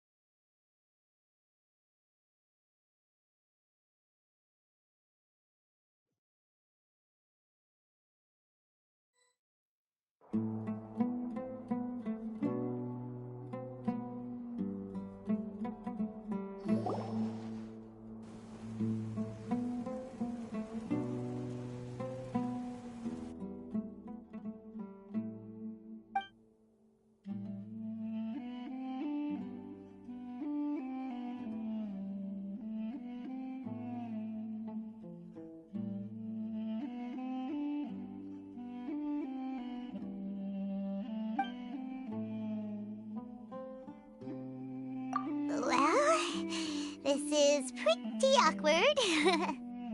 Hey, wanna play sardines with three people who want to tear each other limb from limb? Sure, why not? Sounds fun. The air is so thick and heavy. Paimon can hardly keep floating anymore. My sincere apologies, everyone. This is the home of our village chief. I will have to ask you to make do with this small room until the sandstorm dies down. Please, let me introduce myself. I am Candace, protector of Aru Village. Our savior has come at last! Nice to meet you, Candace. The name's Paimon. Thank you so much for helping us. There's no need to thank me. It's only right to help each other when the weather gets rough. Wow, she's so gentle and caring, like a nice older sister. Unlike those guys over there. All right, now that we're all better acquainted, we should return to the topic at hand. As a guardian charged with the responsibility to protect my fellow villagers from harm, I was observing your conflict from afar, even before the sandstorm started. And now that you have set foot within our village itself, it is all the more my responsibility to make absolutely sure that you pose no threat whatsoever to us. So please, have an honest and sincere conversation with one another, and put your hostile feelings to rest. If anyone dares to start anything again while they are under this roof, I will not hesitate to send them out for some quality time with the creatures of the sandstorm. Oh, on second thought, Paimon may have misjudged Candace's character. And that goes for you too, Miss Dia. Do I make myself clear? All right, we got it, Candace. That's what I like to hear. So, which of you will begin? I was supposed to be a mediator, but I might have gotten a little too involved just now. Anyway, one of those two should probably start talking. Wait, that was you trying to be a mediator? I have nothing to hide, so there's no shame in explaining myself. While Alhaitham wasn't wrong about the other Matra not knowing my whereabouts, it's not because I've been assigned a morally dubious mission. Rather, I've chosen to exile myself. Huh? Exile yourself? A little while ago, I discovered that there was data missing in the Academia's project planning and development files. What little they did report clearly did not match the project's actual progress. As General Mahamatra, I had the responsibility and authority to request an audit. However, to my surprise, the person responsible for the erroneous data was none other than Grand Sage Azar himself. I tried to investigate the issue myself before submitting a formal audit request, but I soon found that all leads and potential pieces of incriminating evidence were carefully concealed from me.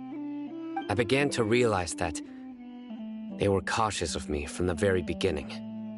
Unsurprisingly, the Grand Sage rejected my audit request as soon as the submission reached his desk. He even said to me, "The power of the General Mahamatra is granted by the sages. You have no right to judge us." So they really are up to no good. I realized then that to the Grand Sage, the Matra are nothing more than tools for the sages to assert and maintain their control over knowledge. The vows that we took, the principles that we strive to uphold, they are meaningless to the Academia of today. I believed it would be wise to flee the Academia before the sages had a chance to take action against me. This way, they can no longer see nor predict my actions. I will never give up on this investigation. There's no need for someone else to give me power or authority. Once I find the truth, I will administer judgment by my own name. Sino seems to have the same goal as us. We're all investigating the sages. Plus, now that he's no longer the General Mahamatra, he somehow feels a lot less scary. Well, Sino, if that's your story, then why did you see Alhaitham as a target? When I was investigating the matter in the Academia, I overheard a conversation between Alhaitham and a sage. The sages asked you to investigate a blonde-haired traveler. Do you dispute this, Alhaitham? What? Like many parts of the project, this assignment was undocumented. Now throw in your suspicious behavior with the Divine Knowledge Capsule, and I think we deserve an explanation. Yes. I was indeed tasked with investigating the Traveler. Alhaitham! After all, the promised reward was so great that hardly any scholar could have refused. The sage told me, once you've completed this assignment, I can give you a glimpse of divine knowledge. A most enticing offer. Unfortunately, those academics don't know me at all. Their words contained one key piece of information, namely that divine knowledge indeed exists. That gave me all I needed to know. From my perspective, the sages are far from trustworthy. Think about it. Isn't it a little strange they're so willing to share divine knowledge with anyone, even as a reward? So, I began my own investigation following the lead of the divine knowledge capsule. In the end, I realized my wisdom in committing to this rather than collaborating with the sages. Had I been less guarded, I probably would have ended up like that Ain al-Ahmar mercenary, incapable of remaining sane for long enough to hold a conversation. You mean that the sages originally planned to dispose of you, using one of those capsules that drive people insane? I'd already given up on the assignment by then. I only told the Academia I was waiting in Port Ormos for you to appear so they wouldn't suspect anything. So it came as quite a surprise when I encountered my erstwhile target while investigating the divine knowledge capsule. Criminals do love to talk about coincidences. Even though I ran into the Traveler by chance, I had no intention of providing assistance to the Academia. Also, you should remember, you were the ones who decided to follow me and strike up a conversation after I left that tavern. That's true. Alhaitham helped us out at Caravan Rebat as well. Maybe he's telling the truth. I'm willing to apologize, if that's worth anything to you. I took the Divine Knowledge Capsule behind your back because I judged its existence to be a significant risk. I felt that it would be best for no one to interact with it before it had been properly studied. After all, curiosity often proves to be the most dangerous thing in this land. You should be well aware, Scribe Alhaitham, that curiosity can also lead you to danger and suspicion. Answer me this. Did the sages share any information about their project with you? Have I not made myself clear? You and I are both distrusted by the Academia. Do you really think they would tell me anything? Fine. Although you haven't completely proven your innocence, I won't regard you as an enemy, for now. As you wish. Good. I'm glad to see you two clearing up your misunderstandings. And now you, Dia. I believe it's your turn. Oh, sorry. Whatever the boys were talking about must have been so boring that I spaced out. My situation is pretty straightforward. My employer, Dunyarzad of the Homayani family, is friends with the Traveler and is currently recovering from her illness at home. I had nothing going on, so I decided to return to Aru village for a visit.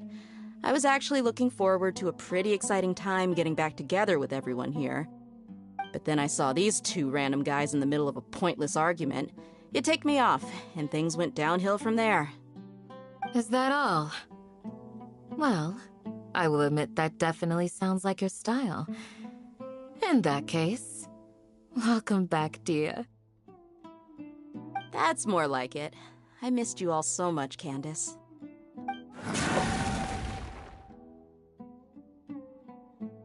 Whoa! What was that sound? No need to worry. Now that you're no longer at each other's throats, please make yourselves at home. I'll take a quick trip outside to clear out some of those creatures in the sandstorm. Creatures? In the sandstorm? Are you sure you don't want some backup? Fighting in a sandstorm is not for the faint-hearted. Anyone without extensive training in these conditions is at a disadvantage. You needn't worry. Yeah, just leave him to Candace. Don't worry, she's as tough as they come.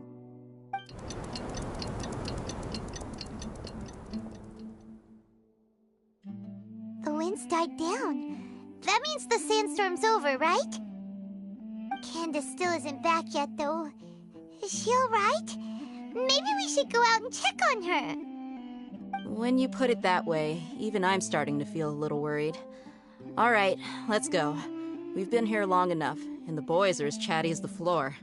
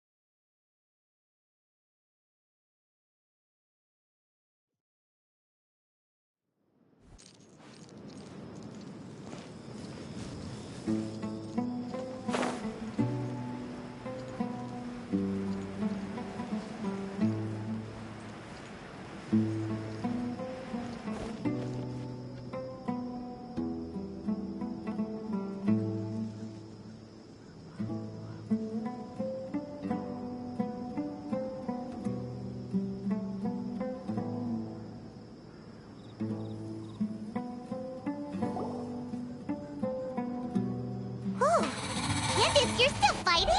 You've been out here dealing with these creatures the entire time? Yes. They just keep coming in waves. I've lost count of how many I've defeated. Before I realized it, even the sandstorm had stopped. Ah! Here comes another wave! Leave this round to us. I got interrupted earlier, but now I have something to take my anger out on. It's been quite a while since I've seen the Flame Mane in action. I'll leave these to you then. I'll be sure to put on a good show. Let's go!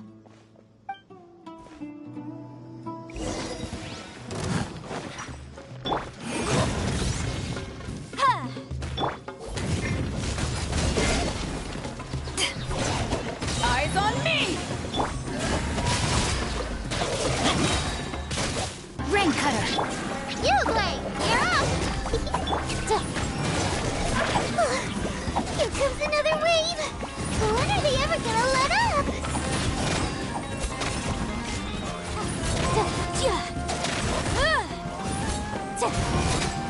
Inadmissible evidence!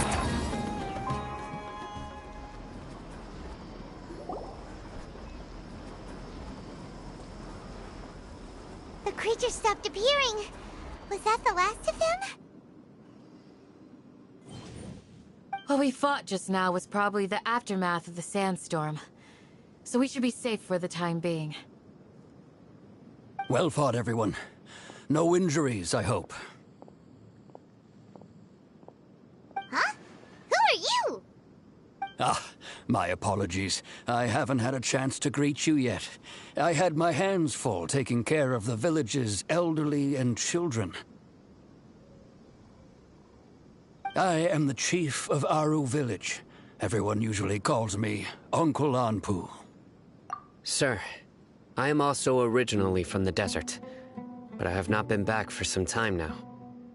May I ask if such sandstorms are common? I can't say they've always been common, but recently the storms have become increasingly severe and frequent. Besides sandstorms, we also occasionally get earthquakes. According to an investigator who stayed in the village a while ago, these unusual natural phenomena are related to the withering of Irminsul. Another effect of Irminsul's withering. So, Irminsul's withering causes withering zones in the forest, and sandstorms and earthquakes here in the desert? Everything in the natural world is inextricably connected to Irminsul. These regional symptoms can indeed be a reflection of Irminsul's present state. Everyone in Aru village needs to take good care of themselves. Speaking of which, why haven't I seen a single village keeper since I got here? Village keeper? Who are they? Village guards like Candace? Does your curiosity know no bounds? Village Keeper is how Aru village refers to mad scholars exiled here by the Academia. Most of them are scholars who lost their sanity after a period of training in the Avidia forest. The Academia believes that their crazed mutterings may have a negative effect on the psyches of other scholars. So, they're forcibly exiled to the desert. Though if you ask me, it's all a boatload of nonsense. Alas, that's exactly what we've been trying to investigate. One by one, the village keepers have been mysteriously disappearing without a trace. But no one in the village has ever seen them leave. If you're planning to stay around the village for the next few days, I'd appreciate it if you could keep an eye out for them. I've had encounters with those people in the past. I'll see what I can do to help. The Matra are the ones responsible for their exile. Now that you're no longer with them, are you trying to alleviate your guilt and atone for your past sins? I'm fascinated by how you think. Mock me if you will, but if you are guilty, I will eliminate you, regardless of my position or identity. Oh, you're the former General Mahamatra. You must be an expert in these kinds of investigations. Thank you for your help. Is it because you're reminded of Hypatia? Oh, these poor scholars. First they lose their sanity, now this! We need to help get them back home, safe and sound. But, is it really a good idea to tag along with Sino? You seem like you really don't trust him. I'll be grateful for the assistance. No doubt you will do a better job than some of my former subordinates. Let's start by finding a spot to share what we know so far.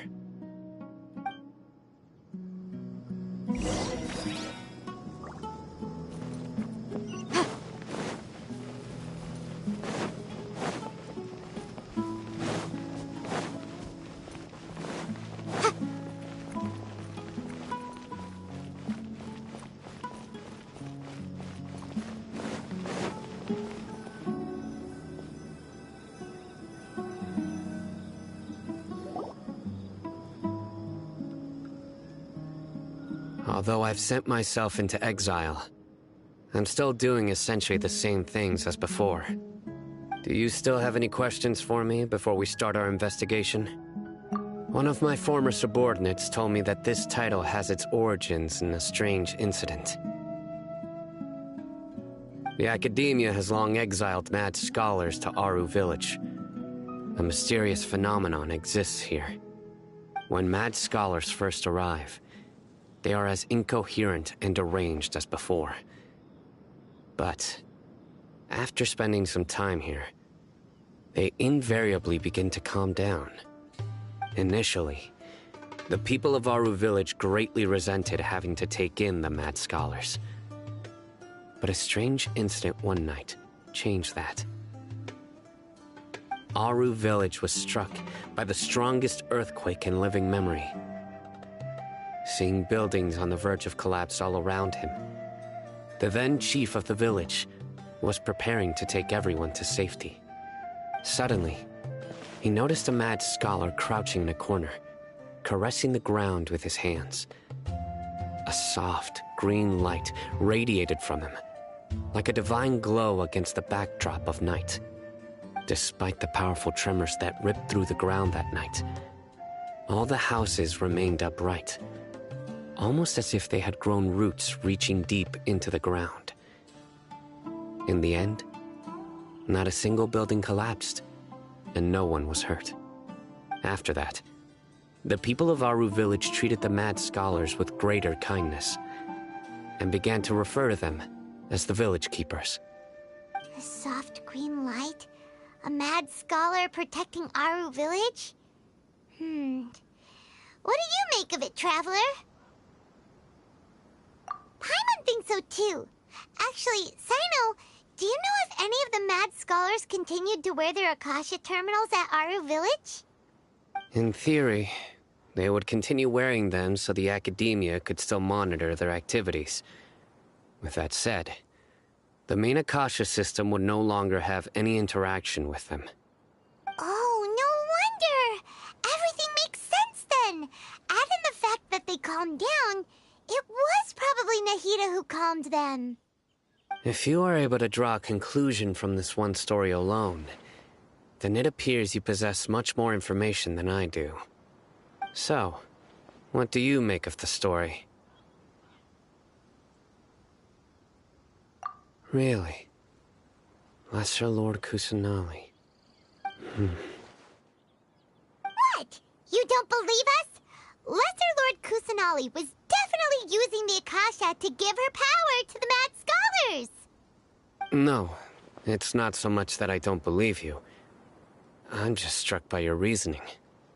Lesser Lord Kusanali, the current Dendro Archon, is she really active in Sumeru? The Academia has always placed far greater importance on the late Greater Lord Rukkhadevata. They've more or less ignored Lesser Lord Kusanali, and I've never had any reason to doubt their views. In addition, I've never heard any stories about Lesser Lord Kusanali and her deeds. To me, she might as well have been a god that never existed. No way! Nahida definitely exists!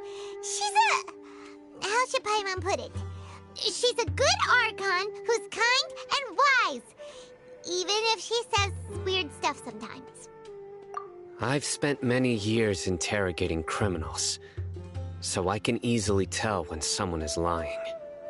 Good! Then you should know that we're telling the truth. That look in your eyes.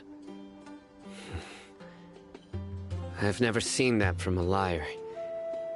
You two really must have met Lesser Lord Kusanali. How can this be? To think, our Archon has been amongst us this entire time. Alright, now it's our turn to put our skills to good use for this investigation. But easier said than done, especially since we don't have any leads. Maybe we can start by knocking on some doors. Excuse me, are you here to help me find my grandpa? Huh? Who are you? By the sounds of it, a resident of this village. My name is Isak.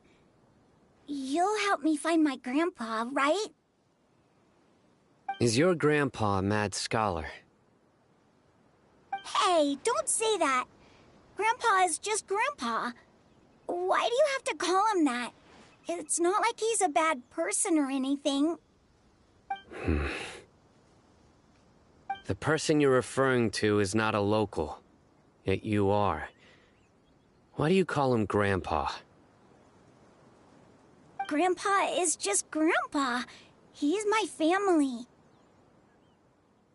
I heard everything you said to the village chief. Please, you gotta take me with you. I want to find my grandpa. I swear I'll help. I won't be a nuisance. Ah, so you're the one who was eavesdropping on us around the village chief's house.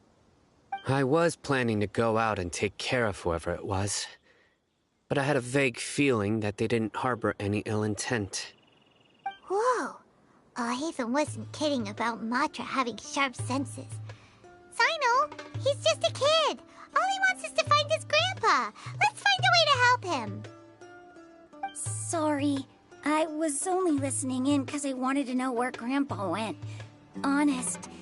If you don't believe me, you can ask Miss Candace. All right. But first, let's confirm the facts with Candace.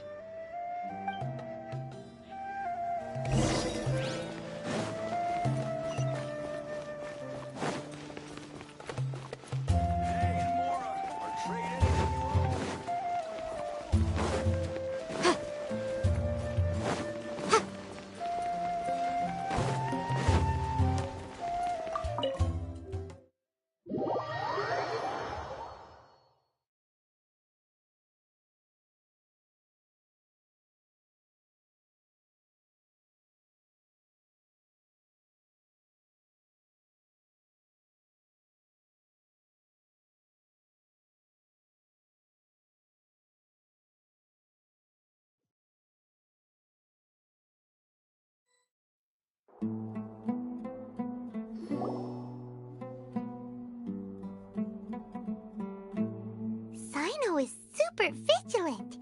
Is this what all the Matra are like? Ah, you're back already. We just wanted to confirm something with you. Do you know a boy by the name of Isak? I had a feeling he'd go looking for you. Huh? You knew this would happen?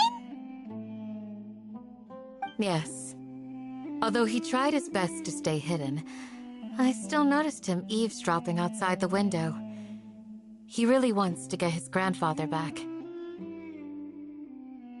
Isak's parents were both Aramite mercenaries who rarely returned to the village after finding employment in the city. He was raised by his grandfather. Unfortunately, it was only a few years before his grandpa passed away. Isak was still very young at the time, so various families in the village took turns caring for him so he could survive. Later, an elderly mad scholar arrived at the village. Isak thought the scholar bore a striking resemblance to his grandfather, and thus often spied on the man. However, the scholar was unkempt in appearance and incoherent in speech. Although Isak referred to the man as his grandpa, he was afraid and didn't dare to approach him. One summer night, the oft mumbling and bumbling grandpa suddenly calmed down and seemed to become more lucid. He even noticed Isak hiding in the distance. So Grandpa walked up to Isak and patted him on the head. He even took Isak to the entrance of the village, where he patiently taught the boy the names of the stars and accompanied Isak until he fell asleep. The next morning, Isak woke up and wanted to go find his grandpa again, only to realize his grandpa no longer recognized him.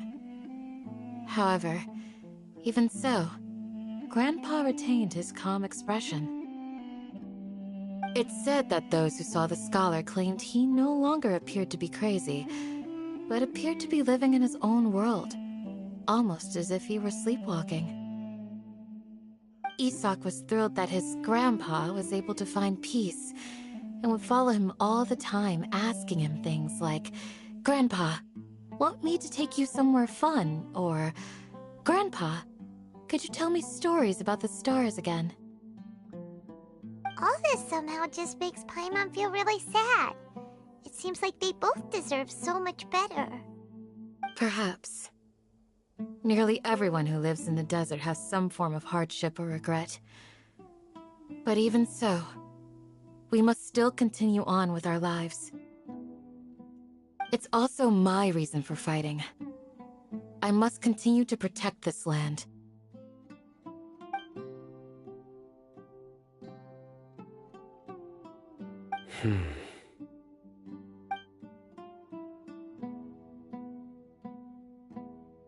Maybe the people have always had a considerate god watching over them. Huh? What did you say, Sino? No, nothing. As long as Esau keeps his word and doesn't get in our way, we can take him along. Perhaps you are more compassionate than I gave you credit for. Please accept my thanks on Isak's behalf, Sino.